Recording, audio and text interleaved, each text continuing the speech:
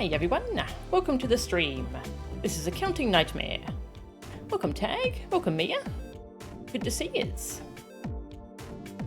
This song's really good. I just found this just then on the Stormblood soundtrack. It's called Rival Wings. I think it's for one of the PvP modes. It's really good though. Really good track. PvP. No, I thought Rival Wings was a PvP thing. Maybe I just haven't unlocked it. Alright, well I don't know what Rival Wings is then. Apart from something that has amazing music.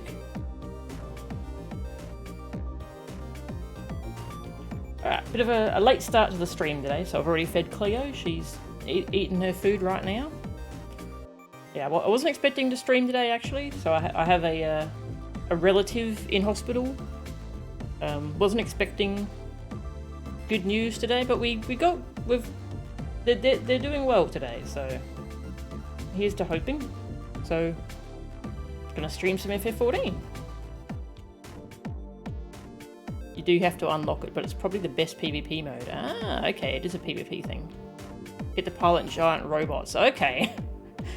I haven't been interested in the PvP, but if the music is this good and you get to pilot giant robots, maybe I should try it. Do you know how to unlock it? Maybe I just have to go back to that little PvP island. Over in, yeah, Wolf's Den. I'll go have a look there.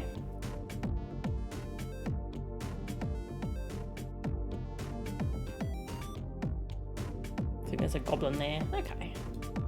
Oh, yep. Earning your wings. That's probably what it is. Cool. I'll look into that later.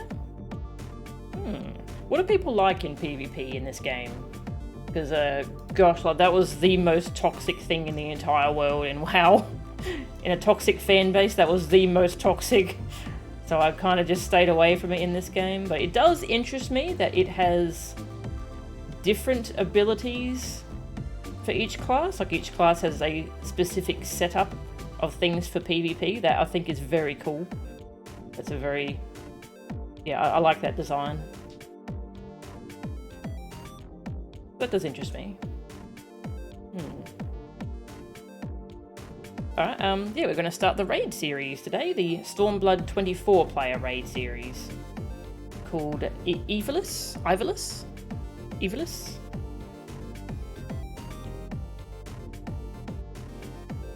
Over in Kugane. Oh, man, I'm really enjoying this music. I might have to listen to this some more later. Alright, we'll go back to the game. Boop. And boop. Video game.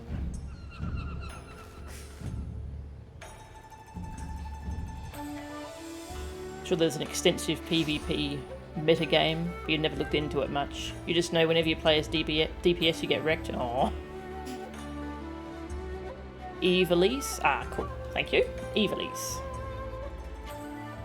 Okay, I got Red Mage to level 70, so I'm very happy about that. I really love Red Mage. It's one of my new favourite DPS, I think. I think my top 3 DPS in terms of fun at the moment is Dragoon, Ninja, and Red Mage. So fun. Oh. So we can do all those level 50 through 70 Red Mage classes at some point, class quests at some point soon. And a friend of mine tells me they're really good, so looking forward to that. Got Gunbreaker at 66. I was thinking about what I want to level next in terms of DPS or healer. I might level Scholar and Summoner next. They're already pretty high. They're nearly 66. And it would be fun to play some more of Summoner before they change it when Endwalker hits. Just so I've got more of an idea of how it changed. Yeah, I might level Scholar and Summoner next. But the class design in this game is so good. Also want to play more Astrologian. Machinist. Oh, I want to level Machinist. I want to play Dancer. Oh, Black Mage is fun. Anyway, class design's really good. Utility. Yeah, I love having that little utility on hand for Red Mage. It's really nice just being able to pop in and help out when you see that people are struggling. Also, I totally forgot the wind-up Nanamo minion sits on your shoulder, and that's super cute. So I'm going to have Nanamo with me today. Right. Dramatis Personae. Also, hey, counting? Welcome. Yeah, instant cast spammable resin. Yeah, that's wild. That's really cool.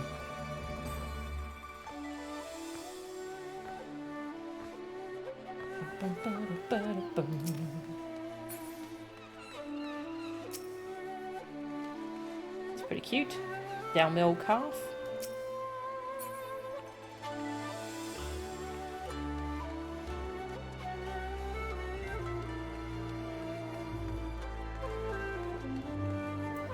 Hello. Dramatis Personae. Caton knows of someone seeking your acquaintance.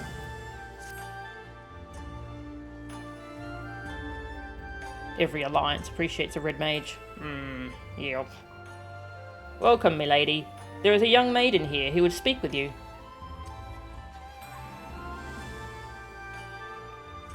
Who's that?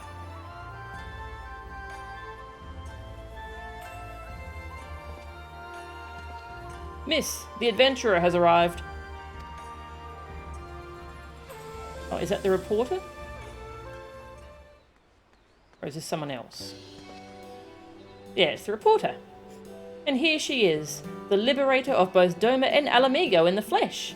I am Lena Murilla, correspondent for the Raven. You may recognize me from my expose on the secret lives of the homunculi.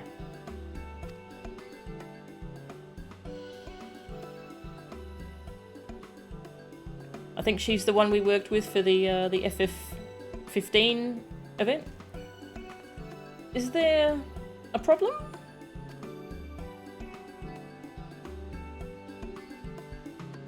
Oh, okay, never mind. It was her sister. Oh no, she was the one I did some botanist quest with. The Heavenswood botanist quests involved her sister. Okay. Muji? That would be my sister. People mistake us all the time. Same profession, you see, and we do bear a passing resemblance. When last I heard, she was still assigned to the Botanist Guild in Gridania, poor thing. But enough small talk. It's not for nothing that I've been standing here since yesterday morning on the off chance you'd pass by. Looking for me specifically?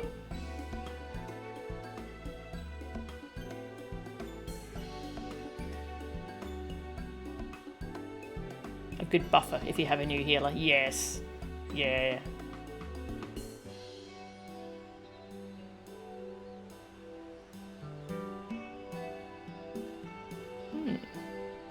No, I'm here because...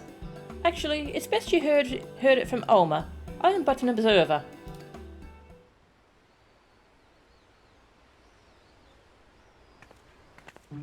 Ulma, come. I found her. This music sounds special.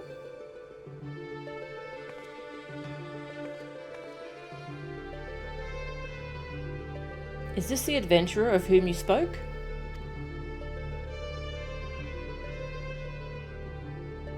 Indeed it is.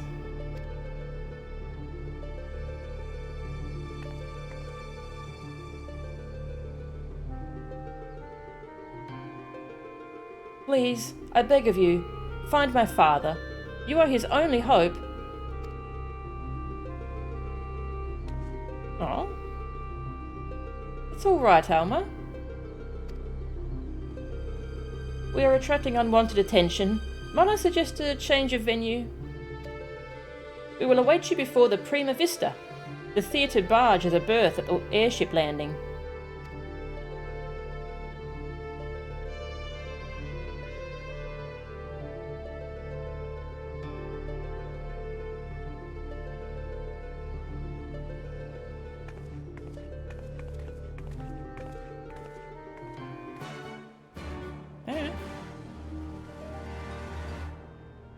Hey Tank, welcome. Tactics. Alma was the name of Rums's sister in FF Tactics. This outfit is pretty much identical to what she wore there. Ah. Different colour.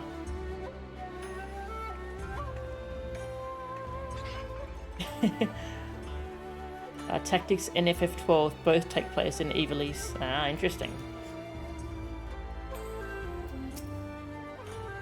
I've never been one to meddle in the affairs of my clients, but if I were, I would say that you would be a fool not to follow those two back to their airship. Call it a feeling. Okay. First, I just want to check what the name of the reporter was from the FF15 quests. Official? Yeah. Hippie Jakya. Okay, no, that was someone totally different. Still work for the Raven, but yeah. Lots of Mikote women work for the Raven, apparently.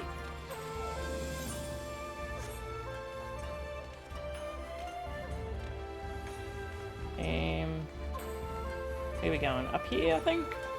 Oh.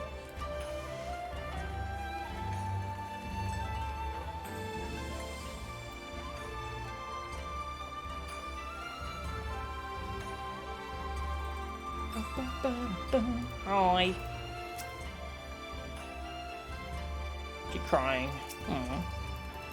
As I said before, I think it better we continue this conversation in the privacy of the young lady's barge.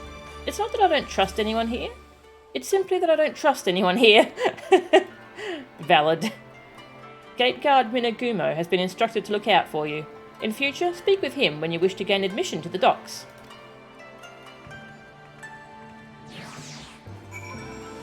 Prima Vista was the name of the airship Zidane's theatre troupe used. Ah, okay. I totally forgot about that. That's cool. I really liked FF9 and those characters.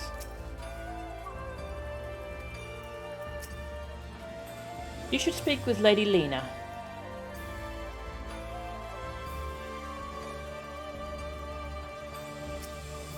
Are you seeking a particular vessel? This landing sees the arrival of foreign airships from the Garlean Empire and elsewhere, as well as craft belonging to the Bakufu itself. That's a cool glen.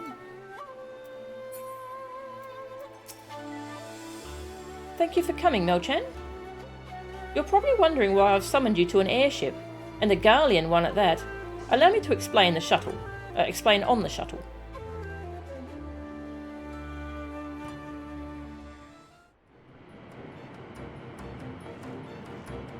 Can we explain before I get on the shuttle? I'm a little scared.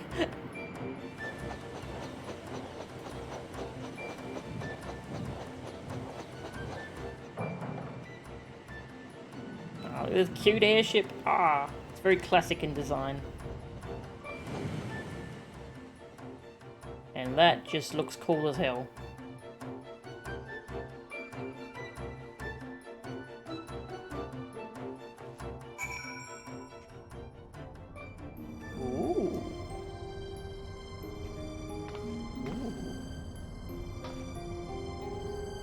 Dragon. Who's that gonna be? Bahamut?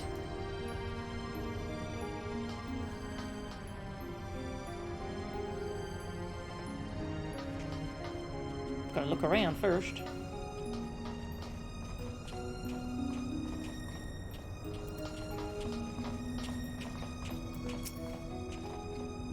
I've no words for you, stranger. Not now. I'm practicing my lines. In my head. I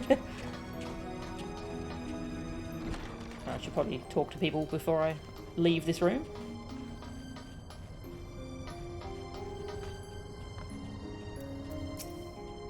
Don't be shy. You have nothing to fear from us. Well, most of us. Ah, that's very reassuring, thank you. Ooh.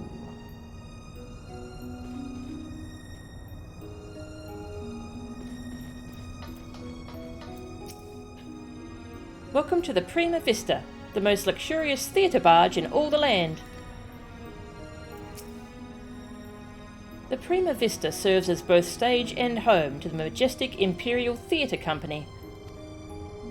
Imperial Theatre Company?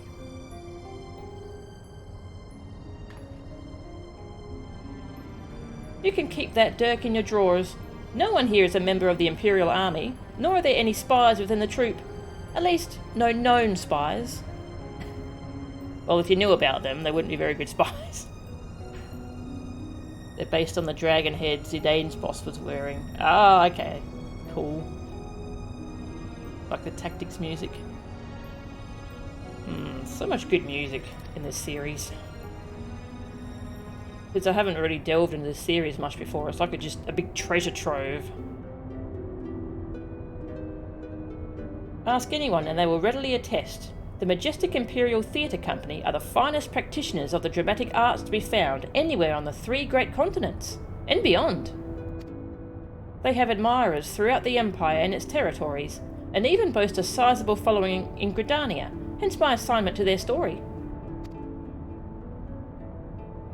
It is a little known fact, outside Garlemald at least, that the late Emperor was a devoted patron of the arts, who supported various theatre troupes to the tune of much coin.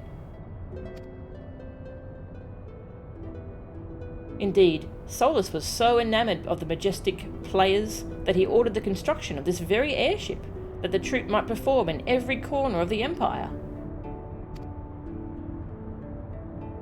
When his grandson took the throne, however, everything changed. Now, all theatre troupes, domestic and foreign, must submit their works for approval by the Central Imperial Board of Censors. If a play is deemed vulgar or inflammatory, it is banned, and the troupe denied their writs of transit. The worst offenders? Well, they are never heard from again. Uh-oh. Ugh. This policy has effectively left playwrights with one of 2 options: compromise their creative integrity to curry favour with his radiance, or put down their quills altogether. The principal of the Majestic, however, chose a 3rd option, to express his disapproval for the new Emperor's policies obliquely in ostensibly unpolitical works. Unpolitical works. Alright.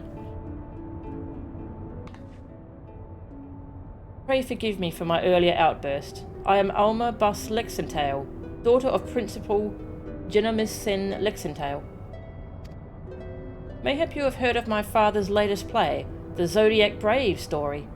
On the surface, it is an innocent retelling of a well-known Garlean fairy tale, hardly worthy of the censors' attention. But beneath, it is something quite different, a fact the censors failed to spot when they approved the manuscript for public performance. The play quickly became a huge success. The common folk loved its fantastical story, while the learned classes appreciated its true message. By the time the Imperial Board of Censors realised their mistake, it was too late. No longer in a position to prohibit the performance outright without admitting fault, they took aim at the company's purse strings instead. Before long, noble patrons began to withdraw their support, fearing to be associated with the troupe, and by the end, even the learned felt compelled to feign ignorance. By bleeding the Majestic of their funding, the censors robbed them of their voice.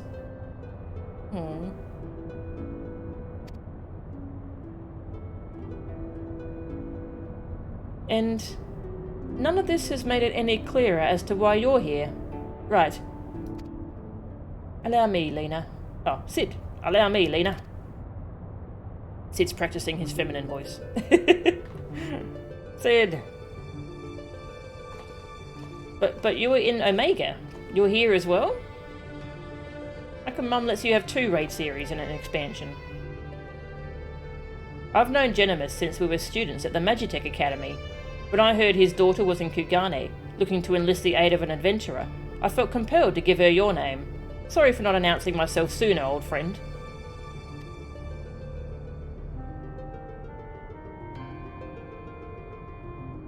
Genomis and I were from different worlds, but that only served to fuel our friendship. Many were the nights we would prattle on into the wee small hours, warm flagons of peated ale numbing our minds to the other's naive ideologies. Yet, no matter where our conversation began, it would invariably end with him telling me how he was going to change the Empire from the inside out. The troupe was to be his path into the people's hearts. Even after the Empire forced him from his home, Genomis never gave up hope that his work might change the world.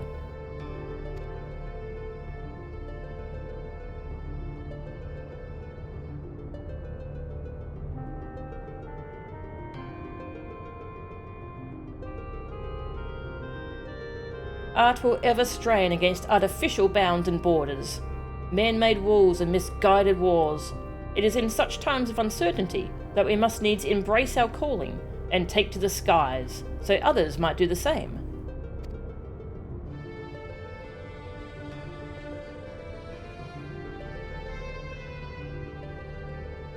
What I'm trying to say, rather poorly I concede, is that not all Garleans are hewn from the same stone.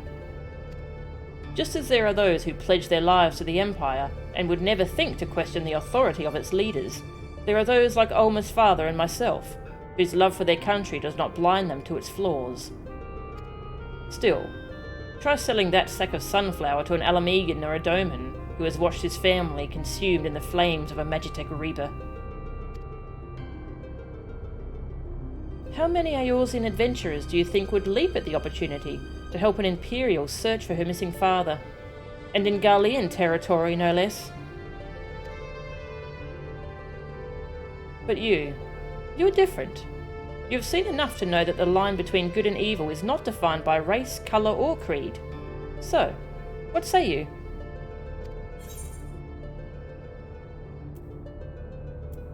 I could never turn my back on a damsel in distress. That's a strange response. I would make a poor adventurer were I to shy from adventure. Poor adventurer, sure.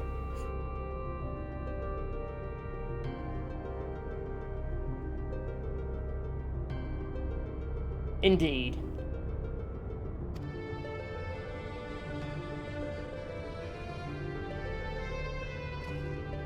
Now that you understand the nature of the task, perhaps Ulma could provide some insight as to where we might begin our search.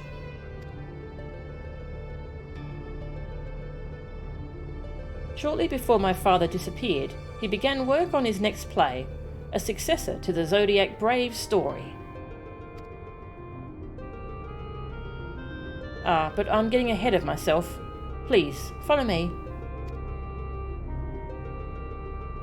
He was making a sequel. And I bet the Emperor didn't like that.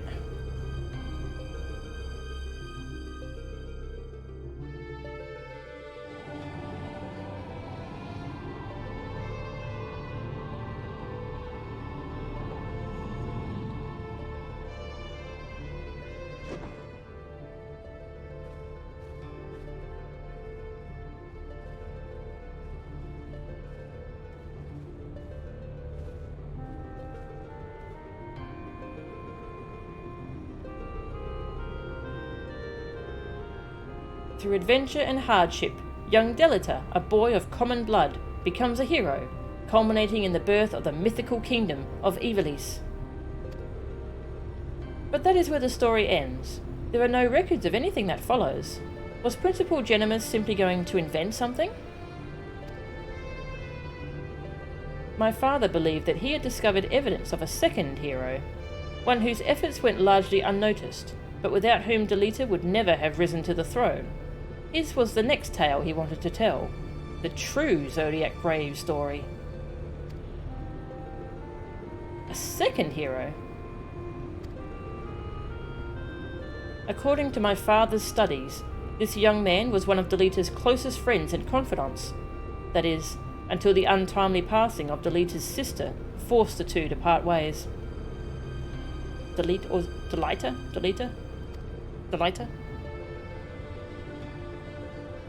Yeah, Delita doesn't sound right. I'm gonna say Delita.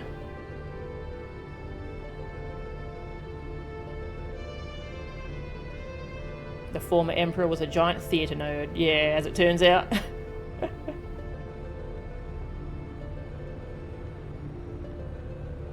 Zodiac Braves was the name of Ramses' band of heroes. Interesting. Huh. So do you know if the Realm Reborn relic stuff is just a big reference to that as well? Because the whole thing with the Realm Reborn relic is you're remaking one of the legendary weapons of the Zodiac Braves. It's even weirder if you do both at the same time. Oh, like Omega and this, and Sid just kind of bounces between them. That's pretty funny. Yet, the unnamed hero continued to provide aid to his friend by thwarting the machinations of those who would scheme against Delita. thus paving the way for the Pulper's rise to regent. You must forgive me, but I've never heard anyone make such claims. How exactly did your father come by this information? That is a long story. One which begins and ends with Genimus becoming lost in the very legend he sought to lay bare.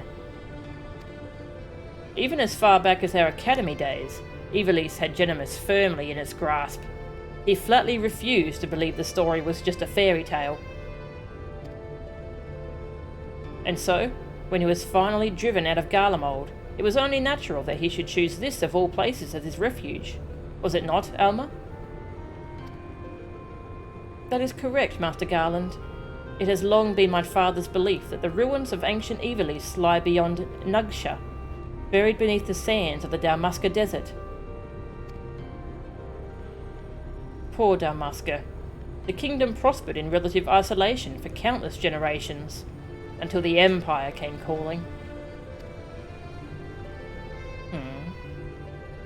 When not touring, my father would organise expeditions into the Dalmasca Desert to search for proof of Ivalice's existence. Sometimes he would bring back strange artifacts, ancient tomes, and crystals. Crystals unlike any others.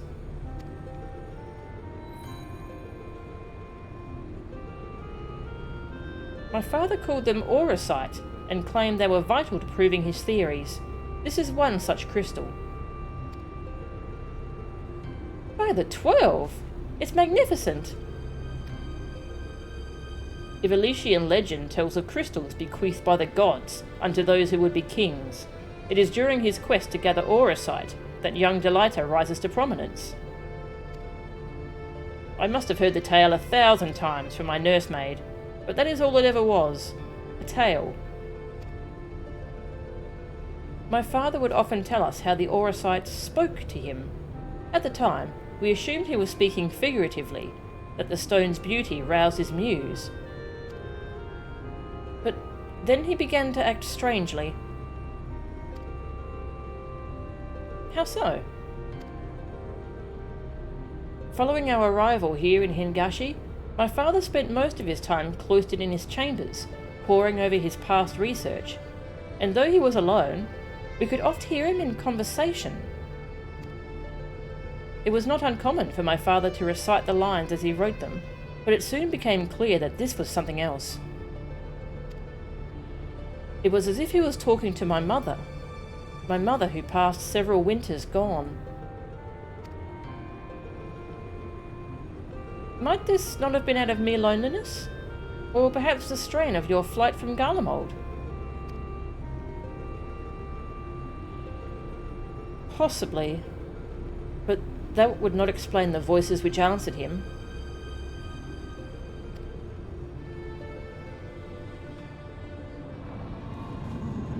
Voices that answered? Gonna need more info on that. Alma, who are these people? I told you I did not require any help finding father, especially from outsiders. So good of you to join us, Ramza.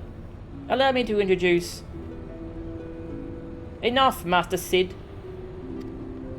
We may be shunned by the Empire, but we are still Garleans, and we still have our pride. Unlike some, it seems. We require neither the aid nor the pity of foreign rabble. Have you forgotten where you are, brother? It is we who are the foreign rabble. This land and its customs are all but unknown to us.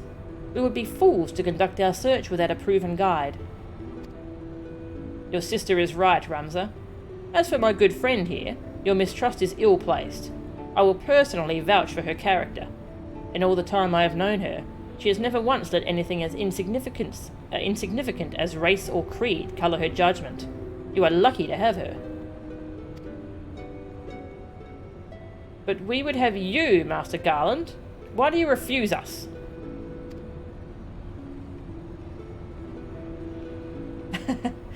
You know why. Until this affair with Omega is resolved, my hands are tied. It pains me to refuse you and your sister, but it pains me far more to leave Genimus to his fate. I'm sorry. You need not apologize. I let my emotions get the better of me. After what happened in Ramanasta, it may be time to admit we're out of our depth. My brother's last expedition met with tragedy in the ruins of the capital city. He barely escaped with his life. The Empire turned Rabanasta into a death trap. You were a fool to set foot there without a proper escort. Say 24 adventurers? I realise that now, Master Garland, but at the time I saw an opportunity to rescue our father, and I took it. Whatever led you to believe your father was in Dalmasca's capital? My father's fascination with Ivalician legend began with a trip to the antediluvian city long before the war. Call it a premonition, but something tells me that is where he has returned. Now, you must excuse me. I need some time to think.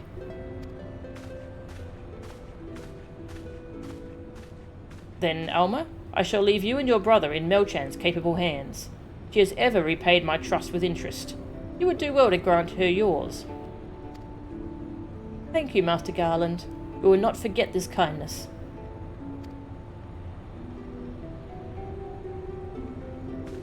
Bye.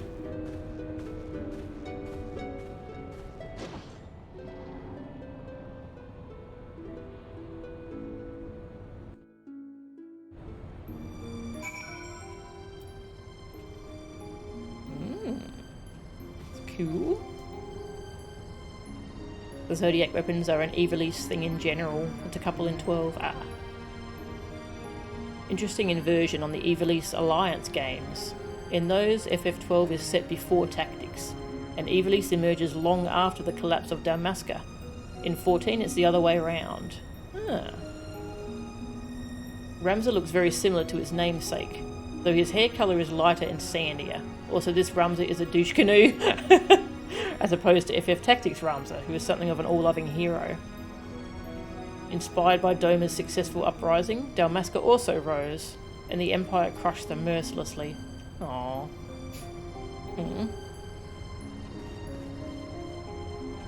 Hello. Nice goggles. Sid didn't bid me farewell. This is going in my write-up. Uh-oh. Oh, how I miss my father.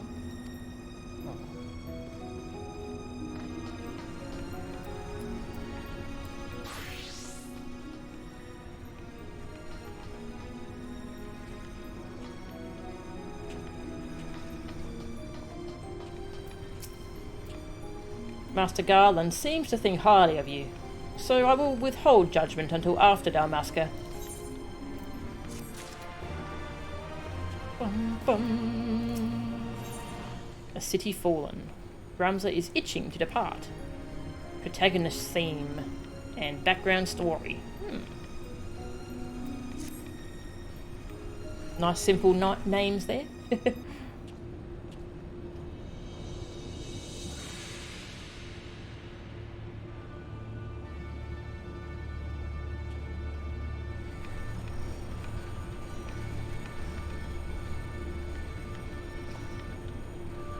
Dalmasca is nestled in a forgotten corner of the Empire's outermost territories. I do not foresee any trouble from the standing army, but would suggest committing to memory the locations of each of the barge's exits, just in case.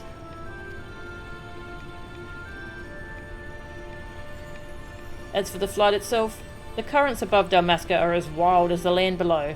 You may want to hold on. Hold on to your butts.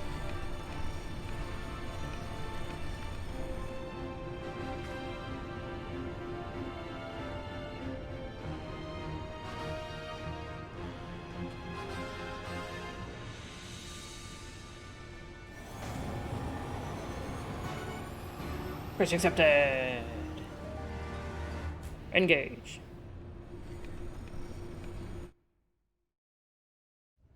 The bus middle name indicates she and Ramza are very low ranking in the Empire. Okay.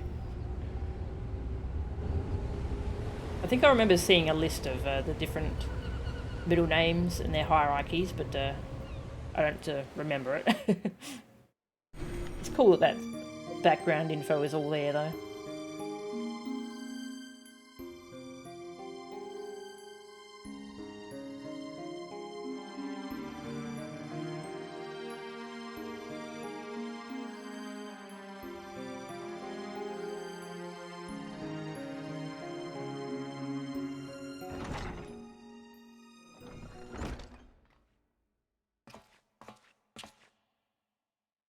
We'll complete our descent to Rabanasta in the shuttle.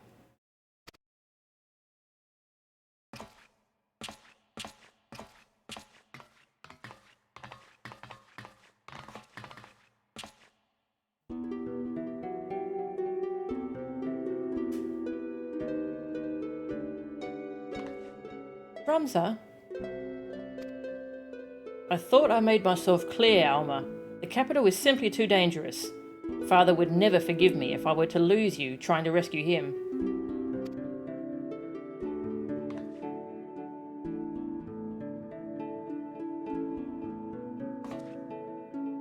Come, we are wasting time.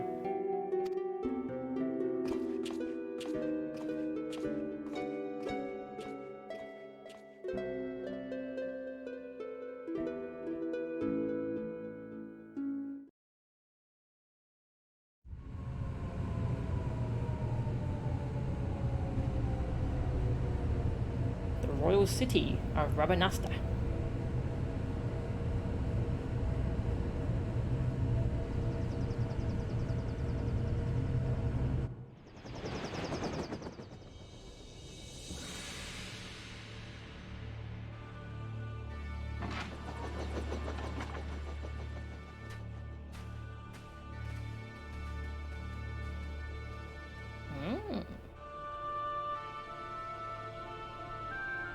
According to my father, Rabanasta was already a thriving city some 1,000 years ago. But after performing several private excavations beneath the so-called Desert Sapphire, my father came to the conclusion that it was not the first settlement to stand here. Then, your father believes that Rabanasta sits atop the royal city of Lysalia, capital of Ivalice. But if that's true, it could change history. We would be famous. Famous? Are you sure you don't mean rich? You're kinda all alike. Parasites grown fat on the sweat and suffering of others. Bold words for a boy of but 16 summers. And what, pray tell, have I done to deserve such spite? I only wish to learn the truth behind the disappearance of the Empire's foremost playwright. If that should lead to something bigger, well then, I would be the worst reporter in the realm if I did not pursue it.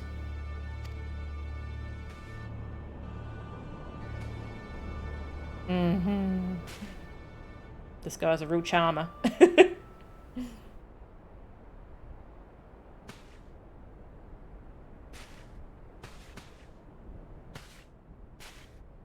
Yes. We can argue about this now, or we can return to the Prima Vista and report to our army of adventurers that it is time to begin the expedition. I humbly suggest the latter.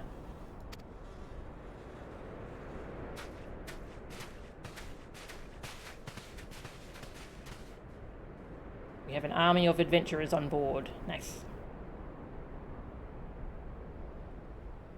Good forward thinking.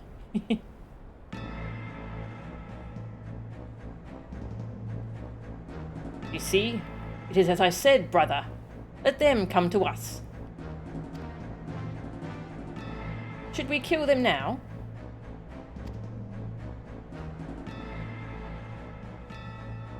No, the time is not right.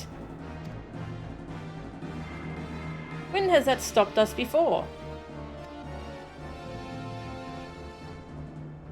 Fool! Do you see that one? Slayer of gods, they call her. Warrior of light.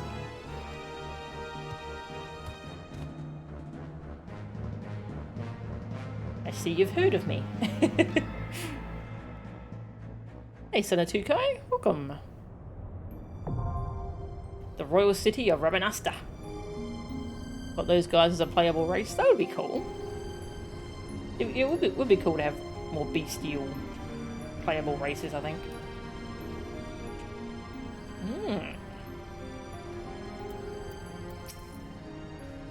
To Rabanasta.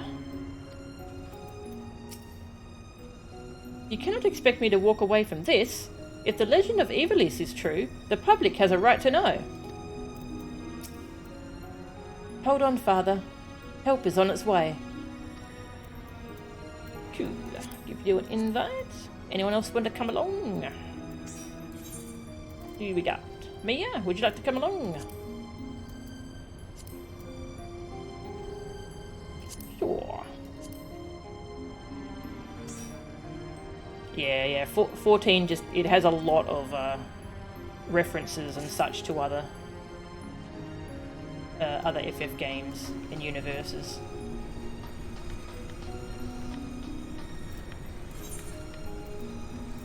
Raids. The royal city of Rabanasta. Recently, residents of Kugane woke to find hovering above their city an airship unlike any ever seen. Yet, while of Garlean design, the vessel distinctly lacked the bleak outfitting common in the Empire's war machina. No, this was the Prima Vista, private stage for the majestic Imperial Theatre Company, a troupe having won acclaim across Garlemald for their timeless work, the Zodiac Brave story. Which begets the question, why are they here? The answer to that question and more lies in the selfsame legend of which they sing, the legend of Ivalice. 24 players. We'll go healer, nice. Yeah, I'll go healer. Alright, so I brought up the dungeon guide before I started stream and scrolled through it quickly, and there's a lot of notes for every boss in this raid series. So I'm going to have a little read of this. Okay, so there's 4 bosses for this first one. First boss cleaves, yeah, most of them do. Bubble phase. When the little bubble orbs spawn on the ice path, run through to pop them. Okay? And don't get hit by Elsa. Unless you want to build a snowman. What? 3 people stand in the puddles while DPSing adds. Frog phase. When you're breathless, run into the big bubbles to take off the debuff. Run into bubbles. Run into bubbles.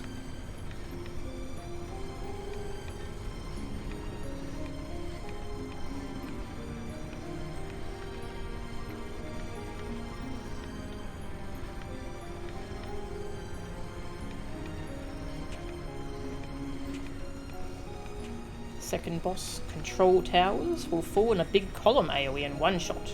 Ugh. Watch for the direction they cut. Sounds a bit like the Slice is right.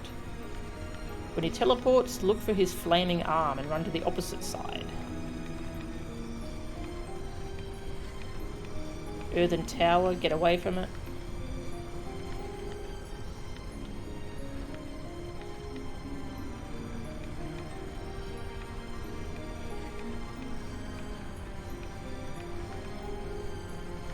Boss 3. Orange marker over your head. Get close, he will charge to your position.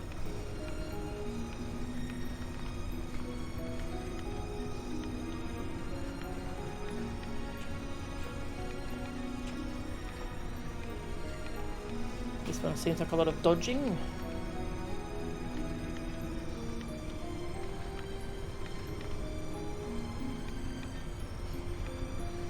Ultimate.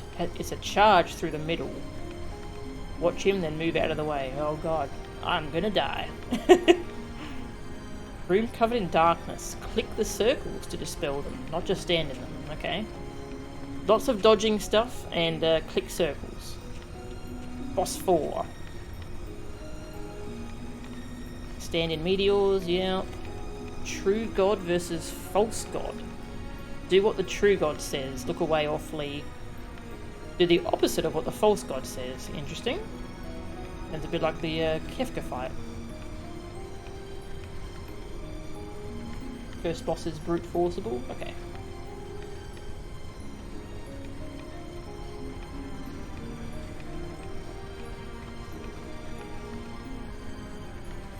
Marked with weird cross thingy.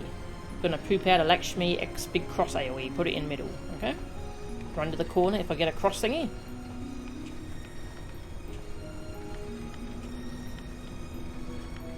Room wide AoE with a small safe circle. The spinning hand.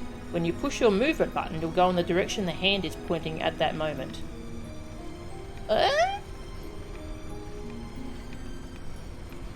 that sounds like fun.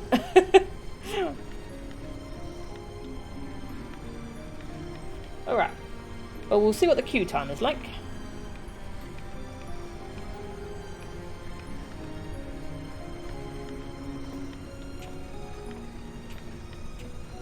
Opposite of move is stop doing everything. Ah, yeah, it's like that motion sensor on that one dungeon boss. Okay. Alright, well, I will queue up. Do a ready check first.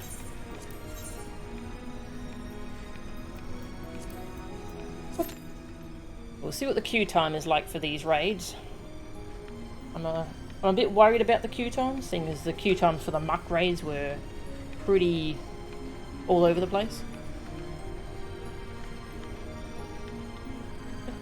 Let's play the MMO version of all the FF games, yes. That's a good way to put it. It says 9 minutes. Yeah, that's not too bad. Just drink some water.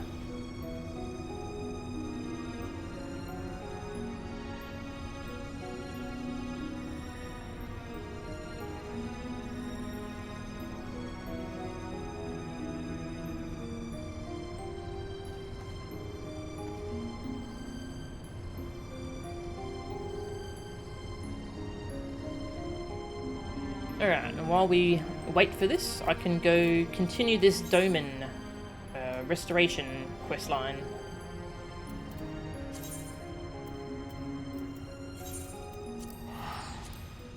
I was unlocking the Doman stuff. I just started a bit earlier. Yeah, I was worried about streaming this today actually, since I started late. We'll see how we go though.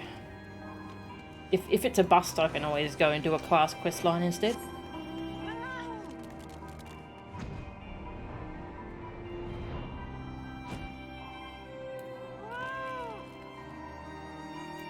Alright.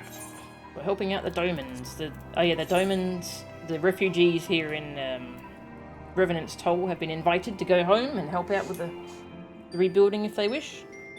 And they have decided to do so, but they're trying to figure out how to repay the kindness of everyone here first. It'll take several minutes. Like if the queue pops, I should be able to accept it while I'm in the cutscene. Hopefully.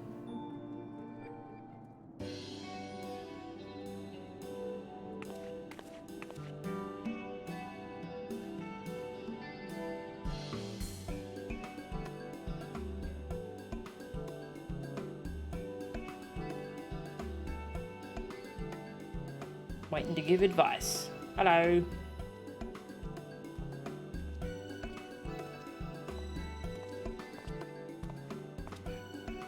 So kind of you to spare the time to help us with something so trivial. No doubt you have many other important matters to attend to. Anyway, I wanted to ask your opinion on a gift I wish to give a dear friend of mine before leaving. Isildur. Aww. You remember Isildur, do you not? Eliane's grandfather? Though older than me, the two of them were still going on grand adventures before they joined the Scions. Ah, how I envy his vigour. Though we have done little more than drink tea and speak of our children, I have cherished his company. I will miss him, truly. Alas, in recent days his body has begun to get the better of him, and so I was thinking of giving him something for his health. Do you have any suggestions? Eye drops, a tonic for his memory, anything for his back. I think it was his back that was troubling him. I thought so too, but I'm glad to see you agree. I swear, not a day goes by without him complaining about his back. It is a great comfort, knowing that the scions are well aware of their comrades' conditions. It shows how much you care for one another. Now then, I must procure the ingredients for my home remedy. My thanks to you. Homay departs in high spirits, satisfied with your suggestion.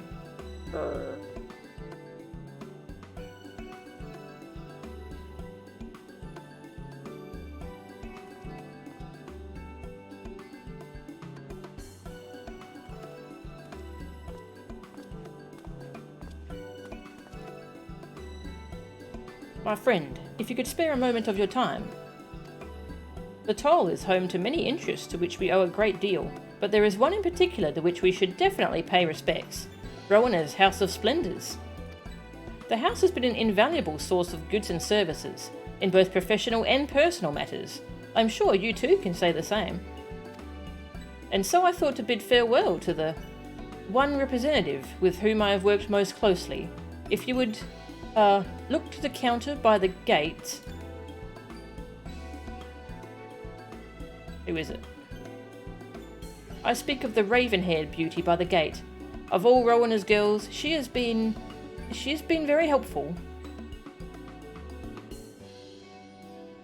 Raven-haired? There is a problem, however. I cannot for the life of me remember her name. They all sound so similar. Perhaps it is my Doman ear.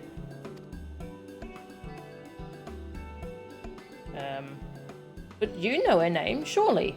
Please tell me, that I might have a proper conversation with her before I return to my homeland. Uh-oh.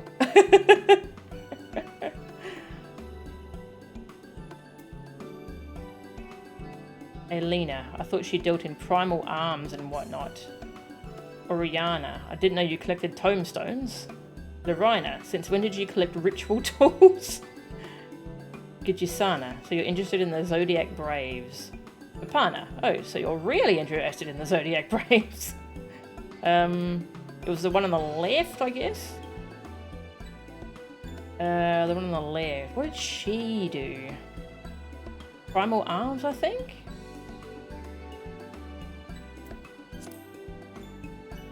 Elena, that's it! I remembered as soon as you said it. I knew I was right to ask you. They say you're perhaps the house's most valued customer. Anyway, I had best go and speak with her before I forget again.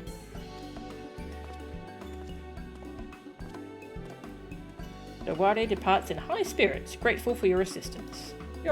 We hope.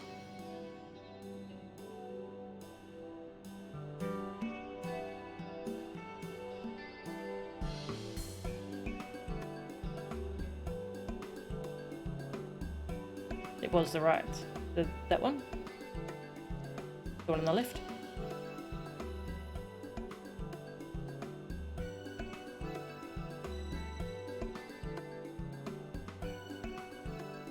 Yeah.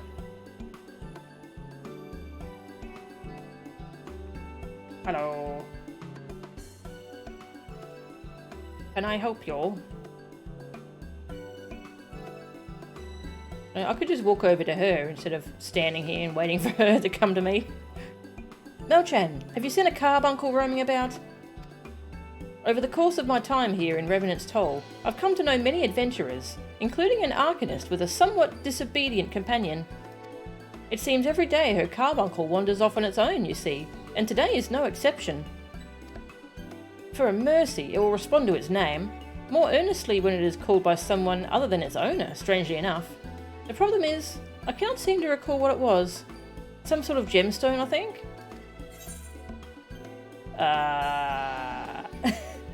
Emerald, definitely emerald. Oh, you must mean ruby. I'd wager it's topaz. If it's not obsidian, it should be. I think it's emerald?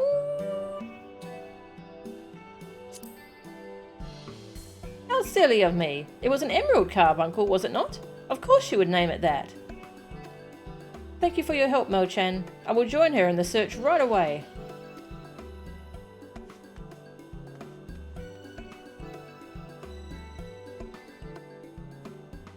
Oh, The Giddy departs in high spirits and begins calling out for Emerald at once. Alas, no errant carbuncle is forthcoming. Oh no, I gave her the wrong name.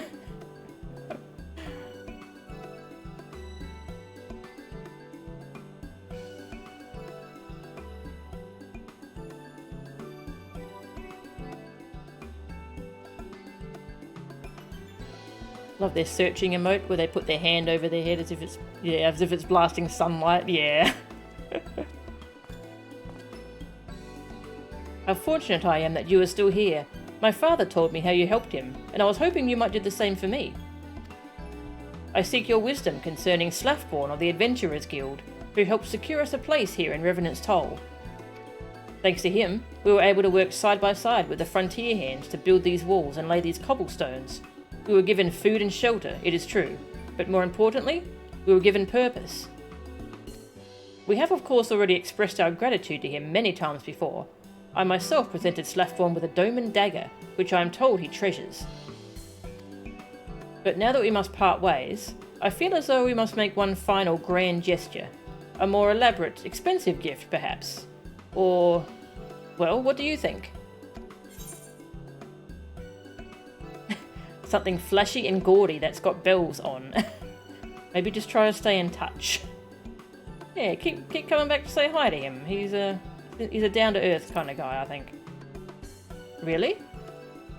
We should be glad to maintain our relationship with Slaffborn and the Toll, but do you truly believe that in of itself is enough? Perhaps you have the right of it. Considering the lengths he has gone to ease our burdens. Spending exorbitant sums on farewell gifts may only frustrate him. Besides, whatever we purchase would come from the Eorzean markets. Better to wait until we have returned to our homeland, that we might send them something more Doman. Dried persimmons from my village, perhaps? Posen's eyes sparkle as he considers the possibilities, clearly satisfied with your suggestion. Yeah, that's much better, sending him stuff from your homeland. How go your efforts, brothers and sisters?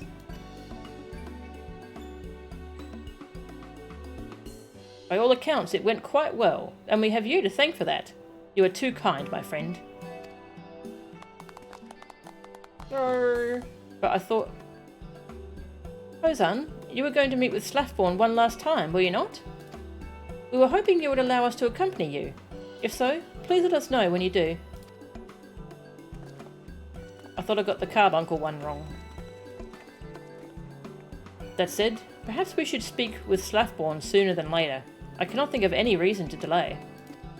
Melchan, I know I've imposed upon you enough, but might I ask you to accompany me as well? Okay, I did it. Let's take the money. Money, money, money.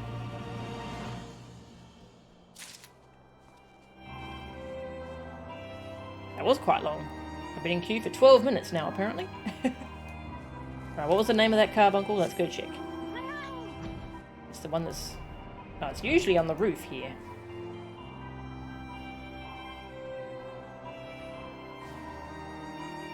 Oh, it's not here at the moment.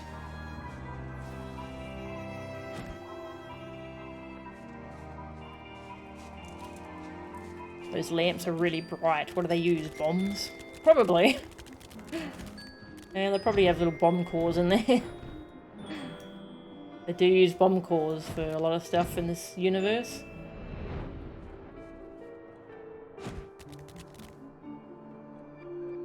Oh, we need one more tank, one more healer, and 10 more DPS.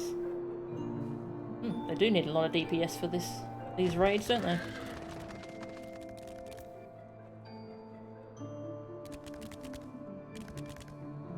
Well, might as well do the next quest. 1,001 farewells. Posen has 1,000 things to do. We should pay our respects to Slaffborn while we and the others have time to spare. Would you not agree? In that case, I ask that you go on ahead and wait for us with Slaffborn. I will require a moment to gather the others, but I do not expect it will take long.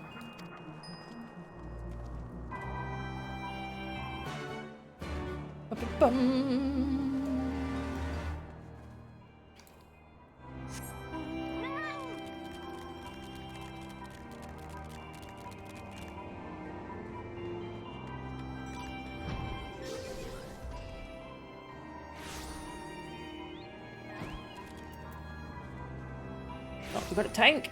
We lost the DPS, but we've got a tank.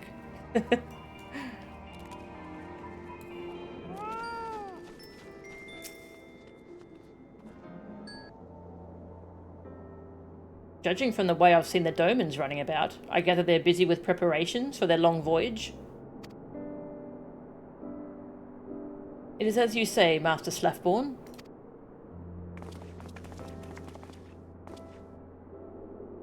The day many of us thought would never come has arrived, and now we make ready to return to our homeland. Let me assure you, however, that we have no intention of abandoning our responsibilities. My people have either completed their labours, or ensured that others may easily do so in their stead. Earnest as ever. I'm grateful, truly, but you needn't have gone to such trouble. Revenant's Toll. Gods, when I think back to what this place once was, how it's changed and what it's become, I can't imagine it without you lot there. You made this place what it is, same as we did. None would dare say different. Tragedy drove you from your lands and delivered you to our shores. But from that tragedy came a new beginning, a hope that we shared with every soul that passed through our gates. And that, my friends, is the queue popping.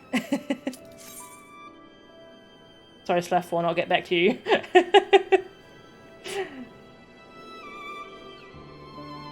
Alright, mechanics.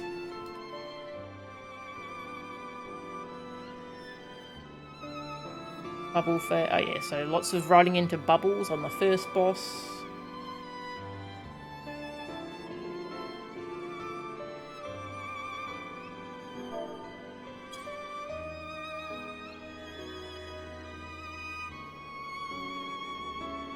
Second boss, dodge.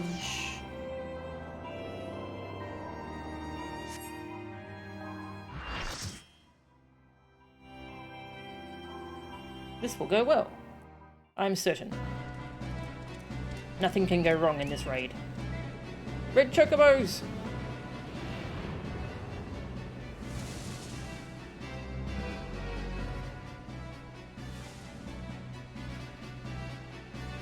The royal city of Rabanasta.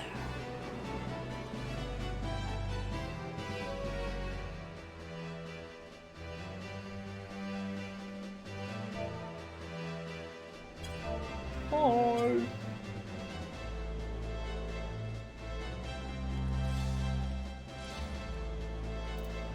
Ate some food. First time.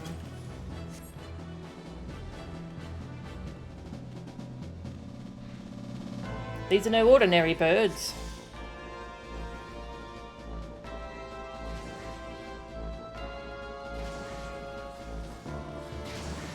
Something foul prevents our crossing.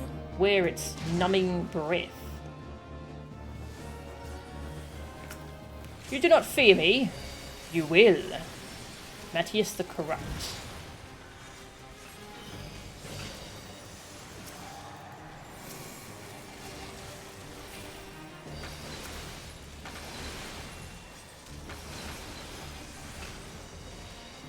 Rise, dark water, and grant me strength. Goddess of ice, be my blade. Alright, here's the ice lady. Ooh. Right. Am I supposed to be on the ice? Run through them too, okay.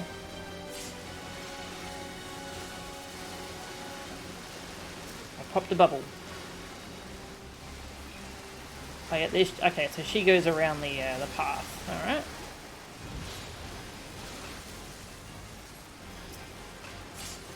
I'm too busy watching what's going on rather than, you know, healing people.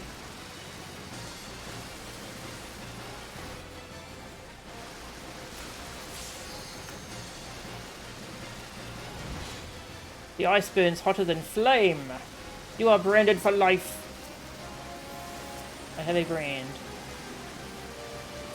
I no longer have a brand.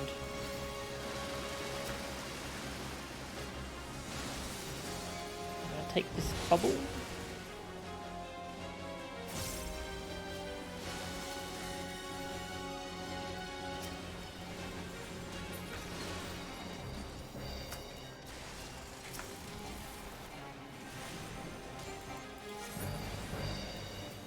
goddess of ice, be my shield.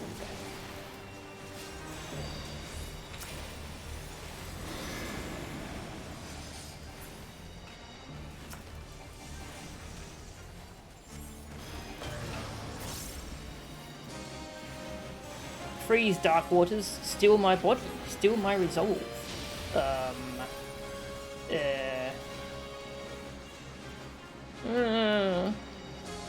Scared.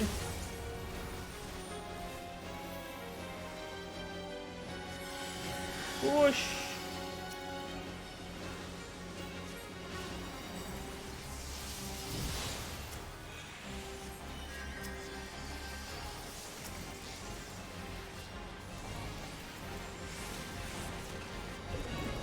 Let the ichor flow. Let it birth the mire that will drown mine enemies. Okay, this is where you're... Okay, so I'm breathless. Need to go into a bubble. Bubble! I see. Okay, so you need to get oxygen from the bubbles before you suffocate.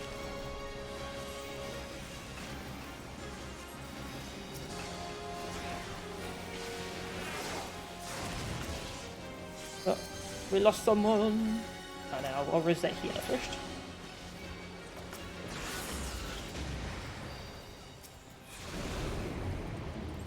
Fools, you have not yet seen the limit of my reach. Oh, you're dead now, so... Sid was not mistaken in his assessment of your skill in battle. Still, I worry that something even more sinister awaits us ahead.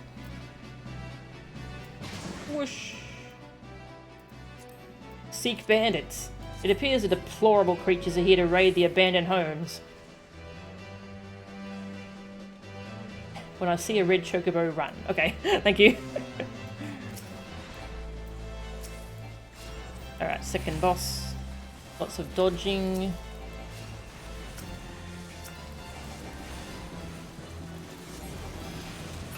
Run away from Earthen Tower when it starts casting.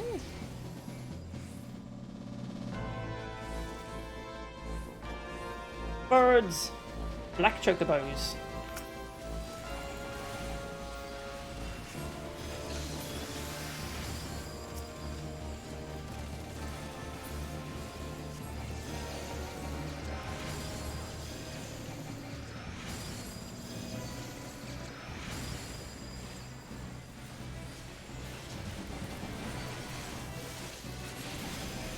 Oh, there's a red chocobo.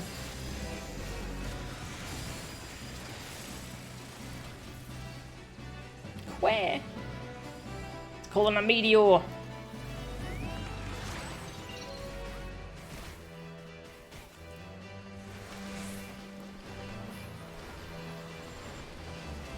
That wasn't very nice. And the treasure chests are mimics. Rabanastrian mimics. Rude.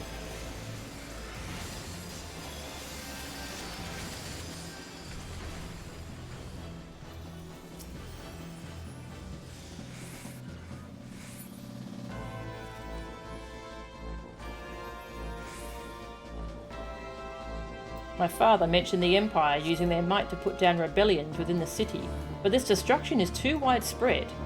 What if that creature we fought earlier? Another of the twisted others. This is not the work of the Empire. Something is wrong here. Hashmole, bringer of order. Stay with your alliance. Okay.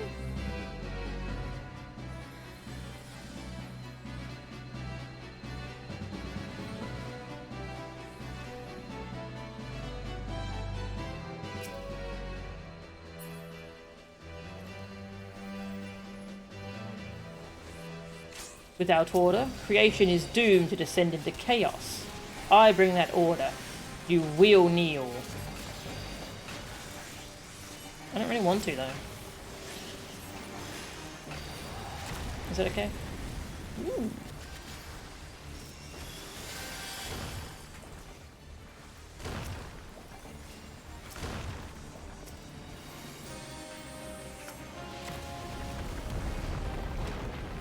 Tower. Yeah. Splat! That was pretty funny. Oh god, I'm gonna die. Oh god. Now it's my turn to die.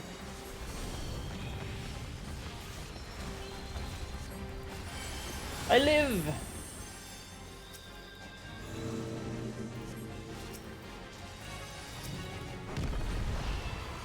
The land seeks order. I will not suffer. It will not suffer the chaos you peddle. Nor will I. A lot of dead people. Don't have swift cast. Oh.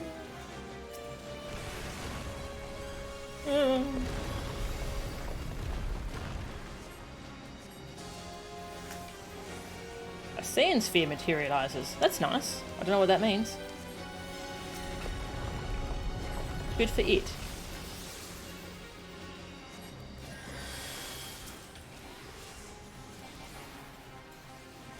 Oh, got a red thing.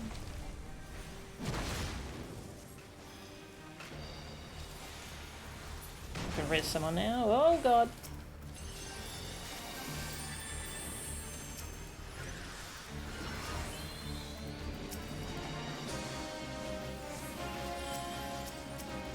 Alright, I'm gonna start hard casting the res. Oh god. Alright, I don't think I'm gonna get the res done.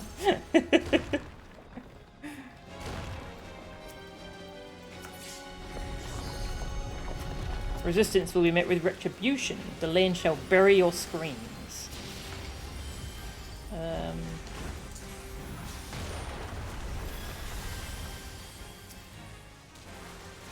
To defy order is to defy creation itself.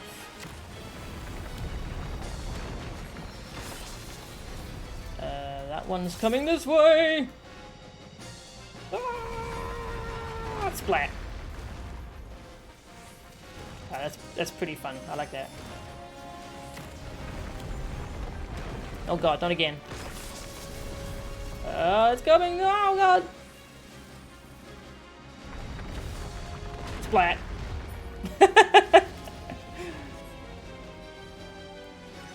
Come, the cleansing flame will seal all wounds. I'm not convinced it will.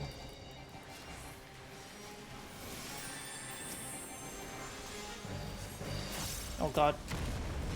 Group B's going real bad. They lost both their healers.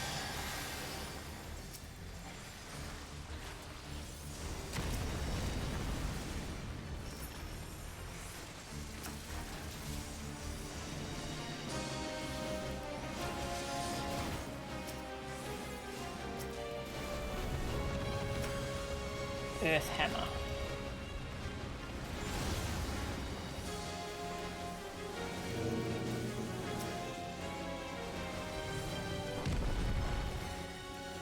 Even the laws of life itself are mine to bend. Rise sand, rise stone, heed my bidding.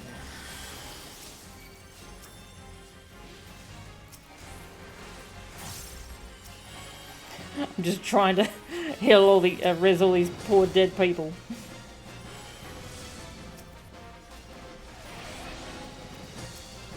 Nearly got them all up. Where's you?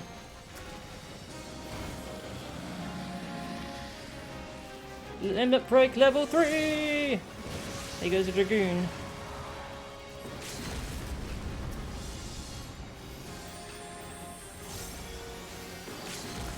Hurl them asunder. Submission tower.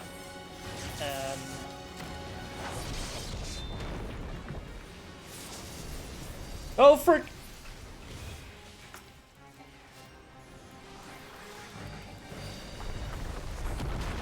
Crunch.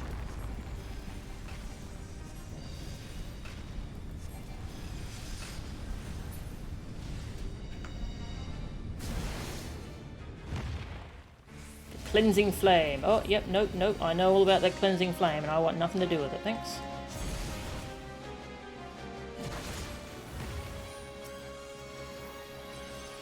That heal's dead. Your order is alive. Again, you have proven your worth to this expedition. Let us see what lies beneath the city. Well, that was pretty entertaining. More bandits. Despite all the creatures we've encountered, I know not whether they are brave or foolish. Oh, is this another boss fight right away?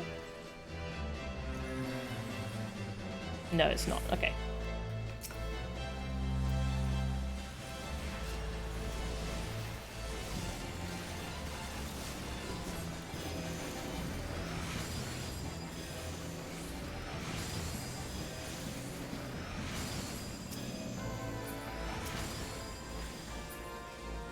Okay, boss 3, orange marker over your head, get close.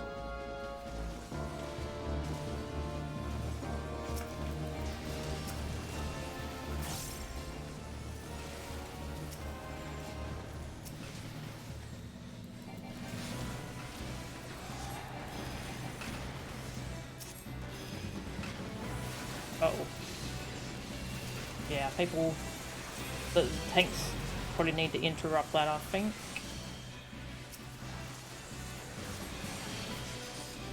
They do chimera things.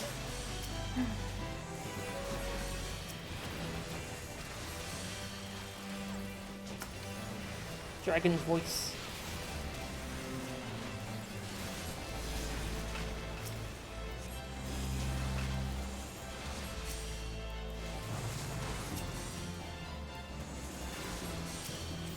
Getting rid of all these paralyses, because paralysis is a horrible thing to have in this game. Well, probably in general, but in this game it's very annoying. It keeps interrupting whatever you're doing. Okay, boss 3. Oh yeah, this one was lots of dodging. If you get an orange mark, get towards the boss. And right-click circles. Welcome to the Gramascythe Waterway. These tunnels are said to have existed since before even the kingdom of Dalmasca was born. Oh god! As the city grows, channels are widened and new outlets dug. I would venture that some of the pools are so deep, no one alive has ever seen their bottoms. Huh. Oh, it split us into our little groups. That's kind of cute. Ooh, this is cool.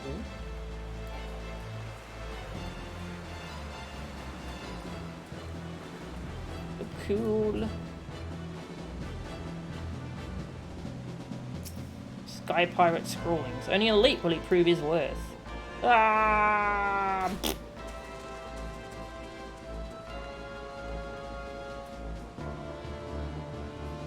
I'm coming.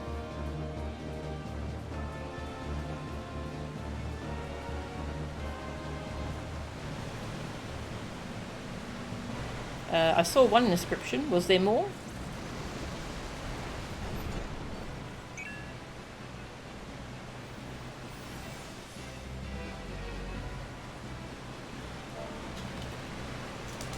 One inscription. Was there more? Whee! It's a slide. Didn't know this was a water park.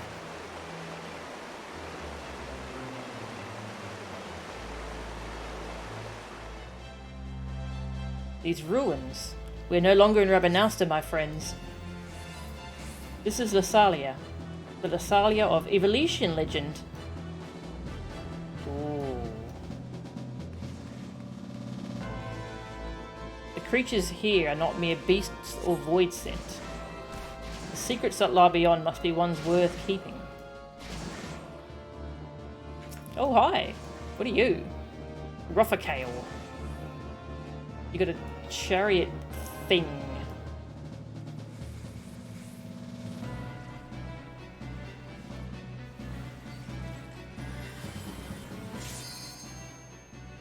Oh, hark! What army marches on Ruffacale's demesne?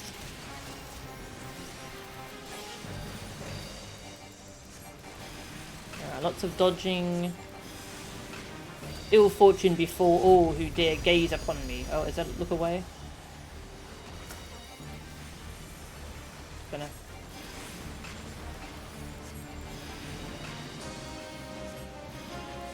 Oh, that person has a red mark.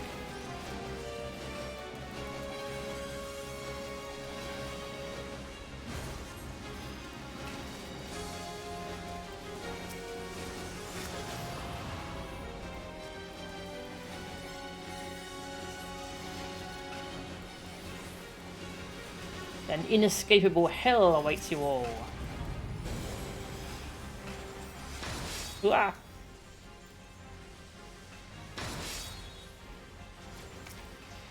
That seems pretty escapable.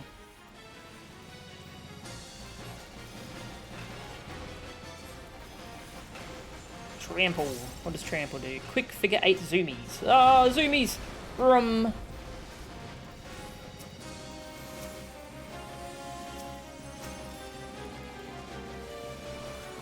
I walk the shadows. You will not see me until my lance has transfixed your very soul. Ah! That's cool. Rum.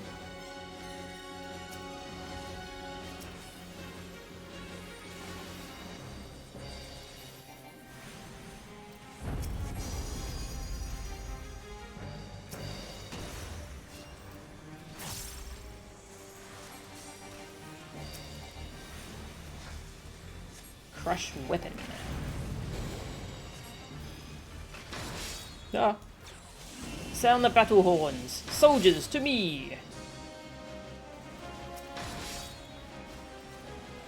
This is where we go into our little jails. Ah! Our jail does not have many people in it. Ah!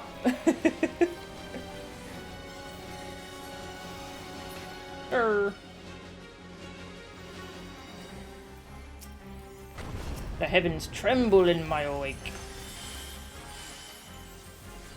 This boss is very fancy. So shiny. Where are you going?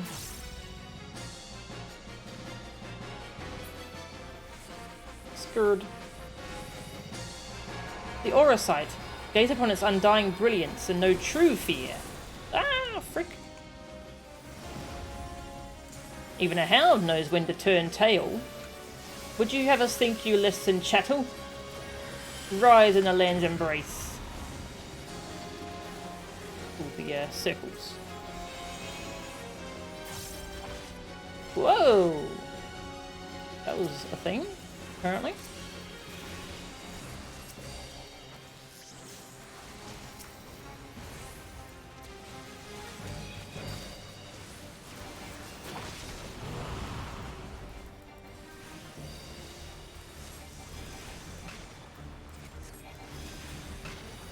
That's gonna do zoomies! Oh no, I got zoomed! Owie. Oh god!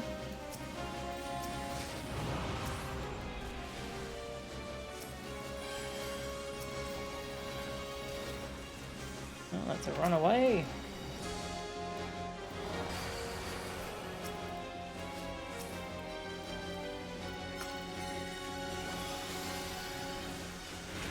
Whoops.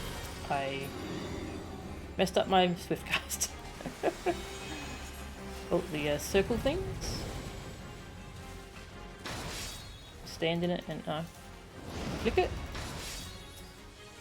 Maybe you have to be quicker. What is happening? I look up and I see like 3 of the boss.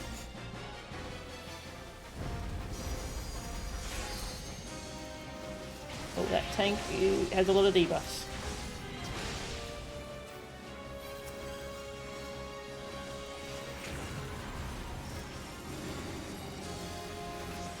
Yeah.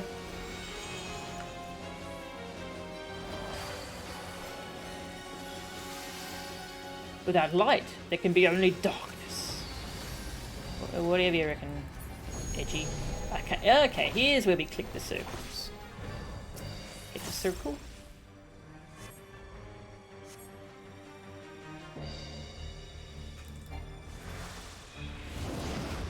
The light, it blinds.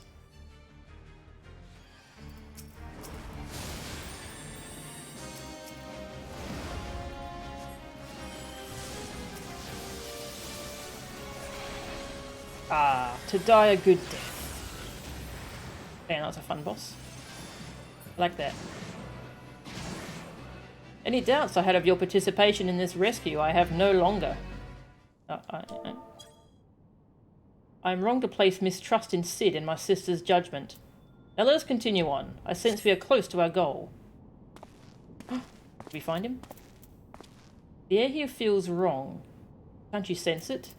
Death awaits us in yon chamber. Uh-oh.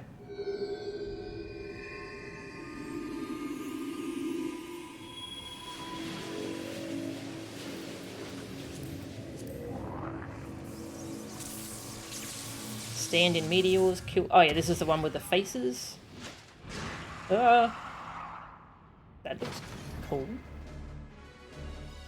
So do what the white mask, blue eyes says. The slumber of Bongaa, rightful king of Ivalice. Is your head okay? Descendants of House Beowulf, then by my sword shall I banish your souls to the deepest hell.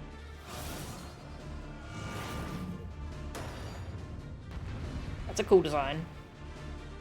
Alright, so do the opposite of what the false god says. Okay. I'm coming. I was watching stuff.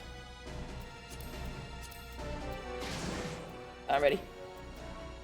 It is to be a fight then. I am only too happy to oblige. Voice acting! Yeah!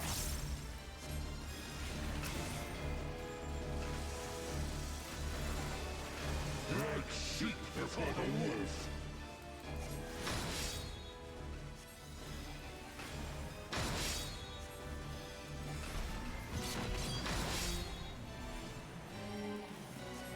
I am the truth from Ugh. which you run.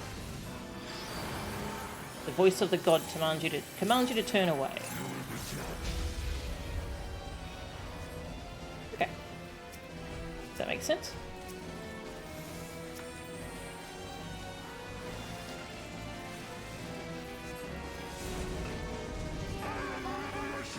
Yep. It's the blue eyes. Flee and not stop. Oh god, I'm scared.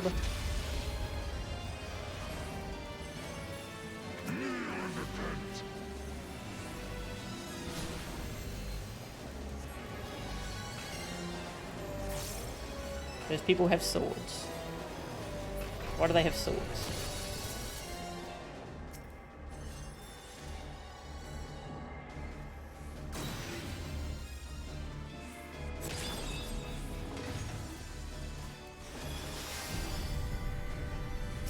Pull forth from the shadows, my pet. Sounds lovely. What is that? Oh.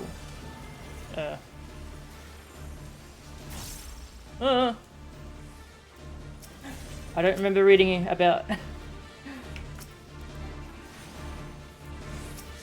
You are the blood to stain the circle.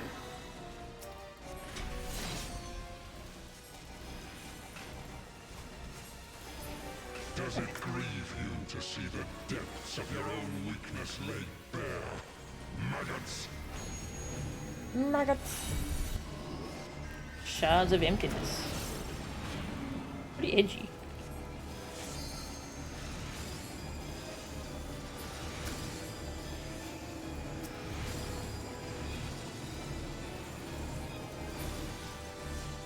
You do not belong in my world. Step into nothing. Oh.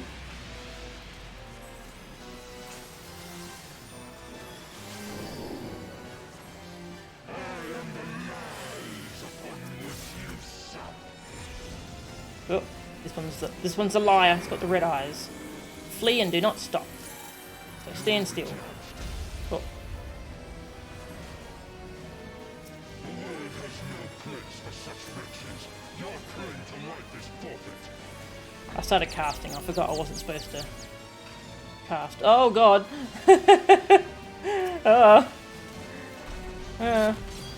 It's very hard to move at the moment. Yeah,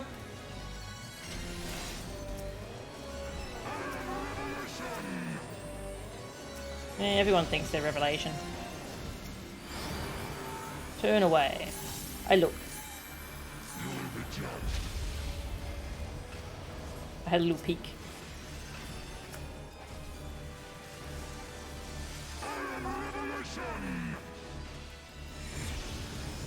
Alright, this one is the blue eyes. Turn away.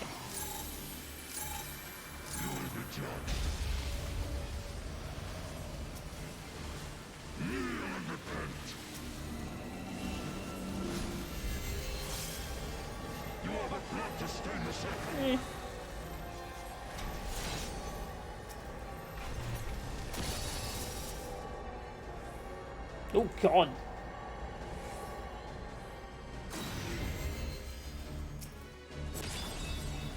Oh, ouchie.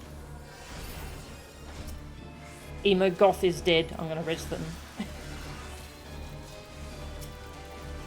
There we go. Emo Goth is okay now.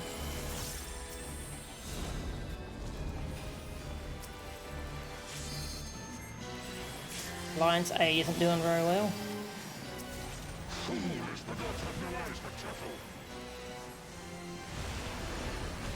Standard meteors.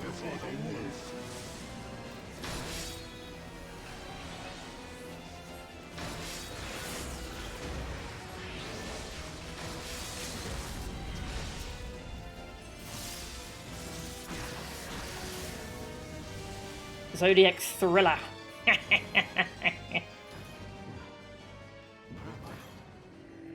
body, it is not my own. Oh gods, what have I done? Save me! Ramza! Save me! Oh dear. Did I just kill their father?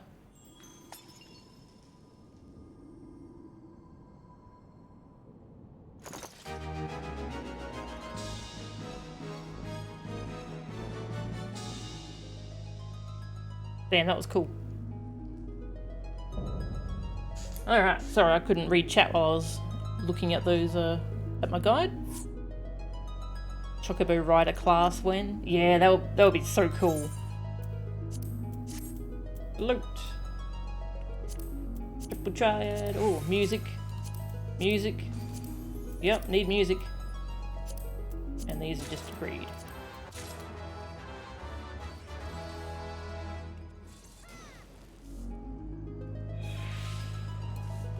Hi, I may have just killed your father? You? I'm sorry. Sorry about that.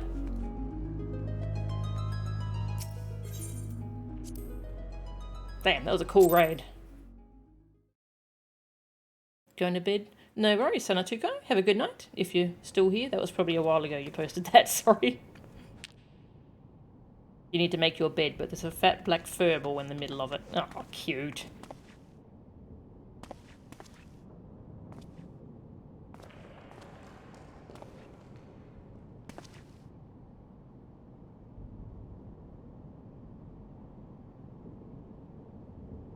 Where am I? Oh, okay, no, father's fine. Good. Father! Ramza? And the Warrior of Light? Yes, I know of you. But that you should come to my rescue? Words fail me. A poor playwright I must seem.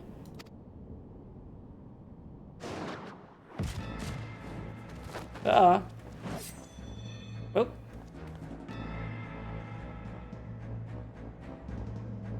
That was sudden.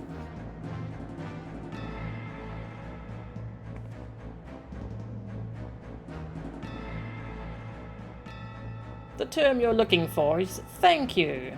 Upon which note, I, Begamnan, bounty hunter, do humbly thank you, Warrior of Light, for delivering me this fine gift. Now hand over the aura sight, unless you wish to see the desert sands turn red. And be quick. Gijuk here does not have the steadiest of hands. That one. She will bring it to me.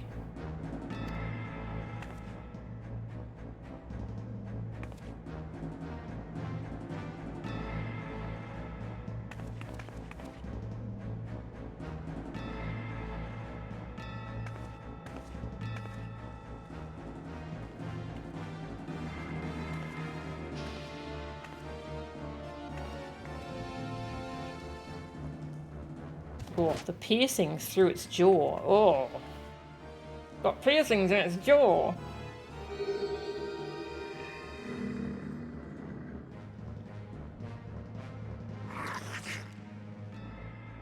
Yes, this is it. The Juma. And to think we found it so close to Doma. The Juma of Doma.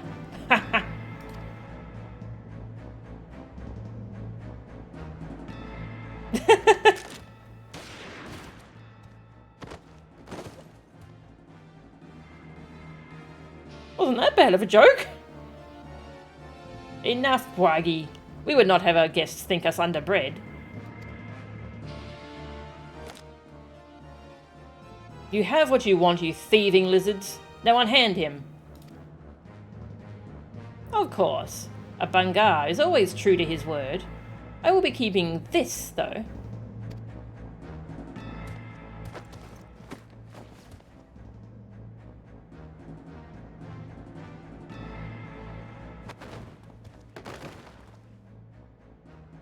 Father.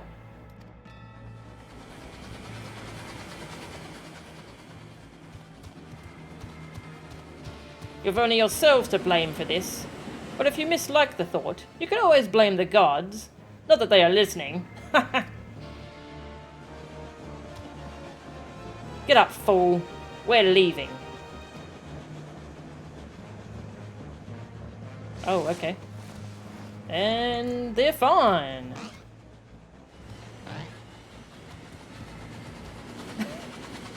I kind of love these ridiculous lizards.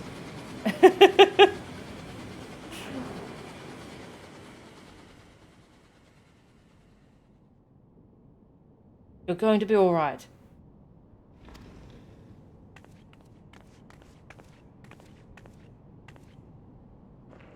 We cannot see to your father's hurts here. Come on, we must get him back to the Prima Vista.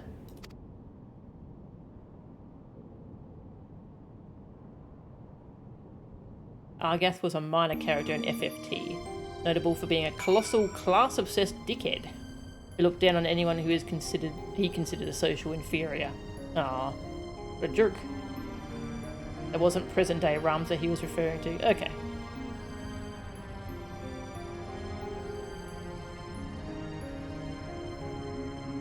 The recurring comic relief villains of 12.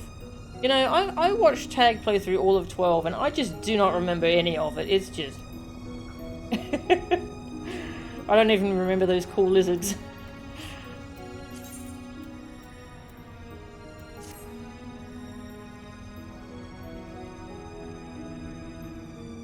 That line is a reference to the most infamous line in the poorly translated original release of FF2. Blame yourself or God. Something of a meme. That's really good.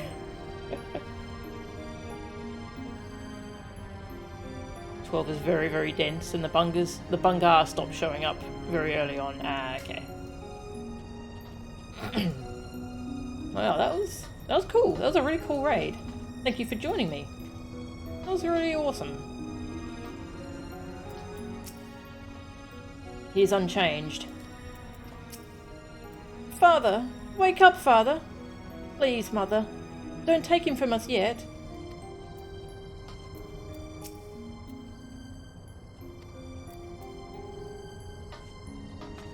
Anyone here got anything new to say? Tell me the principal will be alright. If he were to... I can't even bring myself to think what would happen if...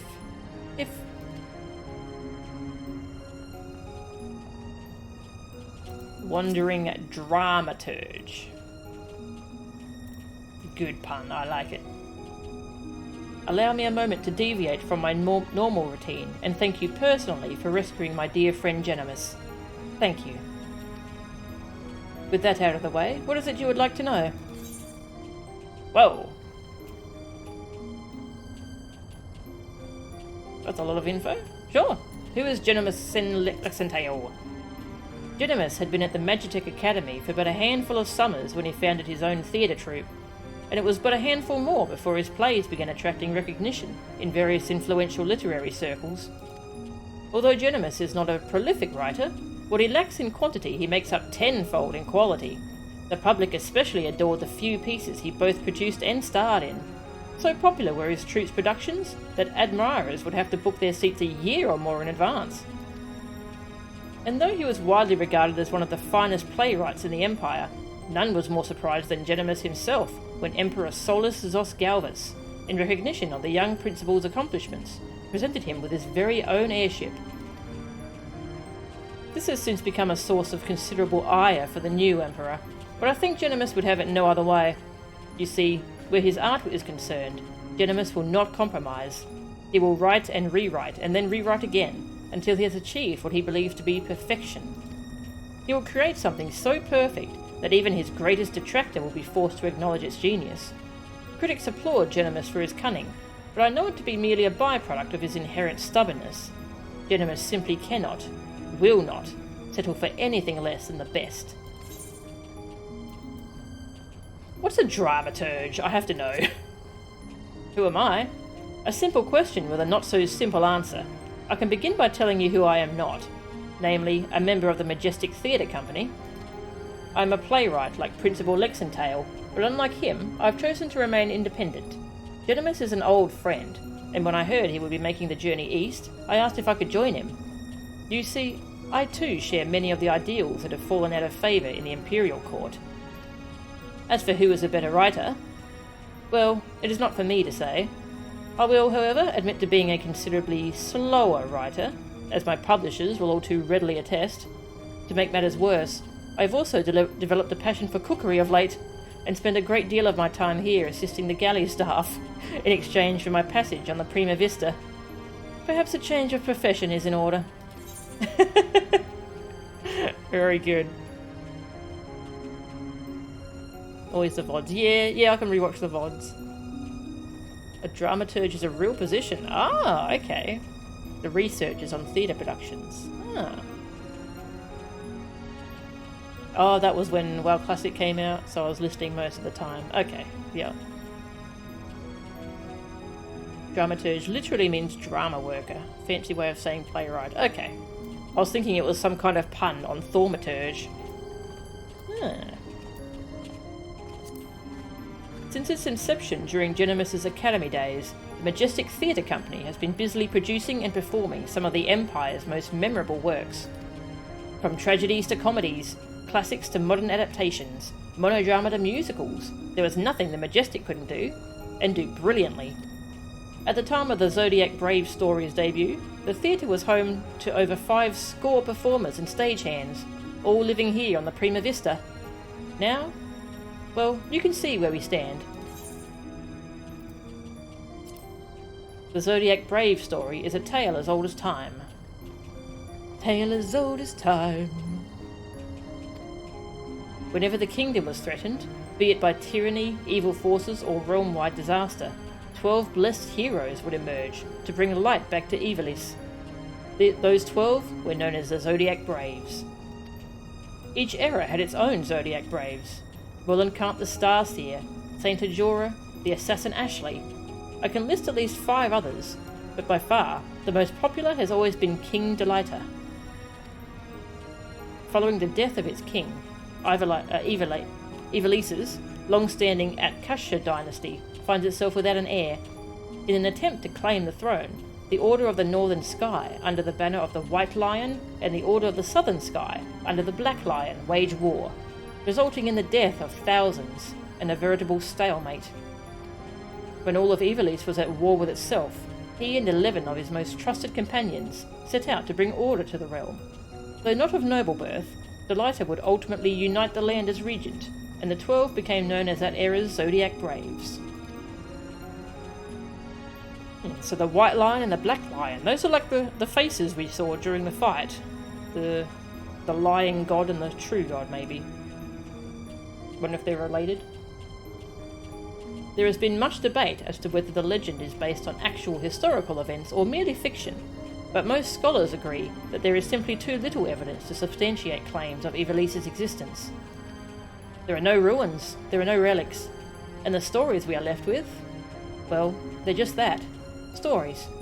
What's worse, there are so many of them, each with its own peculiarities, that only the most basic elements actually line up.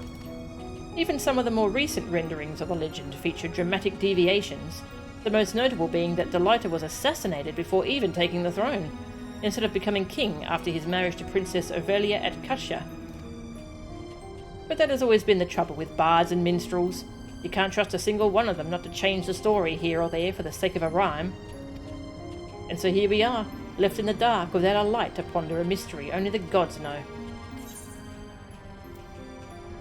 Well, we just found Ivalice.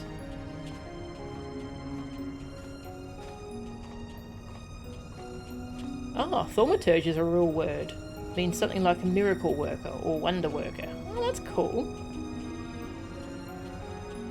Delita was not a permanent member of Ramza's party in FFT. In other words, he wasn't actually a Zodiac Brave. Huh.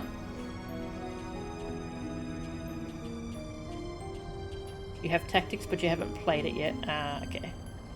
Yeah, I'd be interested in playing tactics as well. Hello, sweetie. Hello. Come here, sweetie. Hello. Nope. I thought I could get the cat on screen, but she's gone.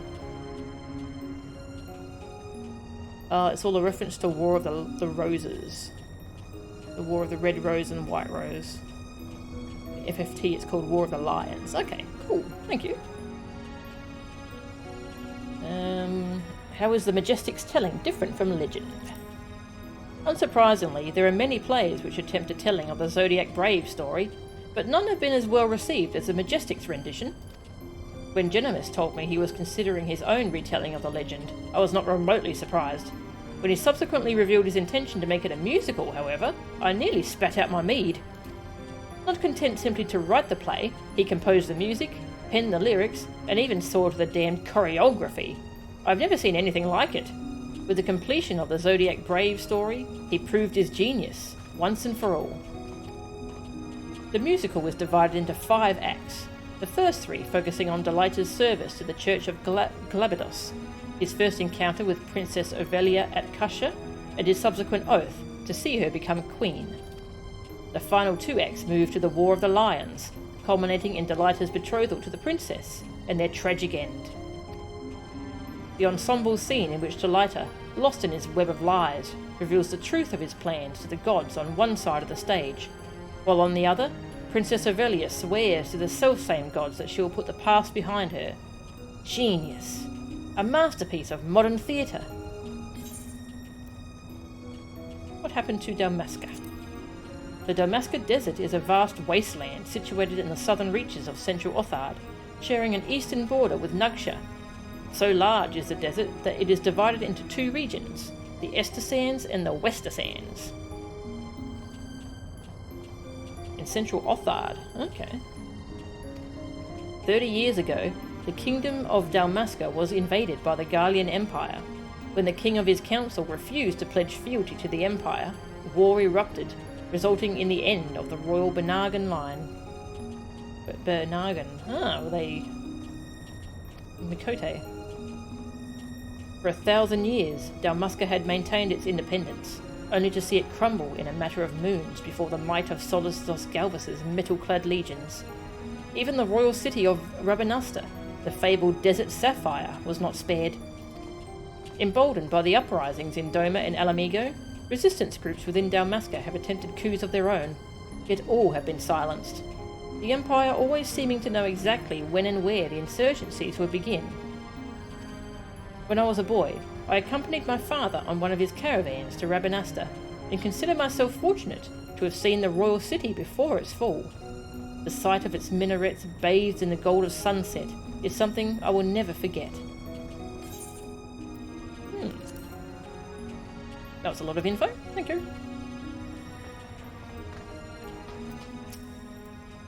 Words cannot express my gratitude for the part you played in the principal's rescue.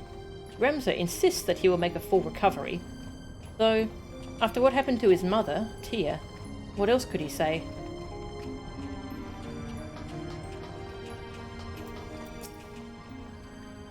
The others tell me you risked your life to save Genimus, a Garlean citizen. Perhaps your view of us Imperials is less simplistic than I had assumed.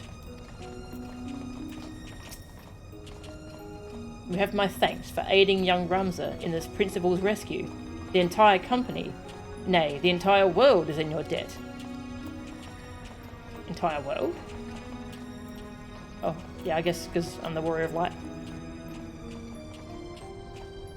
No, they were Benagan in FF12. Okay. Was the princess in FF12? 1, 2, 3. 1, 2, 3. Now is not the time to be practicing, but with the principal unconscious? Nonsense! Now is the perfect time to practice. I want this performance to be flawless by the time he comes to. When I think about the principal lying there, the muscle in my heart aches. Company muscle. I guess he likes muscles a lot.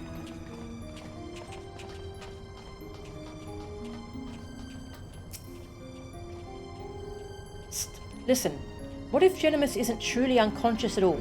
What if he is feigning his death-like torpor to demonstrate his mastery of the craft? Well?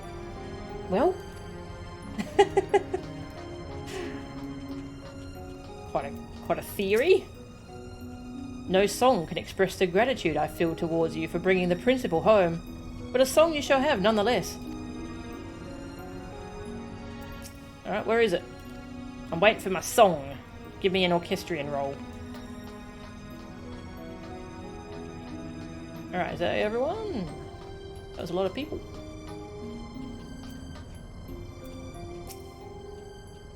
Genimus remains deep in slumber, but his breathing is steady and his fever has subsided. For now, all we can do is wait. I've sent word to Sid.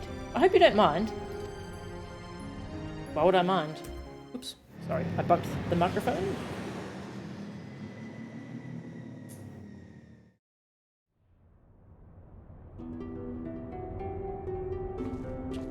Sid!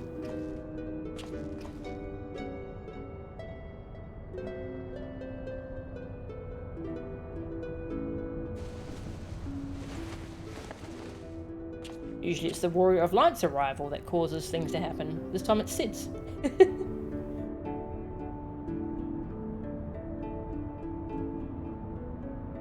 Alma, Ramza, can you ever forgive me?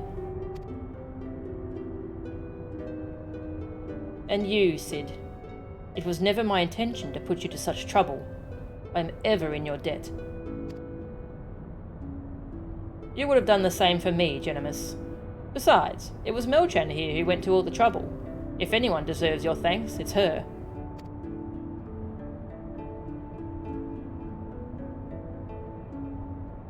He is right. I have done naught to deserve your kindness, yet I am its beneficiary nonetheless.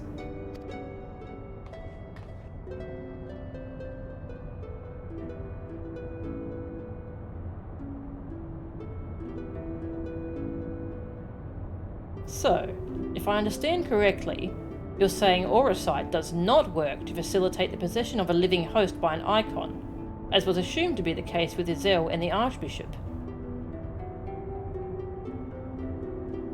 What?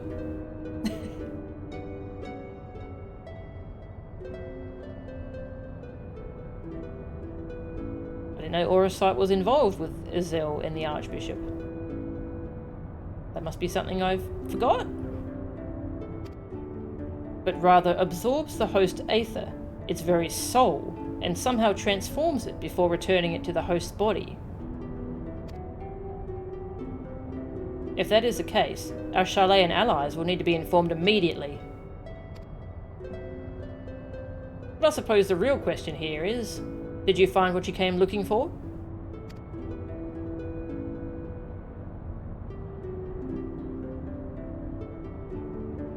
The legend would have us believe that Delita Hayrel, the commoner who would be king, was the sole hero of the Zodiac Brave story. But as I have discovered, there was another. 2 others, in fact. Siblings whose roles faded from subsequent retellings of the story. A brother and sister by the names of Ramza and Alma. Then... To prepare for this assignment, I pored over every published work on Ivalician legend I could lay my hands on, and nowhere did I find any mention of these siblings.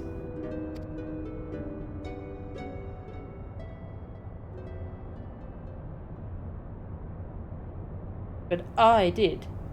I uncovered irrefutable evidence that Delita had a close companion named Ramza who aided him in his rise to power. This in turn led me to Alma, and that I might never lose sight of the truth, I named my own children after these lost players. I'm sorry I never told you any of this, Sid, but you must believe me. Ivalice has never been a mere pastime of mine. It is and forever will be my calling, my purpose. My family's purpose. Go on. The world knows me as Genimus and Lexentale, yet that is but my stage name. My true name is Arazlam Durai. Countless generations past, it was my ancestor who penned the Durai Papers, an account of Ivalice and the War of the Lions that details what truly occurred during that turbulent era.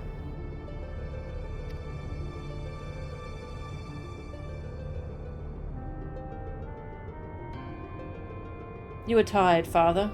Rest. I will continue. Long ago, an orphan by the name of Oran Durai crossed paths with both Ramza and Delita.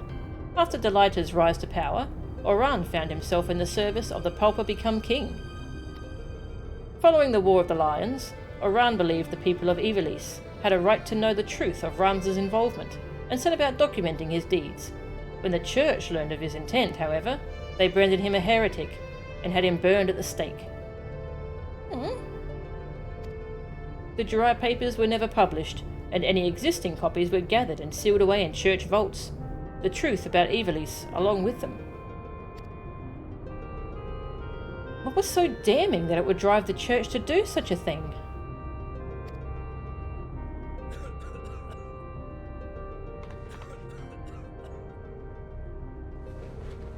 Got another evil church, have we? The answer to that question can be found in this book, the only surviving transcript of my ancestors' chronicle, copied from an early draft and passed down for untold generations. With this, my father and I plan to reveal the truth and restore honour to my family name.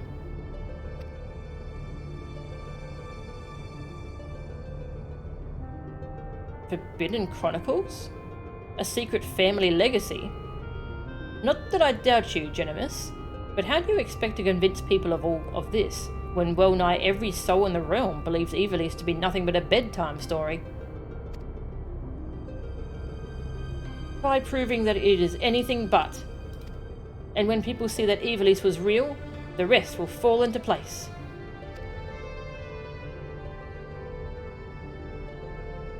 Were it as simple as bringing forth the chronicle and submitting it for review, we would of course have done so long ago. But alas, it is not. The Durai Papers, you see, are written in High Ivalician, an ancient tongue long extinct. My father, and his father before him laboured tirelessly to decipher this tome, but for want of other sources made only fitful progress, a word here, a phrase there. It wasn't until a recent expedition to Rabanasta turned up several well-preserved artefacts that we were able to translate a small portion of the papers. Then the diary stolen by the Bongaa bounty hunters? I'm afraid so. Everything we had learned of the language was contained in those pages. Then we're back to where we started.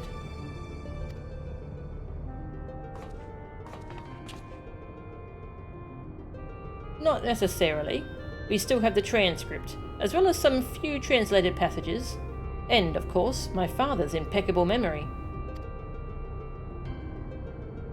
I have come too far to allow so simple a setback to deter me from my purpose. I will show the world the truth, if it is the last thing I do.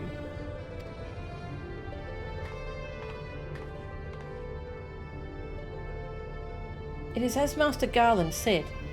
He is a man obsessed, and I fear Ivalice's grip on him will only grow tighter. Father was fortunate to escape Rabanasta with his life, and already he speaks on continuing his quest? Promise me you'll keep him safe. Please. I mean, I can try, but... You know, cutscenes happen. Oh. The aura site glow. Why it glow?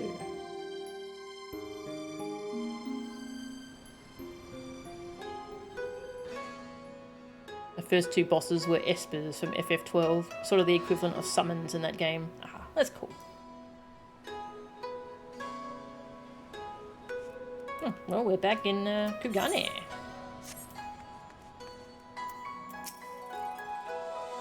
After what I've seen here, I'm all but convinced that Ivalice exists, at least in some form. The problem will be gathering sufficient evidence to convince the thousands of scholars and historians who have based their careers on the presumption that it doesn't. Not that I've ever been one to shy from a challenge, especially when it means the story of the century. If you're in, Mel-chan, then I'm in. If you're not in, well, I'm still in. Either way, you'll be hearing from me again soon. That much I promise you. Music. Thanks for the music.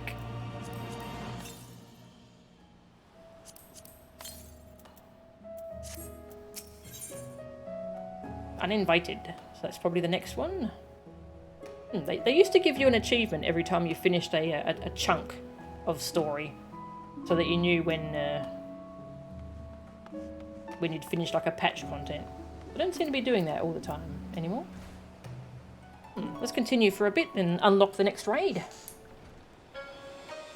Yeah, probably won't find a group for it, but yeah, I can unlock it, then we can queue up for it straight away next time. That's a good idea. Lena Muriela appears to have been awaiting your arrival for quite some time. No-chan, where in the world have you been? Right here? Principal Lexenthal's research into the aura site may finally have borne fruit. We must hurry to the Prima Vista before they embark on some grand and perilous adventure without us.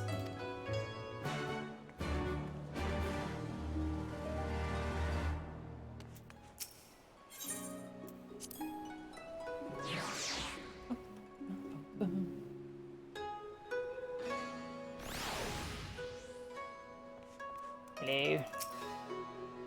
In her message, Alma mentioned a guest from Charlayan, someone your companion Sid Garland believed might be able to assist the principal's research. An archetype, I think is the term she used. An archetype? Okay. If you would follow me to the shuttle, good lady.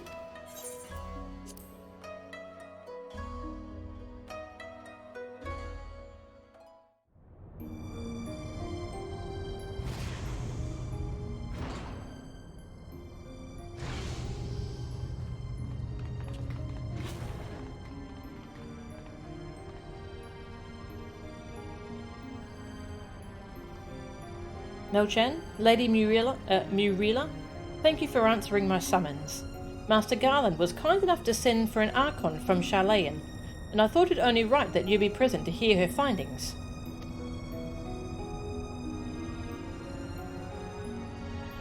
To be frank, summoning Mikoto was more Ishtola's idea.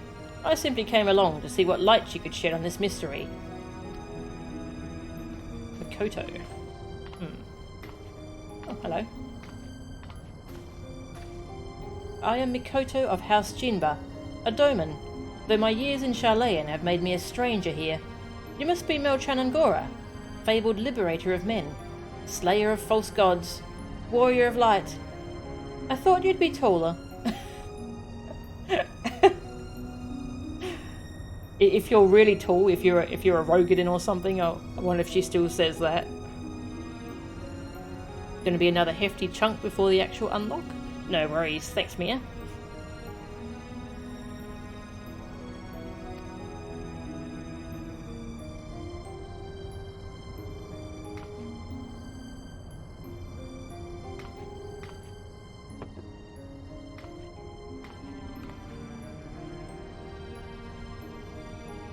Let us speak of the crystal.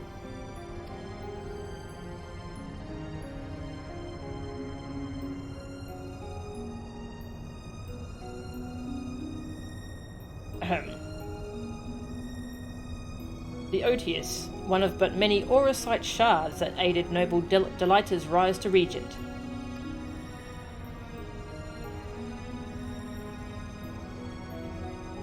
My apologies. The Otius is no ordinary crystal, even discounting its obvious historical importance.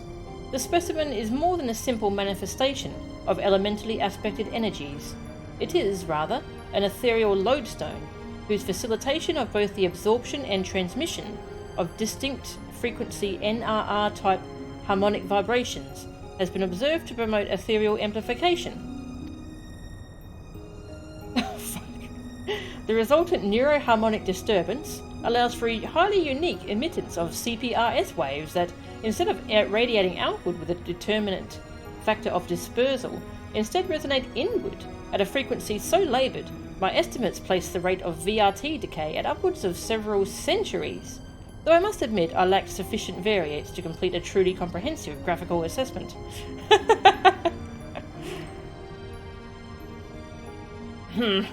While that explanation may elicit admiring nods from your professors at the Academy, it will only earn you blank looks here. Take a deep breath and try again. This time in a language those of us without the echo might comprehend. Hey, I have the echo and I don't understand either, mate.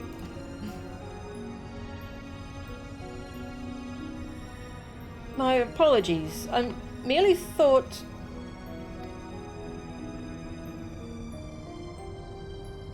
Apologies will see us no nearer to an answer.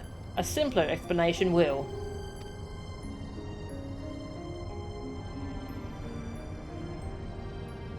Simpler. Right. Aether is not only the building block of all things material, but those immaterial as well. Thoughts, memories, feelings, one's very will are all understood to be ethereal phenomena, and can be measured as such. Unlike most crystals, which can only emit elemental energies, auracite is tuned not only to absorb aether, but aether specific to the immaterial. That aether is then stored and multiplied within its crystalline confines until external stimuli precipitate release.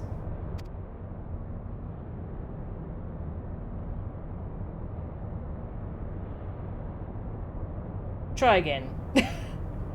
But, I mean, it sounds like it can, like, store memories, or it can store souls, or...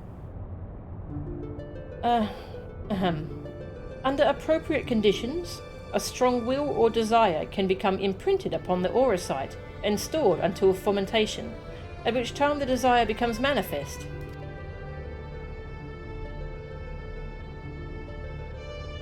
Fermentation? What my studious young friend is trying to say is that the Otius takes one's deepest fantasies and makes them reality. Is that what it does? Okay. Ah, yes. Yes, that is simpler. You may choose to think of it as a process akin to that of summoning a primal. There being one marked difference. Primal summoning requires a supplemental energy source, such as a horde of elementally charged crystals. Auracite, on the other hand, has the capacity to serve as its own source of power.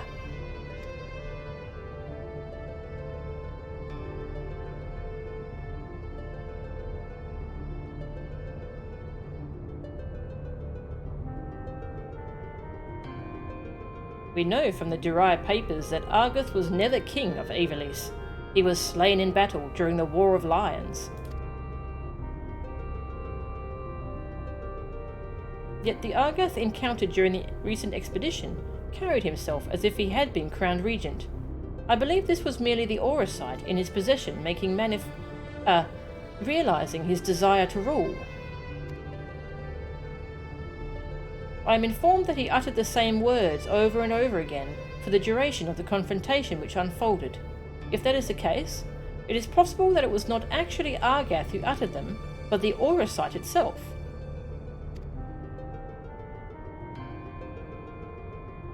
If the Durai papers are accurate, Argath was a weak and petty noble who believed that his blood entitled him to power. The aura site took that belief and twisted it into the abomination we, Melchan, put to the sword.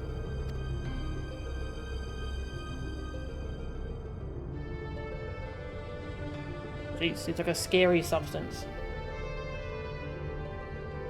Mikoto is a very odd reference to FF9. Mikoto was a minor character from that game who used lots of big words. I don't remember. Mikoto? That's cool.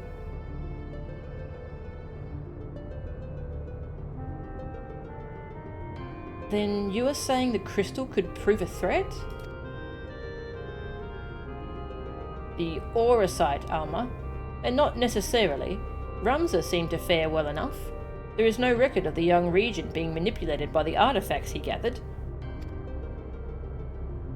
In the hands of the just, the aura site should prove harmless, even beneficial.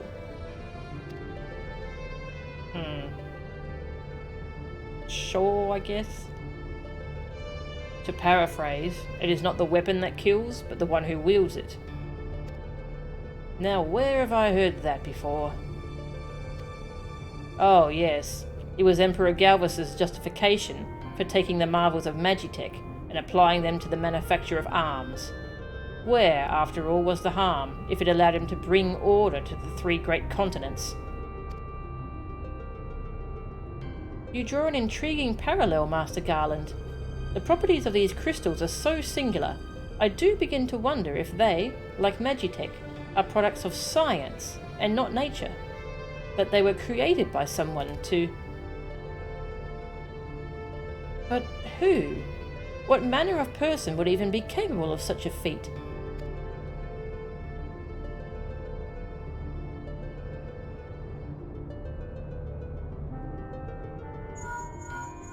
Phone call. Ring, ring, ring.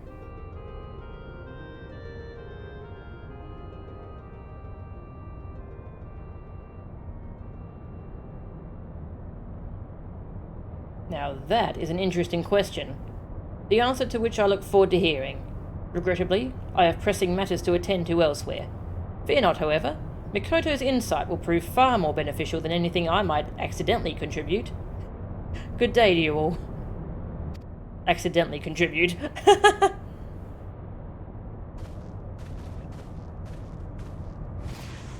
Mikoto was the girl near the end that looked like Zidane. Oh, yep. Oh, FF9 was cool.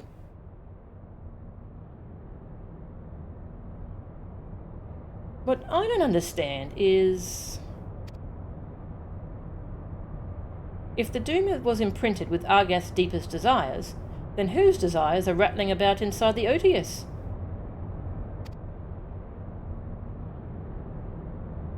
Probably the original, person. I forgot his name. I had the self-same question, and thus conducted a thorough inspection of the crystal upon my arrival. The results were inconclusive. Traces of ethereal activity were present, but to all intents and purposes, the vessel was empty. Oh, okay. Empty? But what of the voices I heard?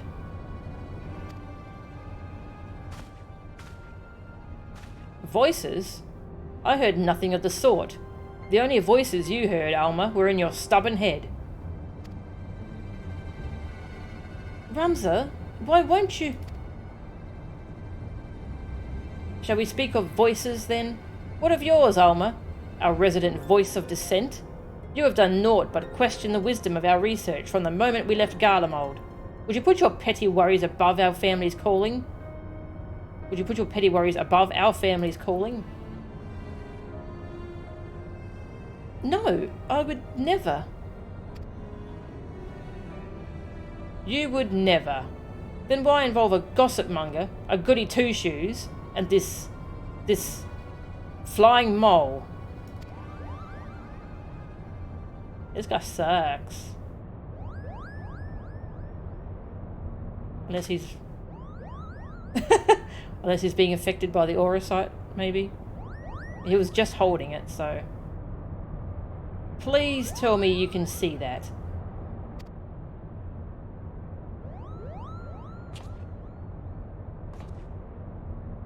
Margot! Hello? You've got a white pom-pom. Are you from a different tribe?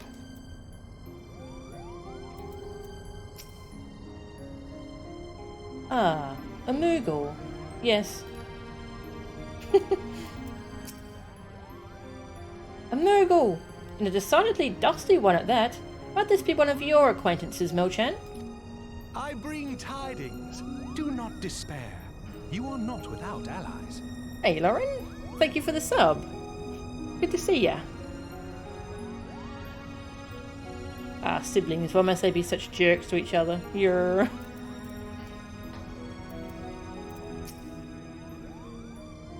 Yeah, thank you for the sub. 36 months total. Wow. I've already been streaming for more than 3 years. Wow.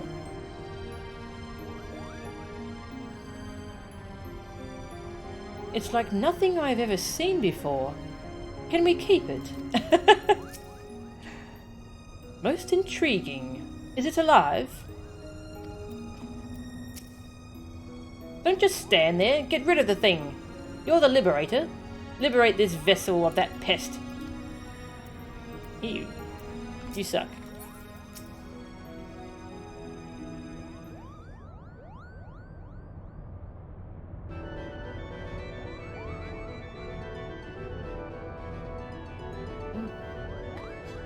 It's not the usual Moogle music.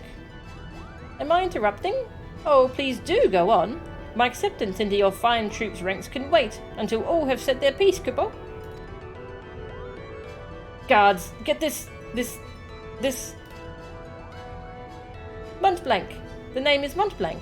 Denizen of Damascus deserts, seeker of thrills, adventurer extraordinaire. But you may call me Montblanc, Kupo. Dalmasca has long been known as a melting pot for myriad cultures, where minor races such as the Sikh, the Bongaa, and the Vieira might live in relative harmony with Hyur, Elizan, and others. Yet there is no record of a prominent Moogle population.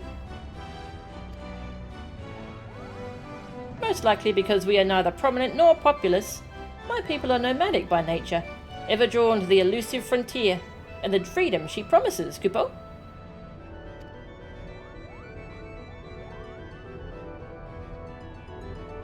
Hey, Eurochan, welcome. Do you remember him from Tactics Advance? Ah, okay.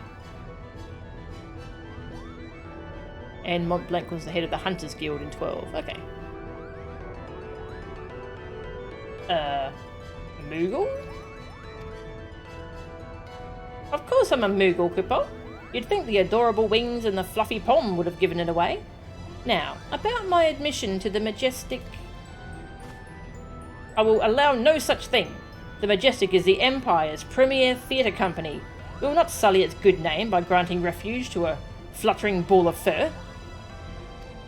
And furthermore, how in the world did this abomination board the Prima Vista in the first place? I'm getting the feeling that he's just a douche, honestly.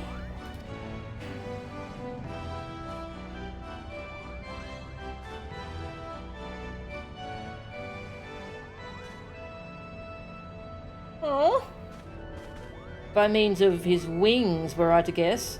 As for his admission to our company, I do not seem to recall race, creed, or allegiance on my list of prerequisites. Do you? No, Father. Very well then. Montblanc, what is it exactly that calls you to the stage? Our stage?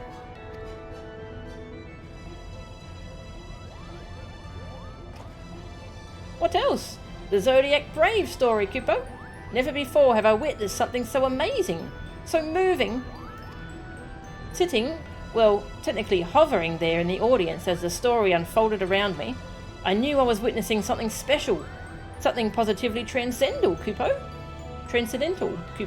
It was then that I realised I either had to be a part of it, or go to my grave a bitter and broken Moogle.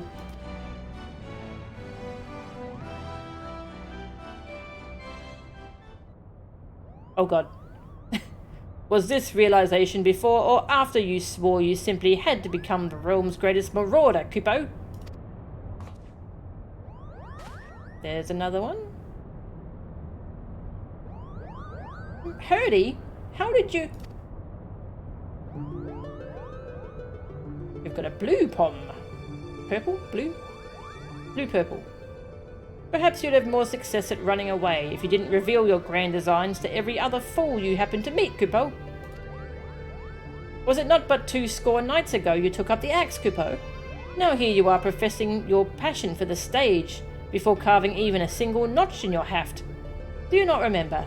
To he who churns the butter goes the sweetest bread. But how is one to savour said buttered bread if his head is in the belly of a fearsome beast? You accuse me of giving up, when I merely came to the realisation that continuing would end in failure.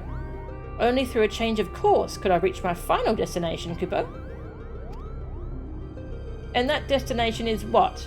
Mama? Are you sure it is not Geomancer? Arithmetician? Templar? Do not bother answering, Kupo. We all know you'll be singing a different tune come cockcrow. Aww. That is where you are mistaken, Hurdy. I was destined to be a thespian. I can feel it in my fur. The role of delighter was made for me. Made for me, Kupo. Kupo. Enough. The actors in our company trained at the Empire's finest institutes. They represent the pinnacle of the profession, not only in Garlemald, but across the entire world. A vagrant bat mole like you could never hope to share a stage with such artists, let alone play the part of a hero like Delighter. You yourself admitted you were too craven to face a solitary beast. How do you imagine you would fare against a pack of theatre critics? Any troupe would need proof of valour before it could even consider.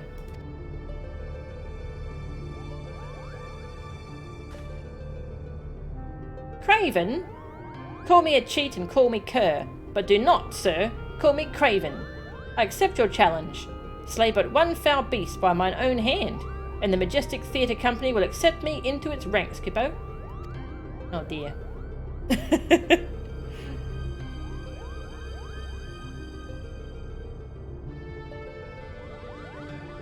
Montblanc constantly changing occupations is a reference to class changing being a central mechanic of the Ivalice games. The whole raid series has some very deep cuts. Oh, that's great. Birdie's also from Tactics Advance. Geomancer and Arithmetician are classes from FF Tactics. Templar was a Bongaa class in Tactics Advance. Batmole was another derogatory term for Moogles in Ivalice games. Wow, yeah, this is jam-packed with references. That's cool.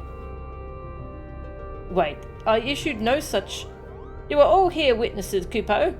When I return with the head of a terrible beast in my gore-stained hands, you will be honour-bound to welcome me, Montblanc the Mummer, into the fabled ranks of the Majestic. Good day. Wonderful. What do we do now? What do? We do nothing. If that Batmole wishes to throw himself on the horns of a stampeding Zoe, I will not stand in his way. I believe the proper term of derogation is molebat. Derogation is molebat, and I should warn you, Moogles do not take kindly to those who use it. Why must you always put yourself above others, brother? Did you learn nothing from Argath's wretched example? Montblanc would never have set off on this fool's errand had you not made the challenge. If anything befalls my brother, his blood will be on your hands. Melchan, you are the only one among us capable of locating Montblanc and preventing disaster. On behalf of my brother, I beg your assistance.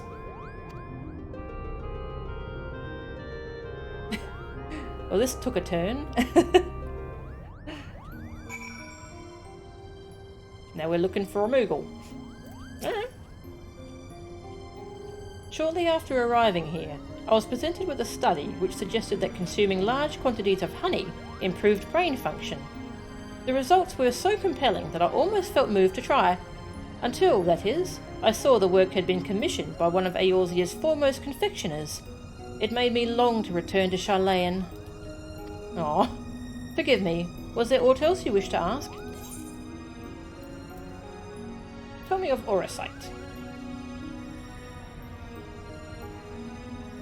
The chariot boss, Rofakale, or whatever its name was a cut Lucavi from FFT. Deep cuts. Jeez, wow. In simple terms, I know. From what I have been able to discern, Orosite displays the uncanny ability to draw upon the will of its possessor and manipulate the formless aether into a corporeal manifestation. The resultant form can be maintained for as long as there is aether to sustain it. Principal Genimus has recently uncovered evidence which appears to corroborate my suspicion that Orosite is not a naturally occurring substance, but one created to serve a purpose, albeit a purpose I have yet to identify. Tell me of the Otius. Despite being in the Principal's possession for an extended period, the Otius exhibits none of the ethereal imprinting present in the Duma.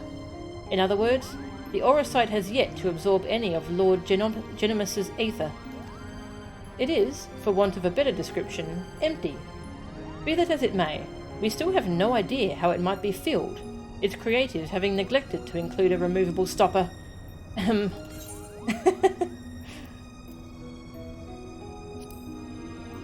As you saw in the ruins of Lassalia, the Duma makes manifest the desires of its owner, on that occasion, Argath Thodalphus. When you defeated the would-be king, his ether was released from the Orosite and the attunement broken, rendering the crystal empty once more. Ah, it's empty, okay. Well, I guess we'll find out if those, what were the name? Bongaa? Bongaa. See if they know how to make it work. However did Ramza come to be so thoroughly obnoxious? He and his sister couldn't be more different. Moogles are prominent players in Ivalician legend, but none of the tales mention their capacity for flight. Something lost in translation, perhaps. You saw the poor Moogle? He won't last a day on his own. You must find him and bring him back. I beg of you.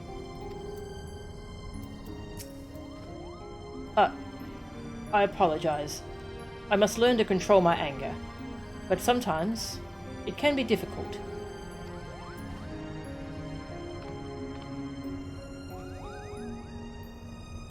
People to talk to. Oh, this person's fired up. Moogles, you say?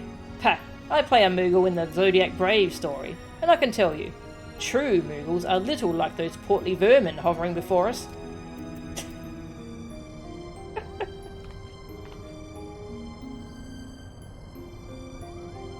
Oh, there's going to be a little solo duty, is it? Okay. So sorry if I missed anything in chat. It looks like I got disconnected from the chat room, but now I'm back. That was weird. I had always wondered what Moogles truly looked like. Something about the costumes we use here always seemed a little odd. The rabbit-like ears, the long limbs, the wispy singlets. If I did not know better, I would think our costumier had absolutely no idea what a Moogle was.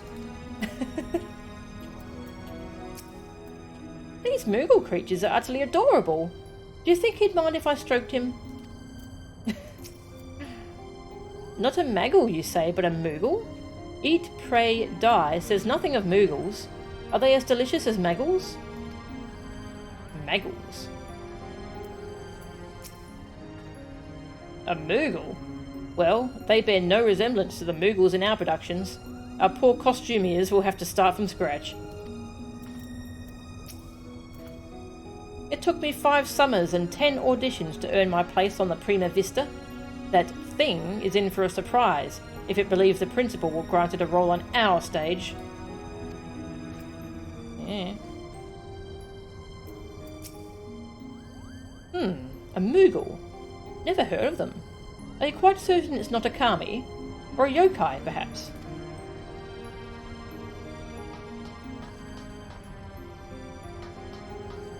Storage node. Records found.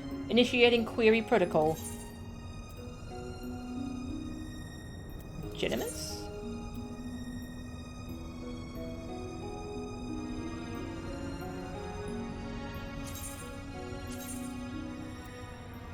Okay, I can reread that stuff. Genimus. Did I read this stuff? I think I did.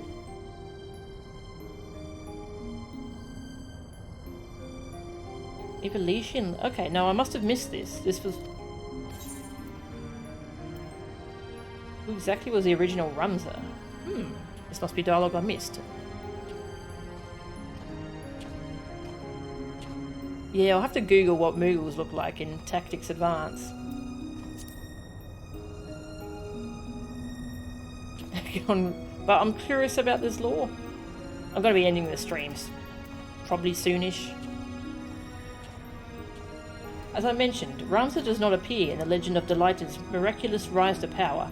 For his part in the tale, we must look to the Jirai papers.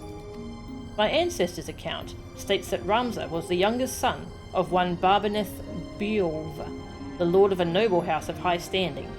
He was the same age as Delita, whom Lord Beowulf took in, following the death of his parents. The two boys would have grown up together, side by side. Yet, while the legends are strewn with references to Barbaneth's elder sons, his youngest is conspicuously absent. According to the Jirai papers, this is because the Church of Galabados branded Ramza a heretic and had his name erased from the annals of history. My research has yet to reveal why the Church would do such a thing, and why his own blood would seemingly condone the act.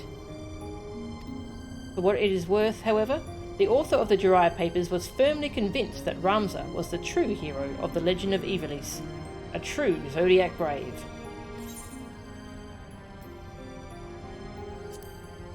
Delita was born into a family of serfs, the Hyrules, who tilled land owned by House Beowulf. When Delita's parents succumbed to the Black Death, Ramza's father took the boy and his younger sister Tietra into his home and raised them as he would his own children. It is at this time that I believe Delita and Ramza became friends, growing up as equals, unbound by societal constraints of blood and birth. According to legend, Lord Barbaneth was quick to recognise that young Delita's talents extended beyond working the land, and so he used his influence to secure the orphan a place at the Garaland Royal Military Academy. Academy spelt with a K? If the Jirai papers are correct about Ramza's age, it would not be unreasonable to assume he attended the same institution. The pair would not walk the same path for long, however. Following the untimely death of Tietra, the culmination of a tragic sequence of events, set in motion by none other than Ramza himself, Delita cut ties with the house to which he had been bound since birth, and pursued his ambitions alone. Though they are virtually synonymous with Ivalice, little is actually known of the Braves and their origins. Legend has it that Delita, acting at the behest of the Church of Galabados, set out with a company of knights to recover the 12 lost Zodiac Stones.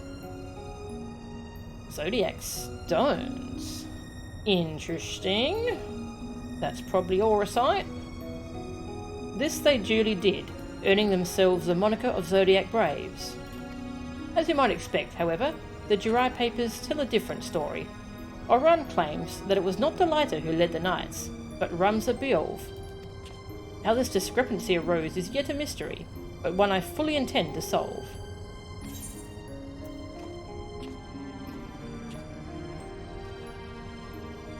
Pronounced like Beowulf, okay.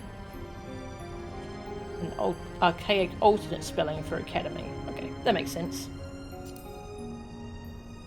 Legend paints them as holy relics created by the very gods of Ivalice themselves.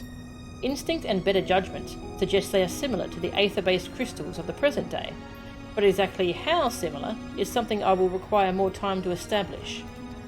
One thing both legend and the Jirai papers agree upon is that Auracite had the power to make manifest one's deepest desires, be they fair or foul.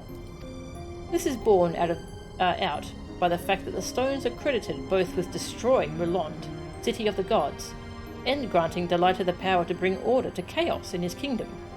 Auracite, I conclude, is precisely as good or evil as its wielder. Who or what are the Lucavi? Ivalician legend portrays them simply as demons, but I have a theory as to their true nature based on my own observations, and of course those of my honoured forebear. The Jirai papers tell us that when an Auracite is used with malign intent, it warps both body and mind, transforming the wielder at last into something no longer of this world. These beings, these others, are, I believe, one and the same as the twisted creatures you faced in Rabanasta. Defeating said monstrosities served to restore the Auracite to its original crystalline state, that of the Duma, which, again, is consistent with events described in my ancestors' records.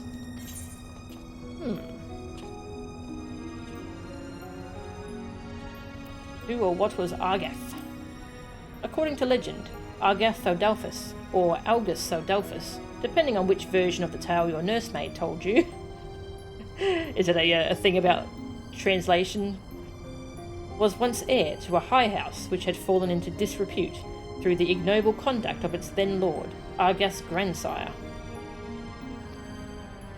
Cursing his family's diminished circumstances, the youth turned his ire upon the only souls over whom he still retained any influence, the small folk. But Delita, hero of the common man, would not suffer this, and after trying and failing to reason with Argath, put him to the sword. The Jirai papers, however, tell us more. They make mention of an heirloom passed down from generation to generation in House Thodalphus, a priceless jewel known as the Duma. Upon Argath's death at the hands of Delita, the power of the Duma, which the young Thodalphus carried upon his person, was unlocked, and the Lucavi bound to it released. The stone duly gave form to Argath's fury, reanimating his body and granting him the strength to exact revenge upon the one who ended his life. Yet who should spare Delita that fate but Ramza, who battled the vengeful corpse unbeknownst to his childhood friend, and finally brought peace to Argath's soul, though we know better. Now you may ask why Ramza would lend his blade to the selfsame man who forsook his ties to House Belv. The reason lies in poor Ramza's own involvement in the murder of Delita's sister. It was Argath who fired the bolt that struck Tietra down, aye, but it was Ramza's earlier rescue of Argath that paved the way for the tragedy to follow. Though Argath was dead and Tietra avenged, Delita's bitterness endured and festered, and it was not long before he began to blame Ramza. Ramza, for his part, understood all too well the turmoil in his grieving friend's heart, and therefore chose, out of respect, to maintain his distance. So, the question before us remains how and why a man twice consigned to the grave could rise again to wreak chaos, and in Rabanasta of all places. Did unscattered remnants of Argath's undying rage trigger a second reaction in the Duma, calling the Lucavi once more to our realm? Or was it something else? Something more sinister? There's a lot of backstory here. A lot. Before Sid left, he handed me this strange contraption. Said it was an elegant storage node, and that if I activated it, I'd hear the principal's voice as if he was standing right beside me. Would you care to try it? Yeah, already done that.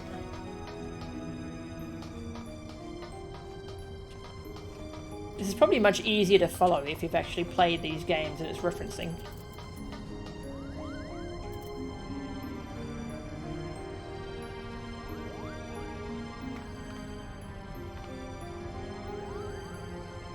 Ah, a picture of an Ivalice Moogle. Cool, thank you. Oh, yep, I've seen one of these. Very strange. I'll just show it on stream for people who are curious.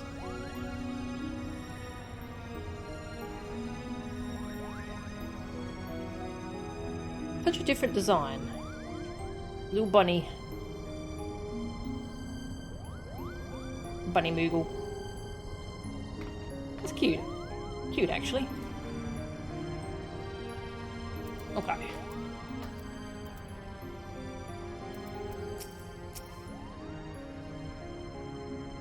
My brother can be rather simple-minded when it comes to such matters.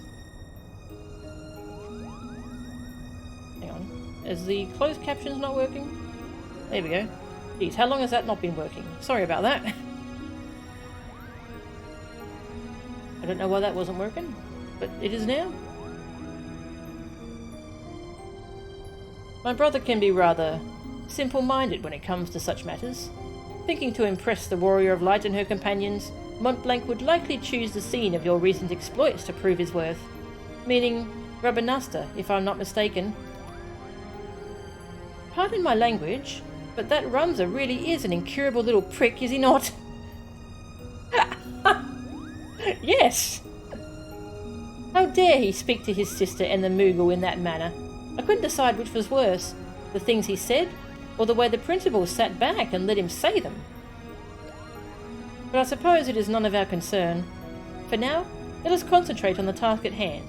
Finding that Moogle before he does something we'll all regret. What say we start nearby? Pier 2, perhaps?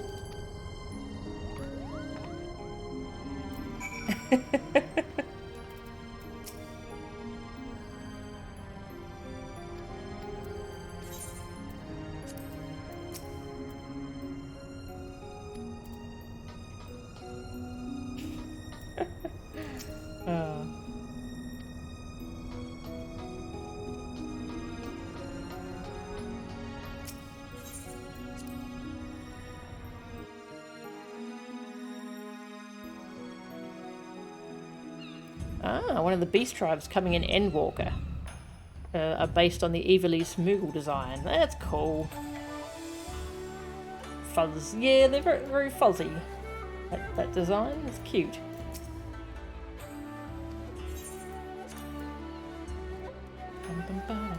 Wait. What did that dialogue prompt say? Enter the tiring room.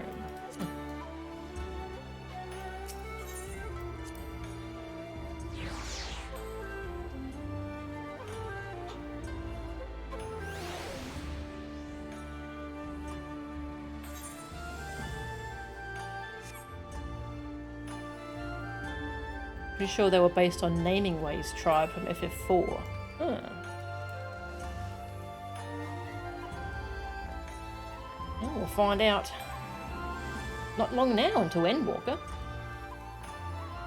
What's the release date again? It's in 3 or 2 weeks. Ah! Splat.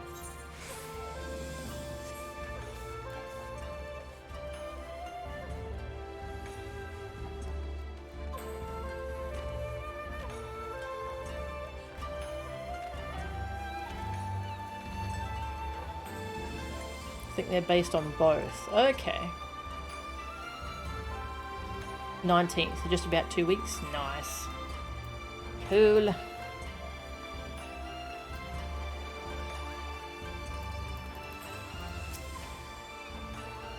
The Falcon Porter tells us that he set a travelling blacksmith away to Youngshire, not a bell passed. And why would that be of interest to us, you ask? Because said peddler of iron and steel was seen to be carrying a bag stuffed to the brim with, and I quote, albino mole fur and purple bat wings.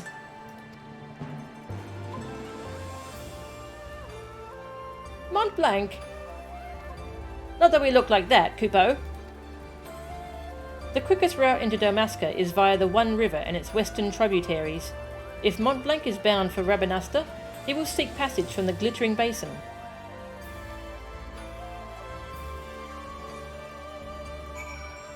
Alright, well, we're going into a fight.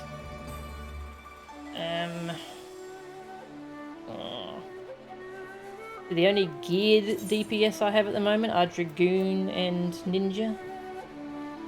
I kind of want to play Red Mage though. I love Red Mage. Oh, it's so fun. 294 gear.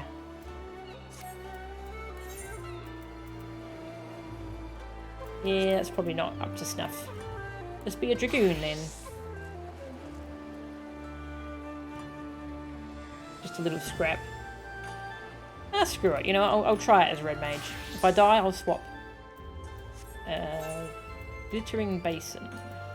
Over there. Alright.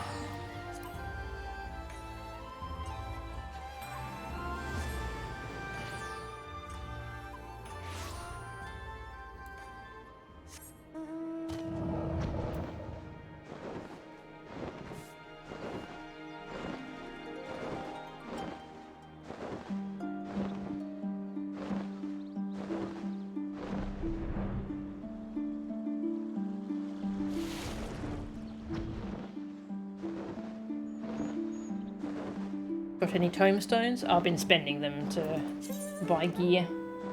Could buy a couple pieces. What am I gearing currently?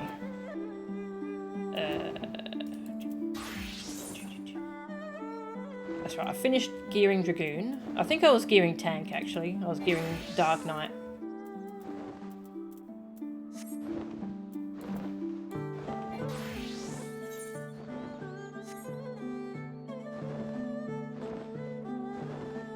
Slowly gearing up my classes.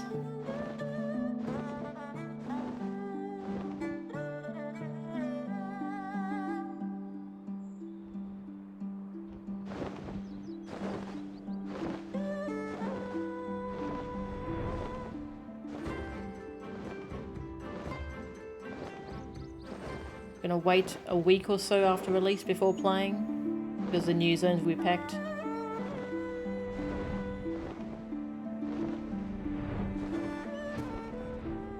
Ah, I see.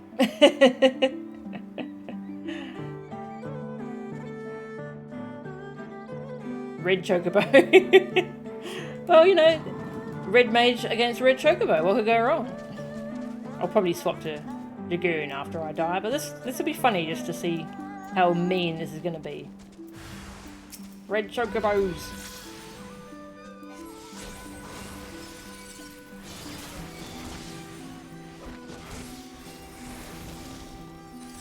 Run away.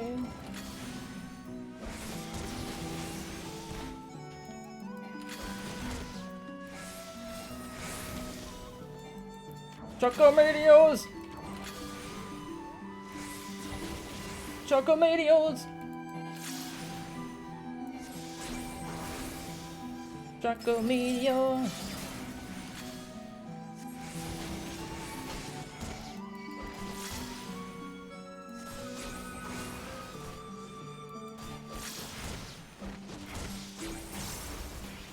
Yeah.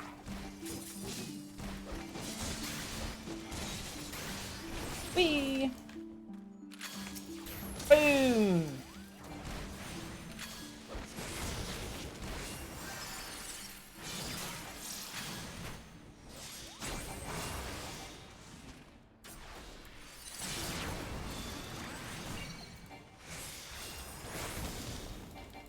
Stop trying to drop meteors on my head, it's scary.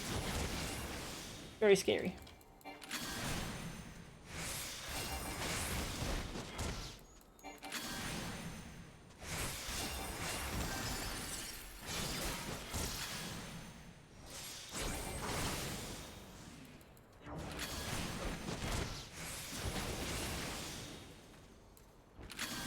Let the music go.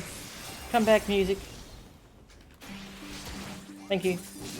Kind of weird we don't have the regular battle music going on here. Maybe should I turn it off at some point? Maybe.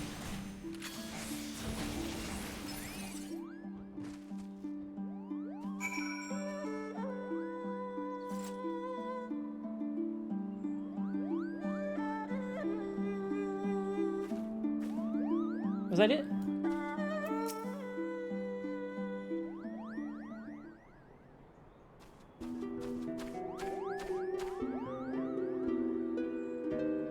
Montblanc, what were you thinking? Have you any idea what you put your brother through? He has been worried sick. Both Hurdy and Rumser were right all along. I'm a failure, a flop, a flailing, flapping, foppish failure, Kupo. How could I play the part of a hero if I cannot even ruffle the feathers of a single measly bird? The audience would see right through me like the spineless jellyfish I am. Aww. Now wait, Mont Blanc. Not everyone can be a hero. Not even most heroes. Yes, the bards sing of the man who deals the final blow, but what of his cadre of loyal companions? Do you think the lighter united Ivalice on his own? Do you think Melchan here was alone when she liberated Alamigo? We're never alone on the battlefield. Not all wars are won on the front lines. Yeah, not all wars are won on the front lines.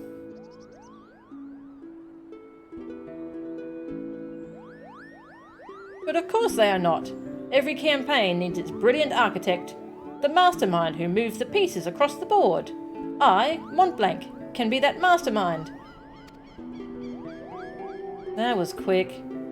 Let us not dwell on the details. The day is saved, and Mont Blanc has escaped some scratch or singe to show for it. We should return to the Prima Vista before our luck runs out.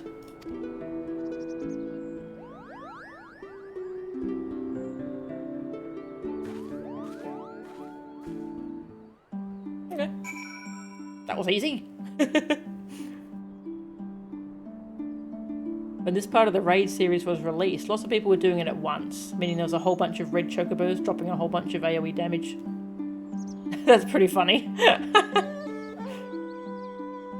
And the cast timers may or may not have been glitched too. They were casting too fast. Oh, I see. Damn. Well, they have made it much easier. You can just walk out of the meteors now, even with lag. Nice.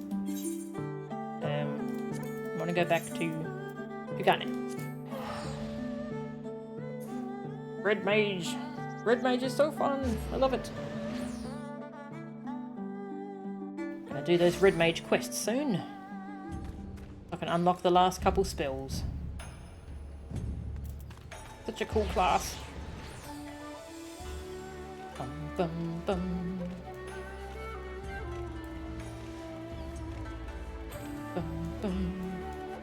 Triple triad. Where am I going? I'm going the wrong way.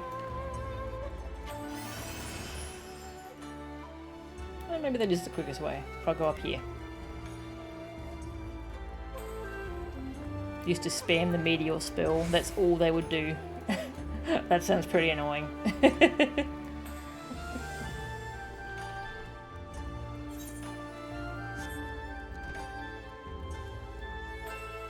Red Mage on a red bridge.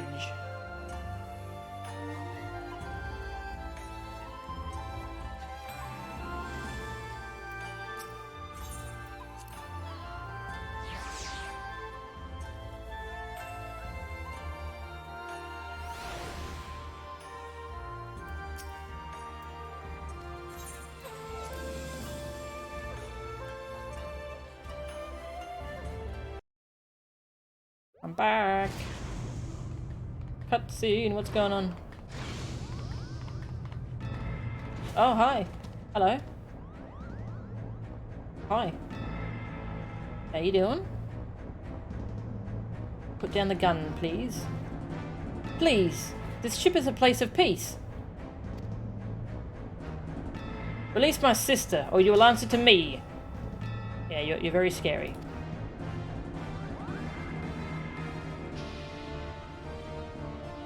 When the cat's away... Put that damnable thing down, Ramza. You're not helping matters.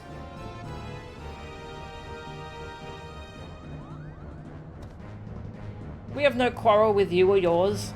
We only seek aid in finding our leader, Bagamnan. Oh, okay, it's a different group.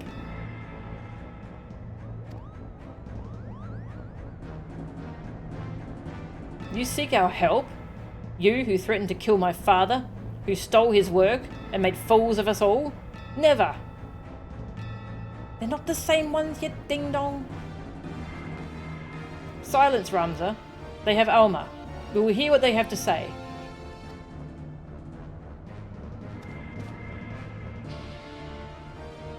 As I said, we have no quarrel with you. We only did what was necessary to secure an audience. We surrender our weapons and offer your journal as an act of good faith.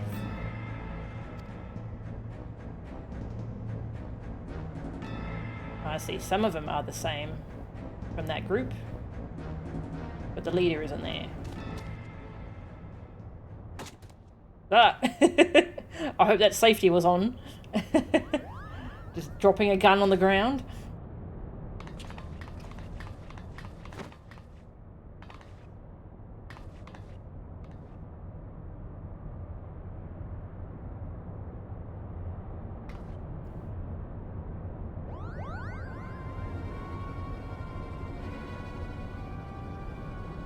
This is all rather a lot to digest, but your claims do coincide with what we have learned about the Aura site.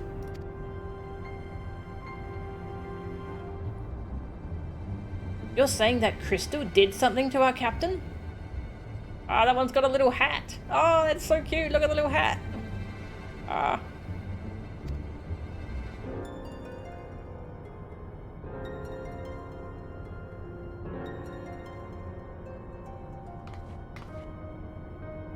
After being emptied of Argath's will, the Doomer sought that of another to sate its appetite for Aether.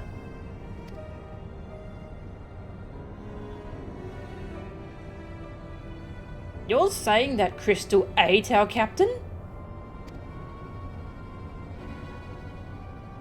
Not his body, no. Only his soul. His soul? Tell me, what in your opinion was your leader's deepest desire? What was it that he longed for, above all else in the world?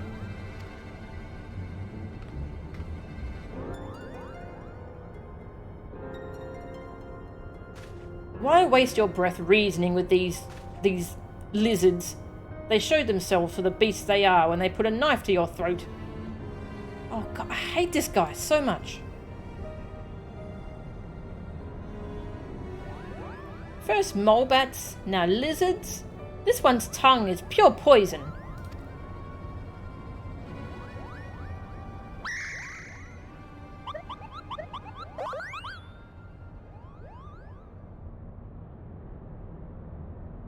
The boy can call us what he pleases. For our past failings, we deserve no better. Your failings? 30 summers have come and gone, yet not a night goes by that I do not wake in sweat at the memory.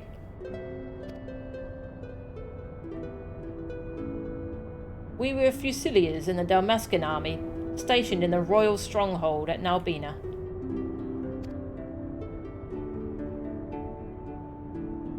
Nalbina Fortress was reputed to be impenetrable. Its fall to the 4th Legion proved a turning point in the Imperial campaign, dealing a crushing blow to Dalmascan morale, and ultimately marking the beginning of the kingdom's end.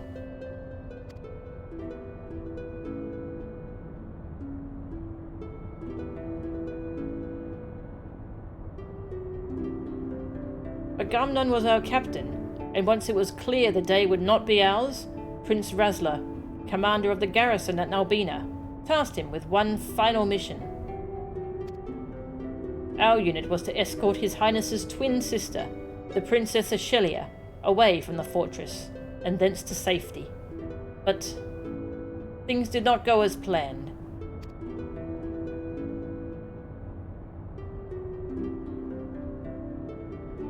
I still remember the words she uttered as she lay dying in the captain's arms, but a stone's throw from where the Garamsith waterway drains into the sea. Even as the fog of death descended upon her, she smiled and told us, the very people who had failed her, to survive. For as long as even a single Dalmascan stood, our nation would never truly perish. Aww.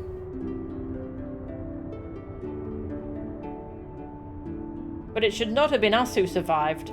By failing to protect our charge, we betrayed the princess and her memory, and brought shame upon our race. So yes, we are naught but cold-blooded lizards, deserving of whatever scorn you deign to heap on us.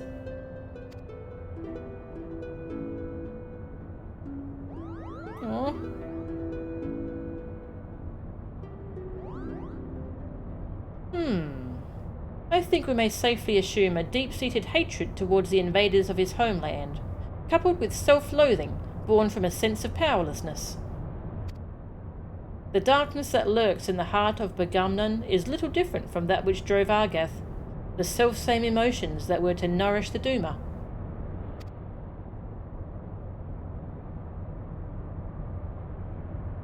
Stop speaking in riddles, Charlayan. She's saying your brave captain will eventually turn into a monster, or rather, more of one. Garlean lies! What they say is true. If we do not find Begamnon and the Duma soon, none of us are safe, present company included. Do you have any idea where he might have gone? Any at all?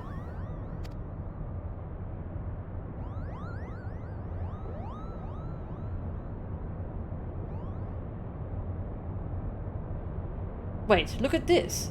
Something has been added to the final page of my journal.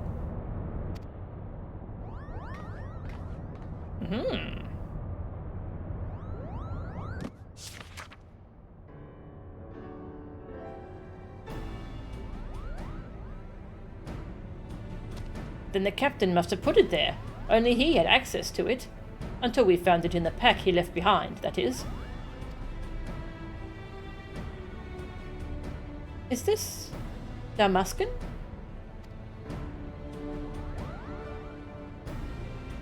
Indeed it is. It says Ridirana.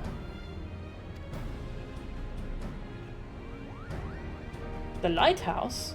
Why would he write that? And in the old man's journal, no less.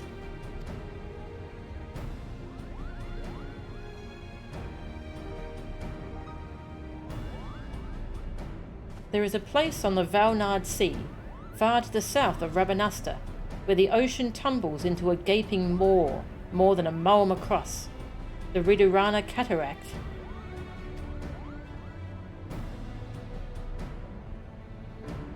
Legend would have us believe that it is the entrance to the Hell of Water. That sounds nice. Many a scholar seeking to prove otherwise has descended into the chasm, some even by airship, but not a one has returned.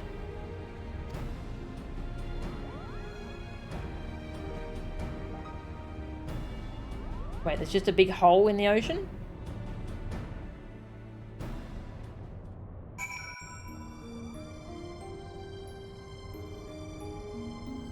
Hole?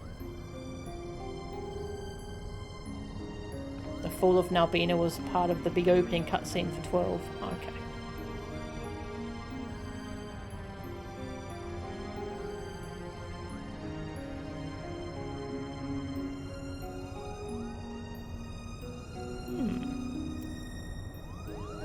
Interesting how it's different from 12. The Bongaa were just some bandits in 12. In this they were former soldiers and still loyal to its memory.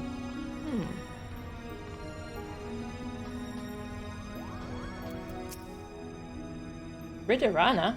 If it were up to me, we'd never go near the place.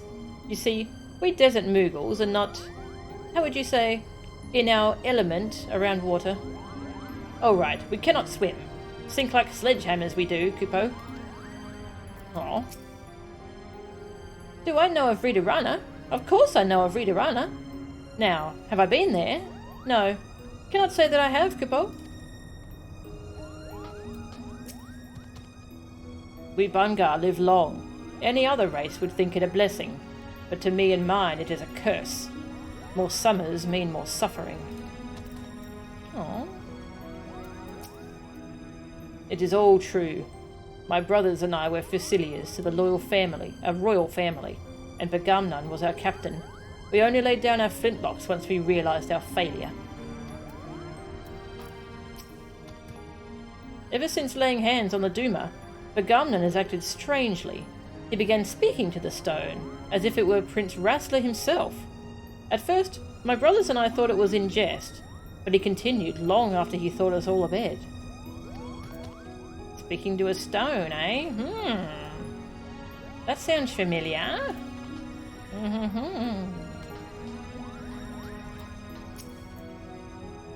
What I wouldn't give to hear the Bongaa sing some of their kingdom's traditional songs, but mayhap now is not the time.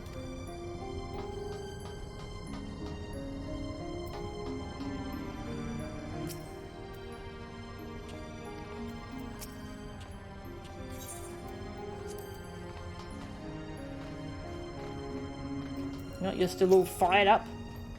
While I do not condone the brutish tactics employed by our trio of unwanted guests, I feel it would be remiss of me not to commend them on their immaculate musculature. We get it. Oh, wonderful! A trip to the southern seas. Not that I will be disembarking, mind you. I will admit, since arriving here in the south, there has not been a dull moment. Not that life back in Garlemald is dull by any means, only that you foreigners seem to embrace chaos, where the sane man would seek to prevent it.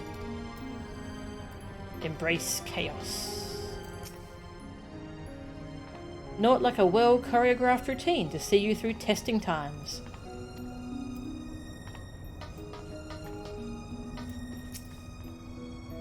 My fellow thespians are wont to claim that the Ridorana Cataract is a one-way gate to the seventh hell. While I am not about to take their word for it, neither am I inclined to put their theory to the proof.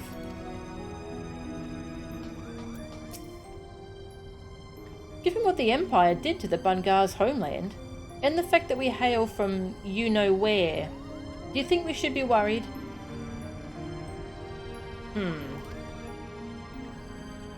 Hadn't thought of that. Experience has taught me that one ignores one's intuition at one's own peril, and something most definitely does not feel right about all of this.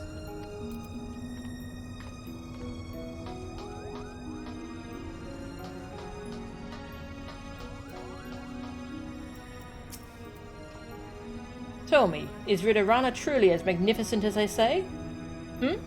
You've never been there? And there I was thinking you might have something to contribute. I'm just gonna slap him. Here we go, we're just gonna frickin' slap him. Doosh! There we go. He deserved every bit of that. The Bongaa who took us hostage were once royal Fusilians? Whatever could have driven them to this life of villainy? It appears yesterday's enemy is tomorrow's friend. But then, where does that leave us today? All that I know about Ridorana I learned during my lessons on Dalmascan geography, but no mention was made of Ivalician legend. While Principal Genimus seems convinced of a connection, I believe I shall reserve judgment until more is known. Is there aught else you'd like to ask? Oh, tell me of the lighthouse.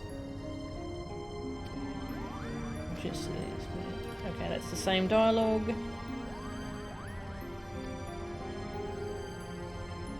Oh, that's new. Balanced on the lip of the raging gulf sits a tiny islet, atop which rises an ancient lighthouse, its origins unknown. For centuries, the tower was manned by Dalmascan candlekeepers who laboured from dusk till dawn to warn sailors of the perilous drop. Since the kingdom's annexation, however, the structure has lain vacant, assuming it has not been claimed by the island's wildlife.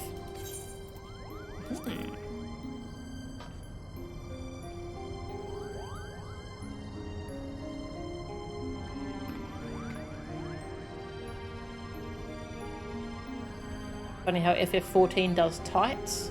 There's a number of outfits that come with them.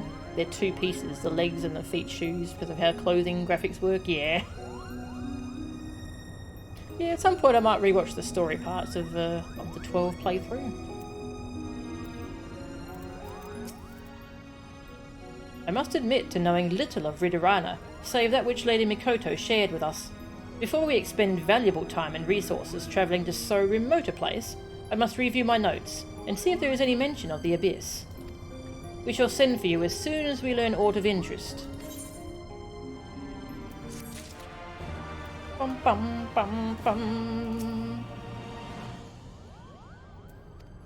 So now, my power, my pleasure, my pain. Something is on Principal Genimus's mind. Unfortunately, it is not what you think it is. Oh, okay. Ridorana is proving to be quite the enigma. With every answer comes countless new questions. This may take longer than I expected.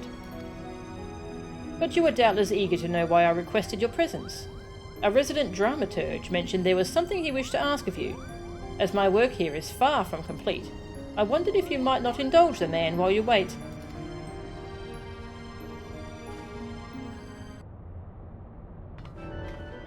Og. There's few so loath to take their rest, than venturers without a quest, for shorn of work to give them worth, they soon become a source of mirth.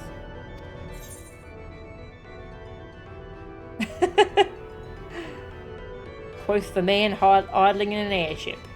Adventure will find me in time.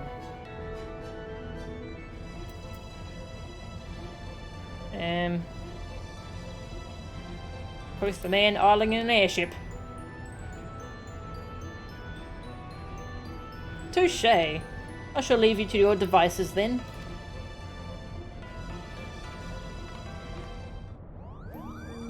Okay.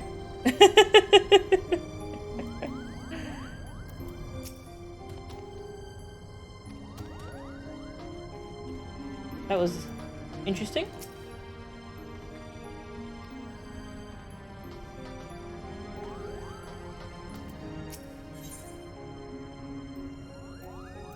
Okay, I have to give the other answer, I think.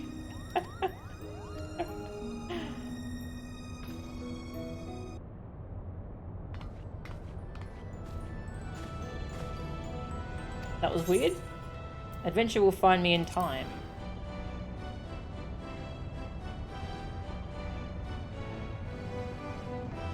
Oh, but it has, my friend. It has. My colleagues told me that if one in this land ever needs an item fetched, that you are the woman to speak to. I find this philanthropic compulsion fascinating, and so, in the interest of research into my next play, let's say, I seek to put said compulsion to the test. Assuming you are game, of course. Bring me a bottle of wine. Ah, but not just any wine. Make it rose-themed, and make it Eorzean. I've had my fill of the bitter blends offered here in the East. Where to start? Oh, if only there was some port where thirsty Eorzeans went for their wine. It would surely be there, speaking with its foremost blind Lullafellan vintner, and not here with me.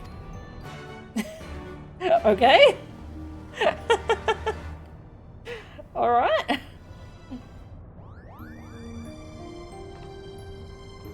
Go get you some wine, I guess? Are you truly going to make me spell it out for you?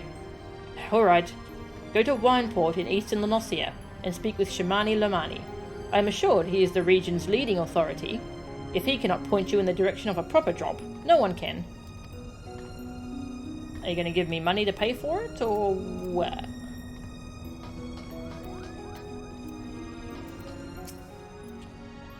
Worry not, Melchan. I will let you know the moment I find something. Alright. Off to Wineport we go, I guess?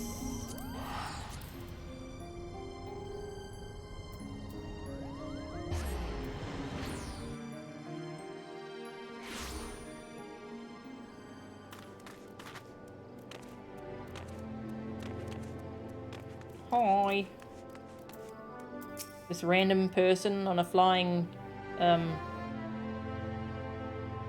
soy and spice, sprinkled with a subtle soupcon of the steppe. You have travelled far, my friend. What is it you seek here in Wineport?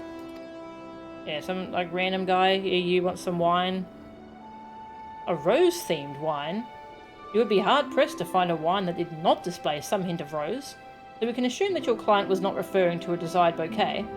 Perhaps a name, or a label, or a bottle. Yes, I seem to recall a certain vintage rosé? Sold in crystal bottles with a single red rose on the label. Alas, I have nothing as rare amongst my personal stock. As for who might, well, there's always Beerglaint, I suppose. I would assume Beerglaint is where he always is, in his manor, fussing over his precious hoard. This is a strange part of the quest.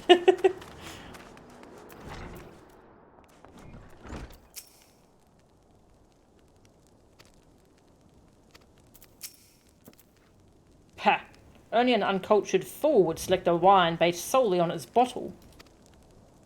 As it happens, however, said fool would be undeservingly rewarded with one of Vilbrand's best wines were he to select a vintage Sud Vianja. Not that your client would have the palate to properly appreciate its depth and complexity, but let us dispense with the pretense. You are the fool in question, and do not bother to deny it. A fool who has aimed too high. One of your standing could live 1,000 lifetimes, and still not amass the wealth required to purchase even an empty bottle. Oh, price is no object, is it? Huh. Even if I believed you, and I do not, I have a reputation to uphold as a vintner and viticulturist. Were my clients to learn I was peddling the choice of my collection to the likes of you, they would never do business with me again.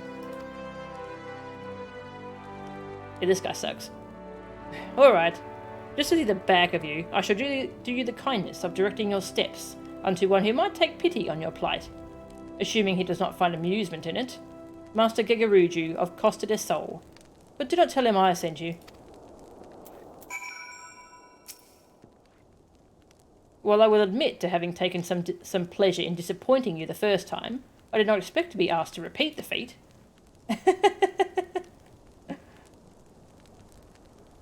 I'll not make myself clear. Now be gone, or I shall summon the Yellow Jackets.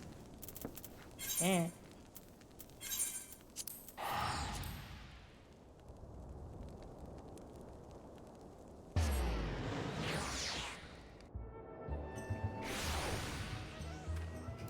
Why are we doing this?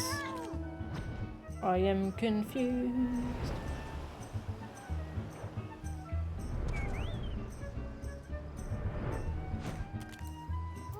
Oh. Melchan, it is always a pleasure, and I do mean that. My ladies inform me you come inquiring after a bottle of Sudvianja, but I told them they must be mistaken. And even you would be foolish enough to think you could... Oh, you are serious. Melchan, you do realise one could purchase an entire estate in mist for the price of a single bottle? Or 5 estates for the price of 5 bottles, which happens to be the number of bottles of Sud Vianja I have in my collection. Now, I am not an unreasonable man. Let none say the venerable Gegaruju does not value a friendship as deep as the one you and I have forged. So, in my boundless generosity, I offer you the opportunity for a trade. A bottle of vintage Sud Vianja for a mere magnum of fine Damascum. Never heard of the stuff? And I thought I was talking to a fellow connoisseur. I pity the poor vintner back in Wineport who will have to educate you. Until then, my friend, the offer stands.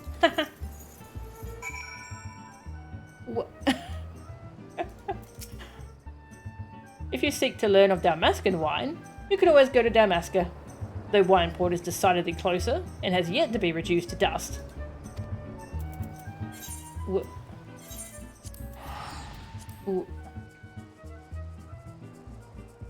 Hey, I'm here to buy your most expensive wine. Fuck you. Yeah! Like, what the frick?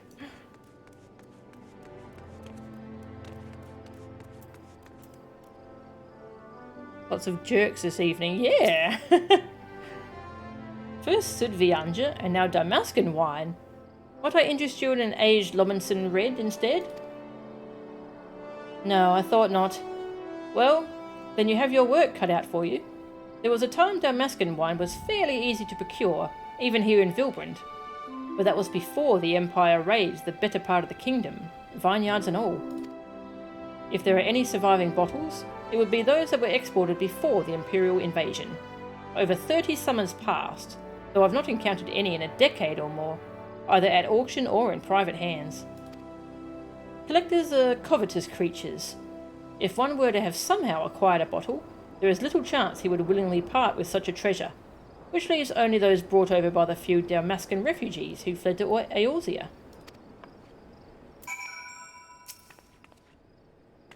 My good friend Drest once called Damascus home, but the scars left after the exodus have yet to fully mend. He may know something of the wine you seek, but I fear any mention of his past might reopen old wounds. Mayhap I should not have spoken.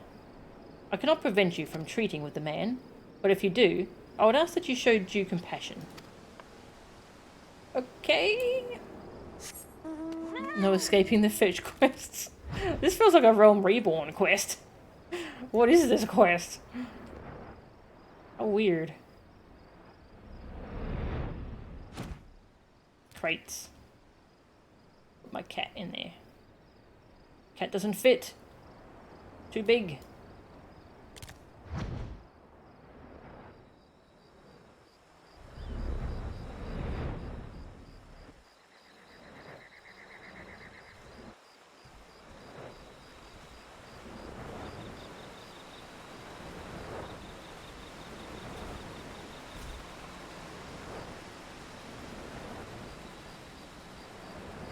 It's deliberate? Ah, okay. This is like the time we had to make perfume for Cat Mum? Yeah. And like when we had to help out with that banquet. Can't sleep. They won't let me. The midges won't let me. They buzz and they scream. They scream as they burn. But I just stand there and listen to their screams. Their buzzing. Why won't it go away? Why won't it go away? Will someone please make it go away? The Guardian invasion of Damascus. Aww. Soothes. All better now. You.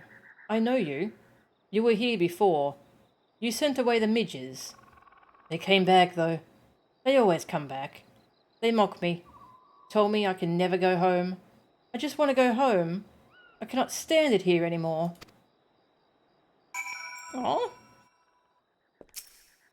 My son, my daughter, how will they survive without their father? They must be so frightened. I need to go home. I cannot stay. Please. Further comfort might help. Sure. Flash comfort, and it's all better. Wine. My wife loved wine. We would drink a glass of Valens every night before sunset. She would always keep the cork. I always thought that odd. What good is a cork? Toss it in the midden heap along with the bottle, I'd say. But she...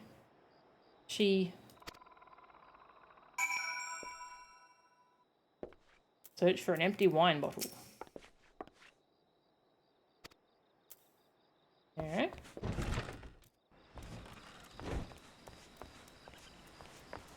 Ah.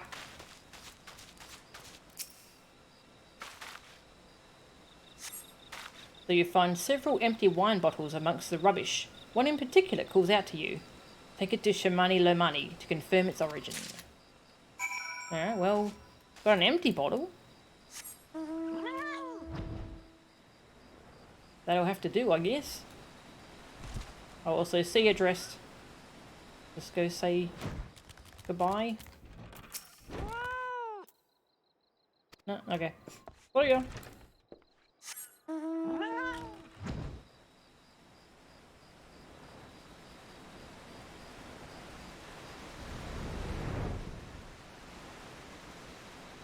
Forgot how nice this area is at night. Big glowy red things. Yes, that's their official name, glowy red things. They're very pretty though.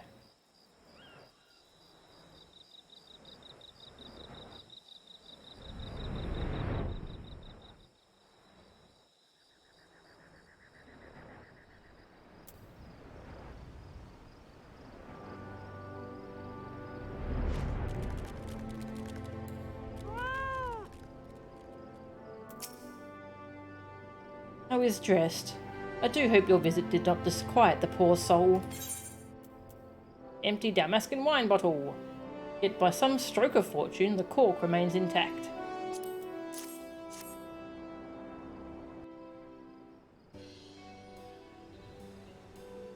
So you have brought me an empty bottle? Ah, but what is this? The cork remains in place. That is most fortunate.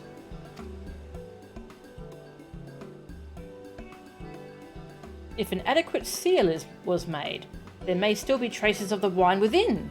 May I?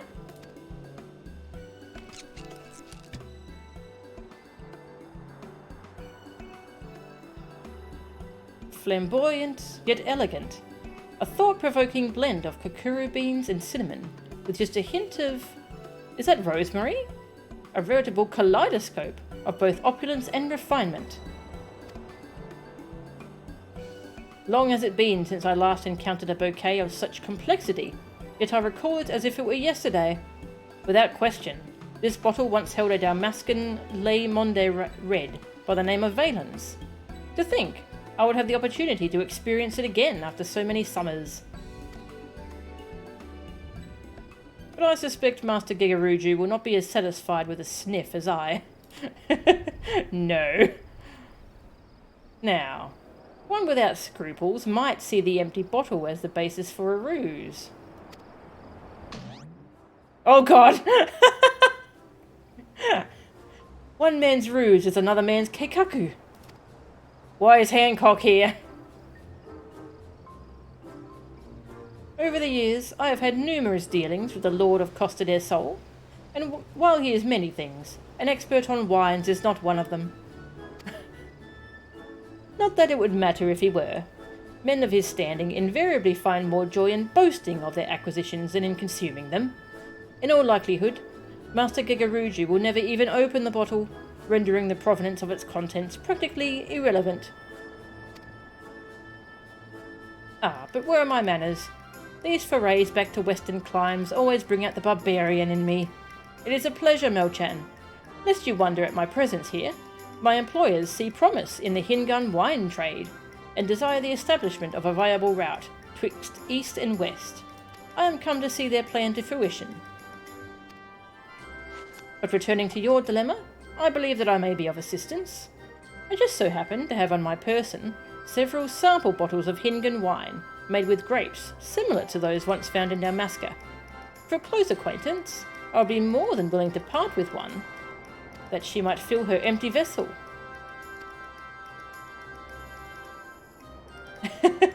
But that would be unjust. As a maker of wine, I cannot allow it. Master Gigaruju has cozened more of his clients than he can count. How do you think the man amassed his fortune? By playing fair?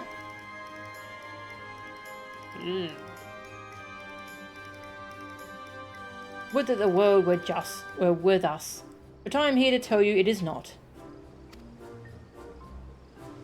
So, it is decided then, shall we employ deceit as our morally justified means to a happy end? Well, wait, this is a fool's errand.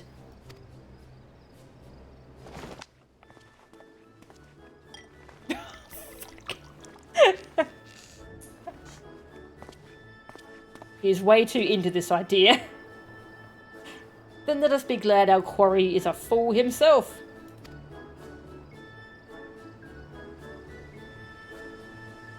My character's just very resigned.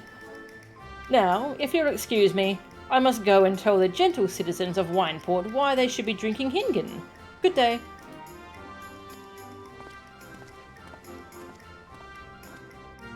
Hingan. Yeah, Hingan. Translator's note, Keikaku means plan. Yes. He is exactly that kind of person. I saw nothing. Nothing at all. What the frick, Hancock?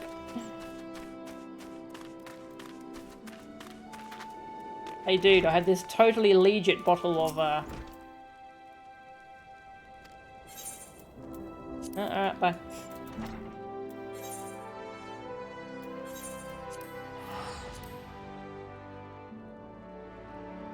This feels like one of the post-Moogle quest lines, actually.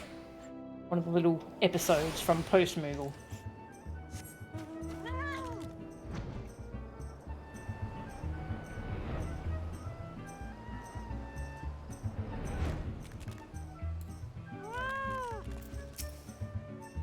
By the gods!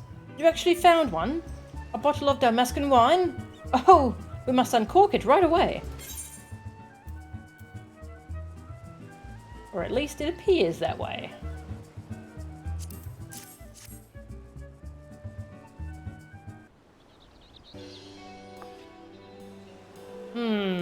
Yes. A lush bouquet of herbaceous dignification, coupled with earthen undertones, and so forth. In short, the very epitome of a Dalmascan red. Yes, you have outdone yourself this time, Mel-chan.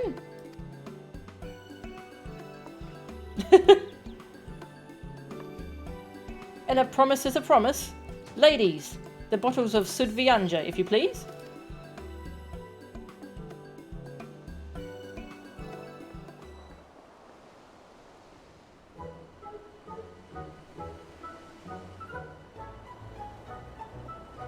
Ah, catchy. Take whichever you fancy. Except for the one with the rose. That is my favourite. Or whichever you fancy. I wanted the one with the rose.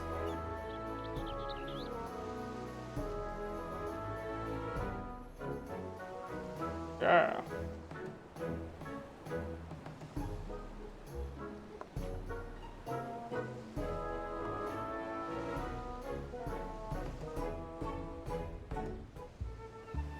Well.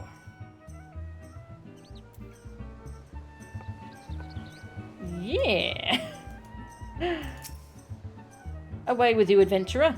After enjoying a glass or 3 of this tantalising tonic, I mean to fill the bottle with some cheap Hingan swill I just purchased from a representative of the East Aldenard Trading Company, recork it, and then sell it to one of my rivals in Aldar for a ridiculous profit. They're all as bad as each other. Oh my god. Kugane. Actually, let's go see what our friend over here has to say now. In Wineport. Cheat the cheater, yeah. If it wasn't for Hancock, you probably would have had to do another journey around the world. Yeah. I was worried we would have to go into Dalmasca and try and find a leftover bottle.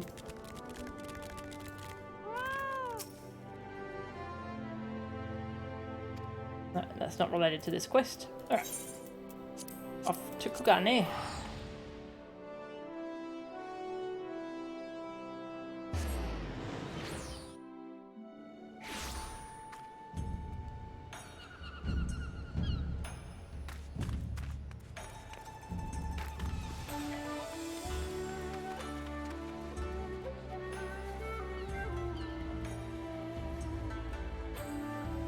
What a strange raid series.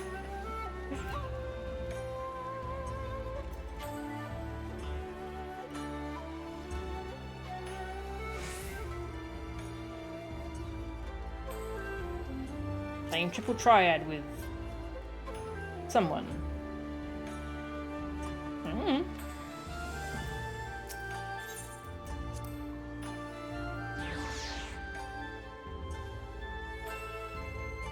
Honestly, you feel like if Gigaruju found out the truth, he'd just be like, I'm not even mad, I'm actually impressed. Probably.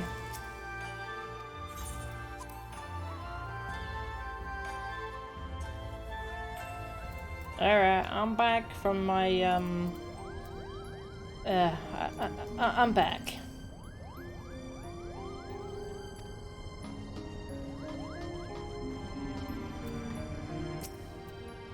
They say a rose is a rose is a rose. So tell me, adventurer, is it a rose in your pocket? Or are you simply here for a small talk? Sudvianja Rose. A vintage wine, so rare and so expensive, you can't help but stop and wonder why you don't just drink it yourself and give the wandering dramaturge a bottle of Lenosian Red. But this came from Gigaruju, so we don't even know if the real wine's in here, not just some replacement.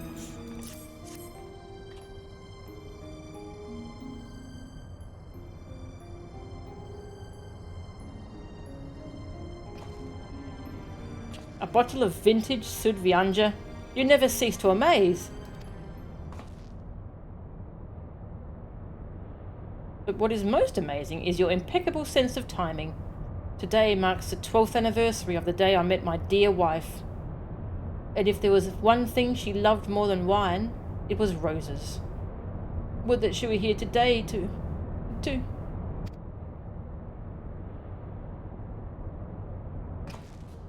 Ah, but I jest. My wife is very much alive. In fact, she's been here with us all along. Darling, would you care to join us?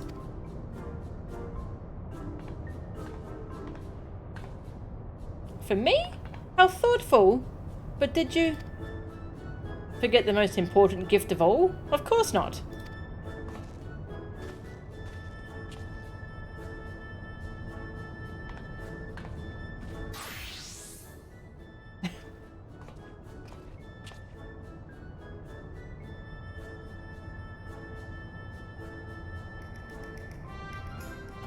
What is happening?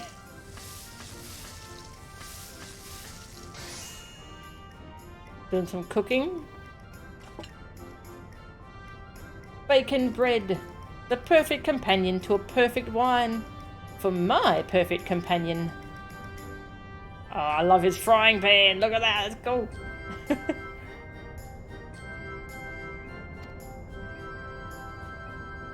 Oh, darling. I think this might be our best anniversary yet.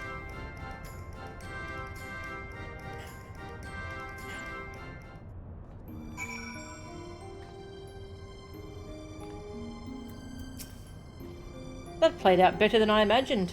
I suppose I have you to thank, adventurer. Though, it was the bacon bread that sealed the... Ah, yes. Is that Principal Genomics I hear calling? Perhaps he's made some progress with his research and requires your assistance. You had best not keep him waiting. What? What? I'm so confused. Not exactly the time to indulge in a glass of wine. Rubbish. Moments such as these are exactly the time. However, out of respect, I shall refrain from uncorking this bottle until you return. You do not expect to be long, do you? Alright, well, they haven't drank the wine. Haven't drunk the wine yet. Principal Genomics has once again been scurrying hither and thither about the airship. Could it be our next destination is decided? If such is the case, I suppose I should yield my cup. Begrudgingly, mind you.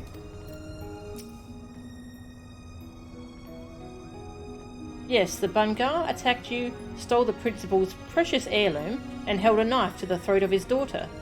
But I don't see any reason why we shouldn't forgive them, do you?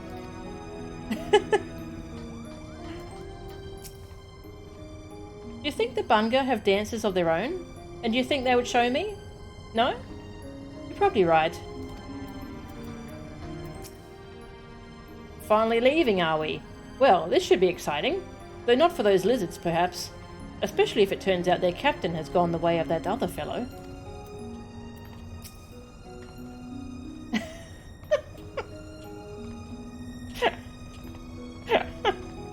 Their ways may be barbaric, but their hearts seem true enough. As do their upper arms, their thighs, and their abdomens. Gods, those abdomens. This guy is, need some privacy? I will admit, since arriving here in the south, there has not been a dull moment. Not that life back in... Oh, is this the same dialogue? Yeah, that's the same dialogue.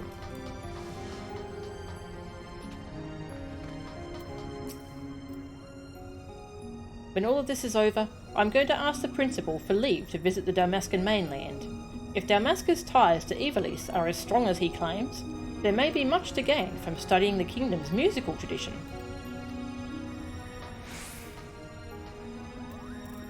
Murgles!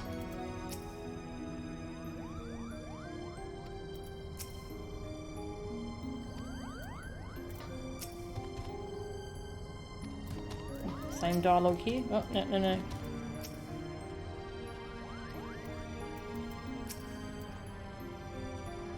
While you were gallivanting about in Vilgrund, my father and I have been hard at work. I believe we may have discovered something. I humbly apologise on behalf of the Majestic. What made the players think they might order you about like some low-born scullion I do not know, but I, for one, condemn their actions. I shall speak with Father about having the relevant parties reprimanded. Please do. I may or may not have overheard our friend the dramaturge utter the word fetch a time or three during your last conversation. Don't let it discourage you. I know these tasks would be far from simple were it not for the trust you have fostered with the people of some half-dozen nations. All that I know about Ridorana... no, that's the same dialogue.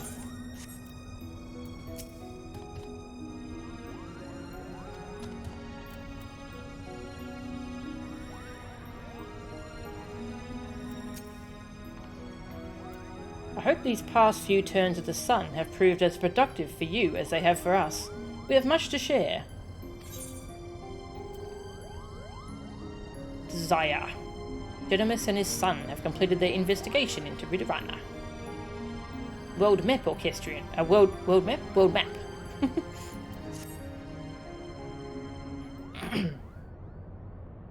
Stop staring at me, please. Oh, I think he's talking about the Bongaa. I think is who he's ogling.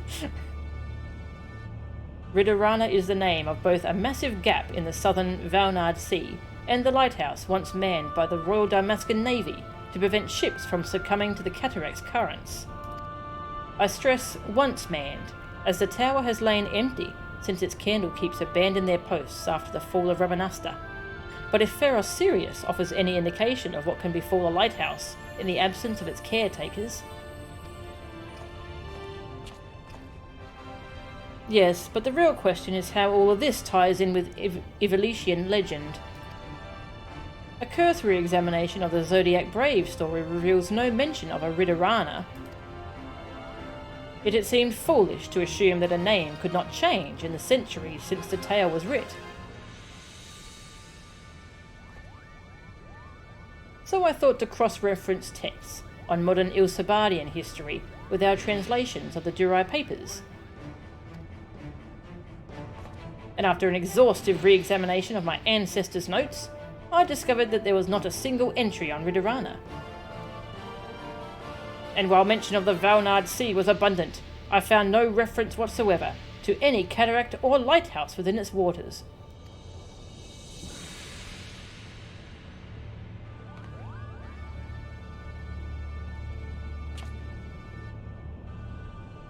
Rams's discovery prompted me to examine the mystery from a different perspective. What if there were no mystery at all? What if, at the time of Delita's rise, the chasm did not yet exist?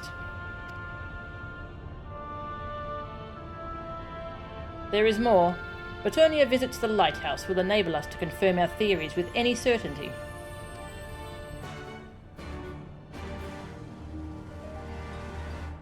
Oh, you were joking? Ah. Wow. You're looking very proud of yourself, Montblanc. Our first adventure? How exhilarating. Who invited me, you ask? Why, that tall one over yonder. With the face, Kupo. The tall one with the face. Do not be fooled by my brother's false bravado. We are from a tribe of desert Mughals, many of us never having seen more than an oasis pond, let alone an endless ocean. The mere sight of water should be enough to frighten him back to the airship. Aww. Yeah, I really like this cute Moogle pose. Proud Moogle.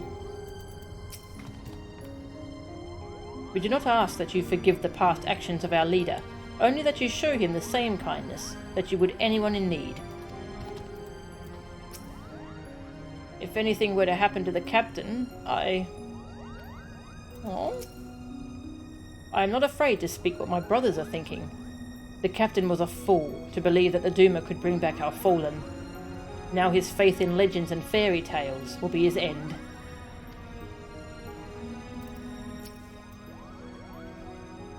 It is as Ramza said. Only by visiting the lighthouse will we be able to confirm our theories. All that I know about Ridorana... Oh, you're still saying the same thing. Okay. Say something new. More? Why the sudden reluctance to reveal their suspicions? A lack of certainty never stopped Ramza from pronouncing on things in the past. Or his father, for that matter. We are bound for the lighthouse, then? Of course we are. But do not try and tell me this has anything to do with helping the Bongaa.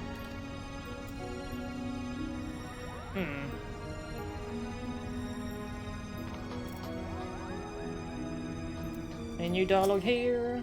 Not going to check everyone. No, I think that's all already changed. The Ridorana lighthouse lies far from civilization. It would be wise to provision for the trip here in Hingashi. An adventurer always comes prepared. An adventurer usually comes prepared. I shall return soon. Yeah, I'm prepared. Of course. And then I'm probably going to end the stream because it's getting late. Once we do whatever this is, which I assume is going to unlock the second raid.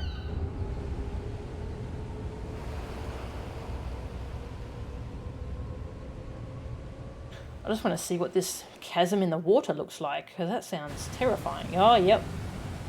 Yep, whoa.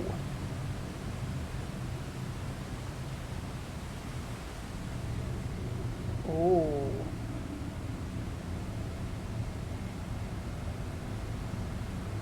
That's not the kind of lighthouse I pictured. The Ridorana lighthouse. That's so cool.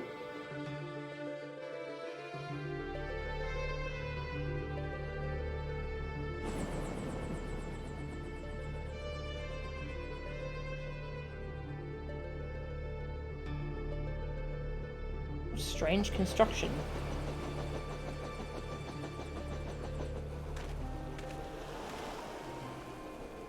Something is very wrong here.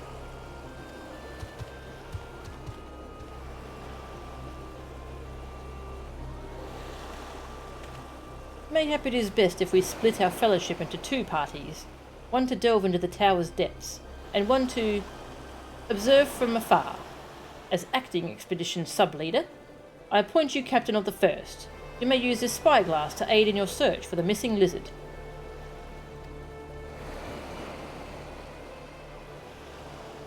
Alright, just go away and stop talking. Please. Thank you.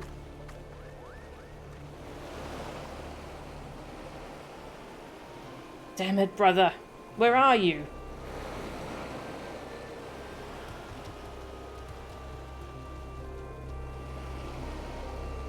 That's a big building. Are we really going to search the whole thing? It'll take a while. Ooh, music. God, this place looks cool.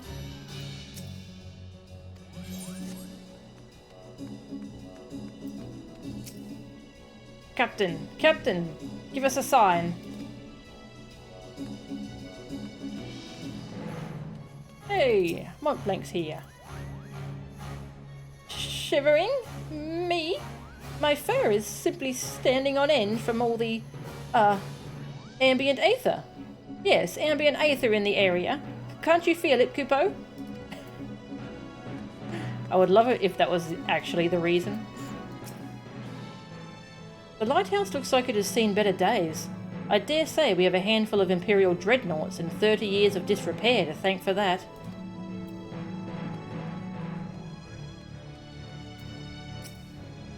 Where in the king's name are you hiding, Captain? Don't worry, Captain. This lot are with us. They won't hurt you.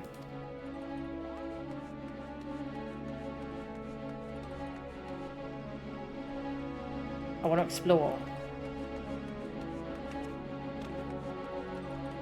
Ooh.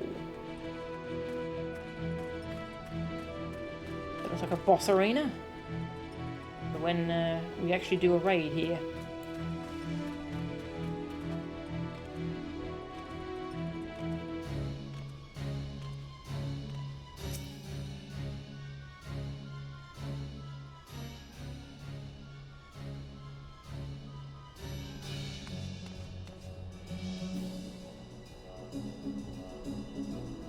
This location appears to offer an adequate view.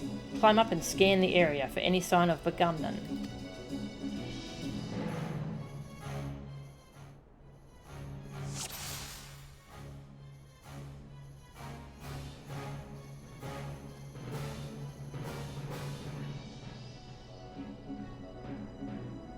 Oh. Turn pretty far.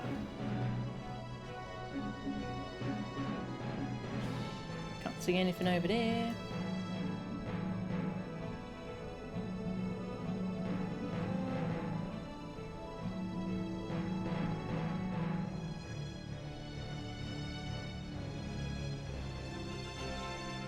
Oh. Found him. Hello. He was just over there.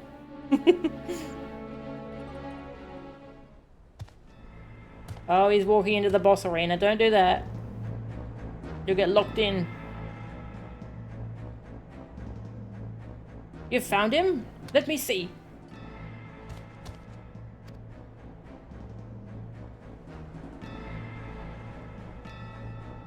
He needs our help.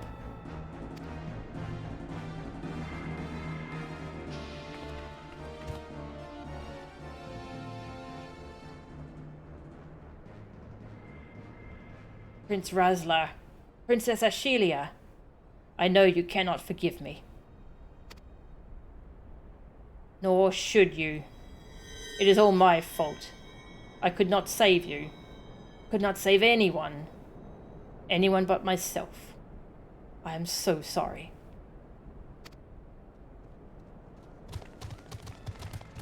Bongaa, wait!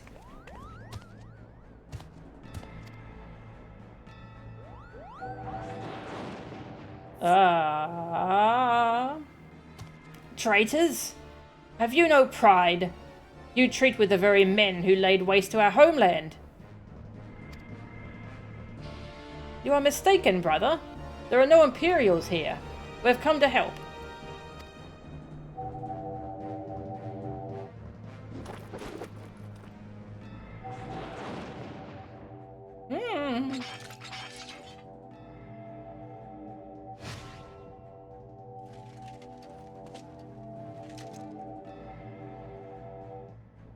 I know what I see.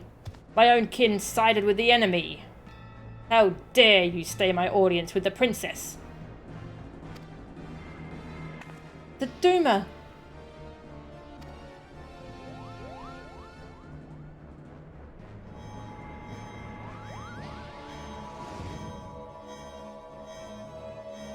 It has him, Kupo.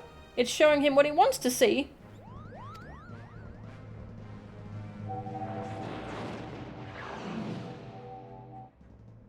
Witch. Murderess. Oh, Livia. Livia was involved in that.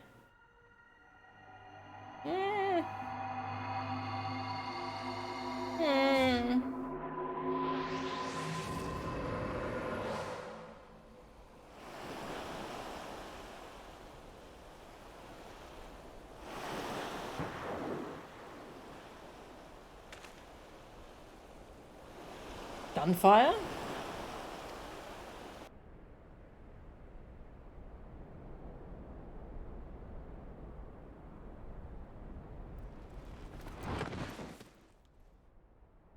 Bongaa!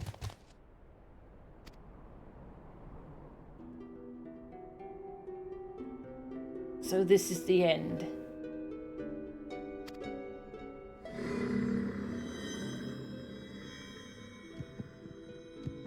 Recite the words. Satisfy the covenant. Relinquish thy soul unto me, and be granted that which thou desirest most in all the world. Sword in hand, a warrior, clutches stone to breast. Look at me, brother. Look at me.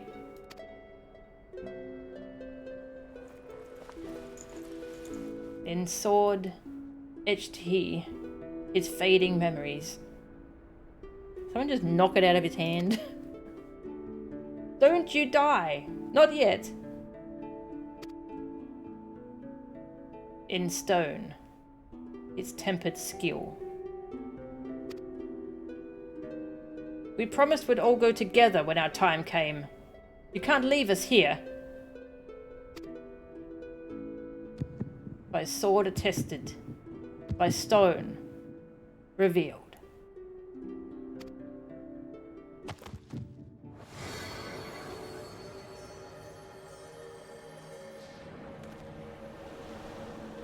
That light? Where have I seen it before? Oh no.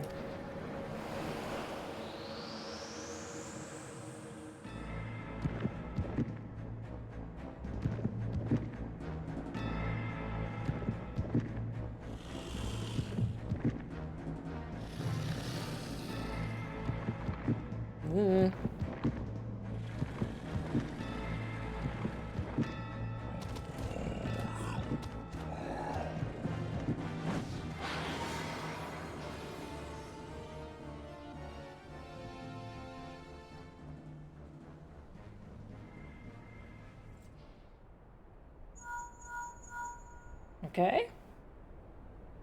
Whatever you are doing, you need to leave the lighthouse right away.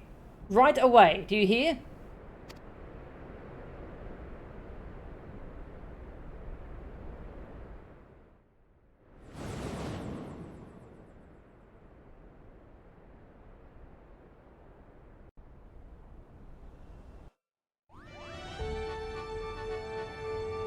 Okay.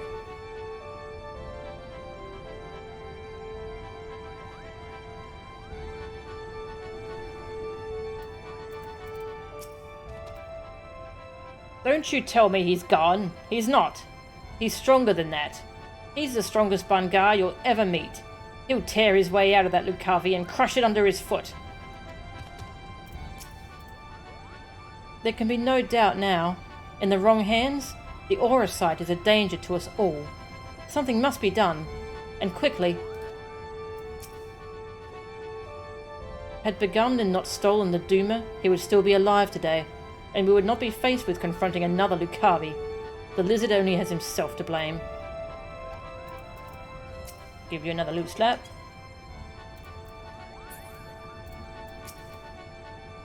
I was fully prepared to fend off the abomination when he vanished, Kupo. I dare say he took one look into my eyes and lost the will to fight. That must have been it. The captain's dead. I saw the light leave his eyes. And now we're alone. Aww. I cannot, will not, believe that there is nothing left of Begamnen in that creature. We can still save him. We can. According to Father, the Durai papers speak of the aura site as a holy stone, but I see nothing holy in what it did to Argath and Begamnen. A most interesting twist. I had assumed the aura site would act more swiftly upon the weak-willed, but mayhap I was mistaken. Could it be that the opposite is true? That those possessed of a strong will are more susceptible to its influence, not less? There are so many questions. But we are not entirely without answers. Is there aught else you wish to know? No. I think my brother has had more than enough fun for one day, Kupo. Perhaps it's time for a sleep spell. Alright, make it sleep 3.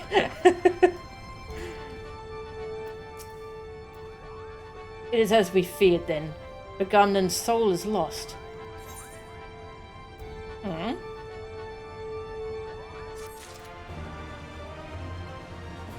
The world map music from FF Tactics. That what this music is? Cool. Oh, now I have it too. Yeah. Nom.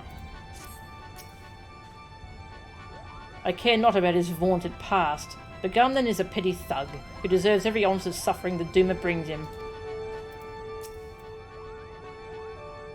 Well, that was unexpected. Alright, alright. After Lazalia, perhaps I should have seen that coming. But don't tell me you didn't soil your breeches just a little when Begamnen's ritual started.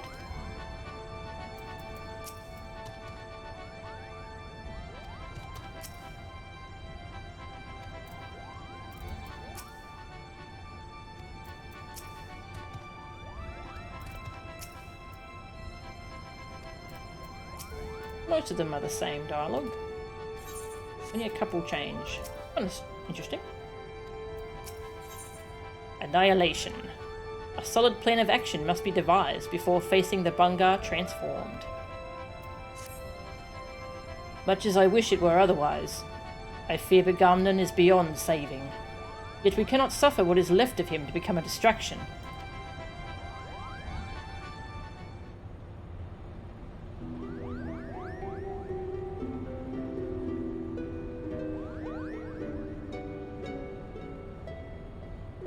Father, is now not the time to abandon this quest? We are meddling with forces beyond...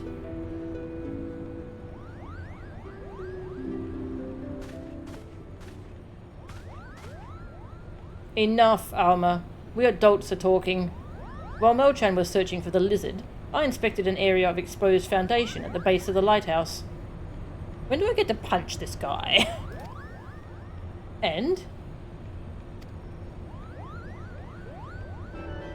you were right, Father. The lighthouse is built squarely atop the ruins of what can only be the clockwork city of Gog. Okay. That sounds cool. The whatwork city of who? According to the Zodiac Brave story, the clockwork city of Gog was a metallic metropolis wherein airships, automata, and other technological marvels of the age were first conceived. Little is said about its location, however, save that it was far away.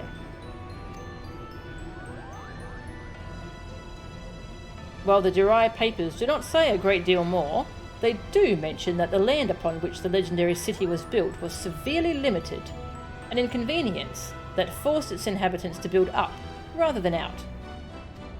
Which led me to ask myself, what if the reason land was limited was because the land in question was an island? But that still would not explain the omission of the cataract. It is inconceivable that the authors would neglect to mention so prominent a landmark had it existed. And then I found it, a lone passage regarding Gog's fall. While the particulars are missing, it appears the city was abandoned after an explosion left half of it in ruin. I believe that this explosion may have undermined a portion of the seabed. It need only have been a small area at first, one that could well have gone unnoticed during the Exodus.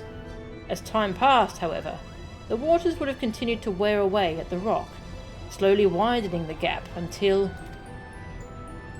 we have what lies beneath us today. This would explain why there is no mention of Ridurana prior to the present era. What?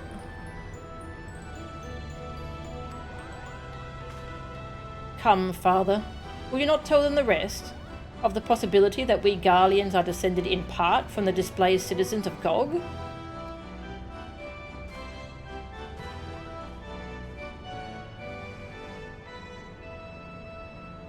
It would explain how the Empire was able to forge its armies of iron, even before the discovery and application of elegant technology.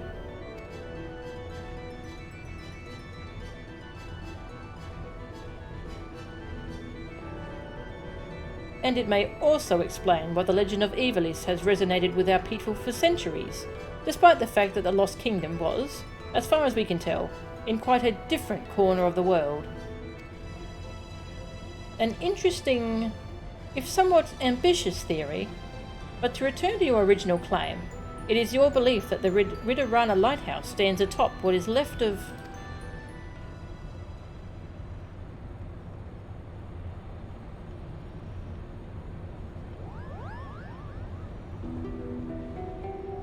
That necklace!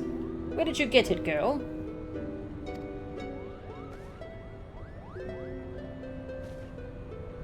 This? It was my mother's. Your mother's? It was my late wife's most cherished possession. Why do you ask? Begamnon had a talisman he would wear beneath his jerkin. He refused to take it off, even when bathing. He said it was special. I only saw it a few times, but it looked exactly like the one your daughter wears.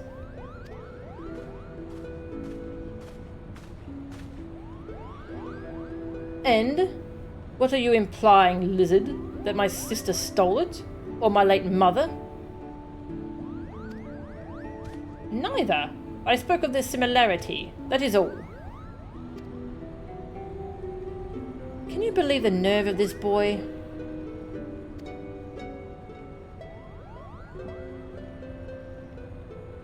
Enough, Ramza. Our guests are merely concerned for the well-being of their kin. But what of our kin?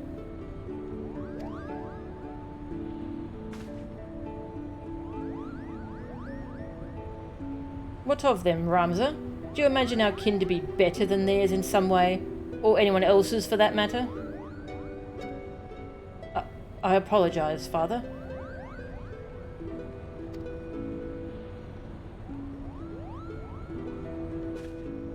We have but one purpose, son, and that is to prove the existence of Ivalice and clear our family's name. Do not allow anger or hate to lead you from that path. Now, we have a lost city to explore.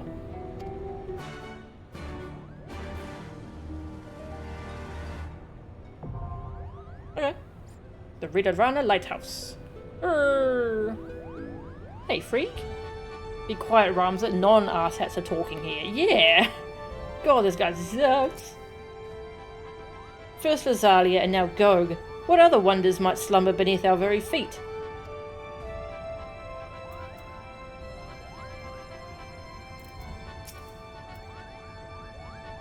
Oh, you thought I might be joining you on your journey into the heart of a 1,000-year-old nest of fiends? Sorry to disappoint, Melchan, but a detailed account of any swashbuckling upon your safe return will suffice. Or failing that a body, that would make for quite a story.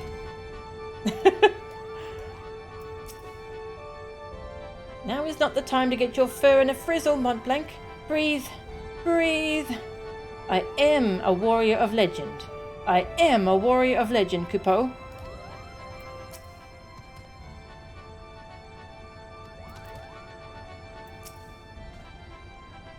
While it may seem that I only call upon you when danger rears its ugly head, I assure you nothing could be further from the truth.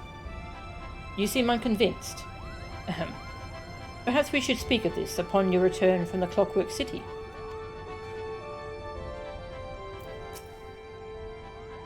My heart cries out to join you on your journey into the depths of Gog, but my head tells me that I would pay for the privilege with my life. I have received no martial training, Melchan. Whatever wonders await you, my place is here on the Prima Vista.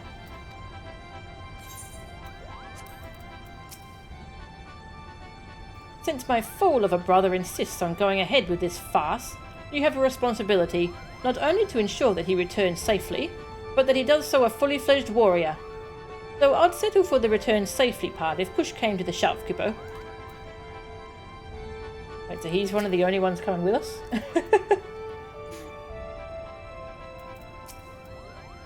This necklace. Why is it so special? I'm frightened, Melchan. It's probably fine.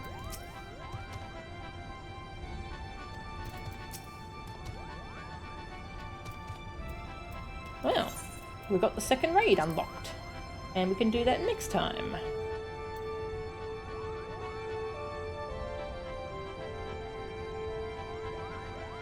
A fathomless maw that for centuries has slowly devoured the world around it. This is probably something we should investigate, because that's probably bad. Like if the entire ocean is just draining into this hole? That's probably not good. We should probably get some people looking at that. Try and fix that.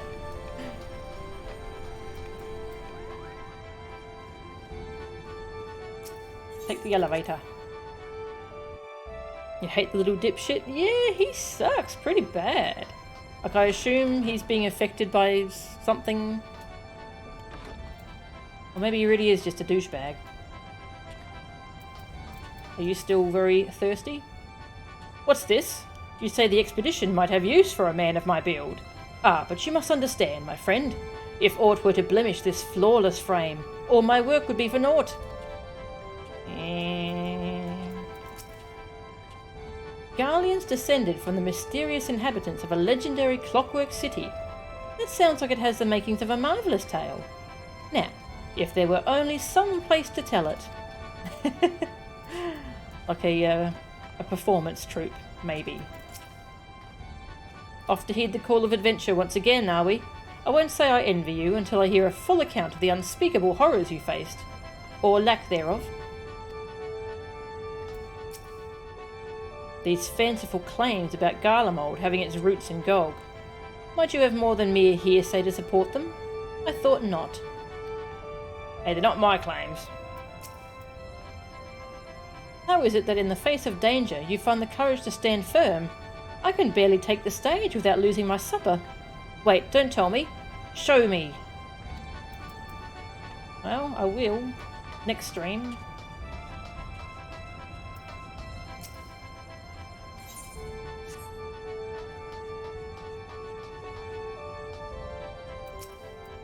Leaving so soon?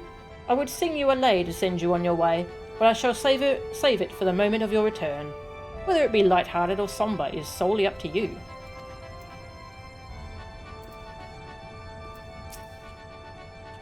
Another bout with a soulless denizen of the deep?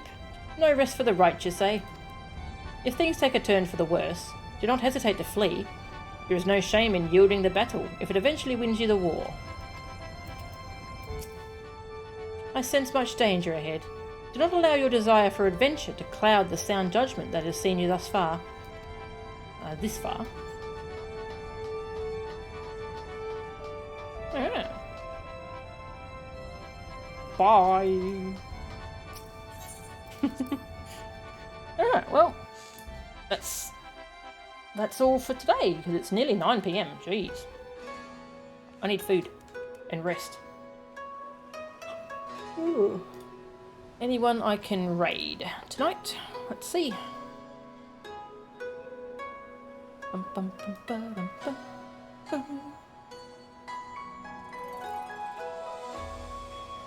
Got a few people playing. Lots of people playing Dread. Lots of people have picked up Metroid Dread as a speed run, so that's pretty cool.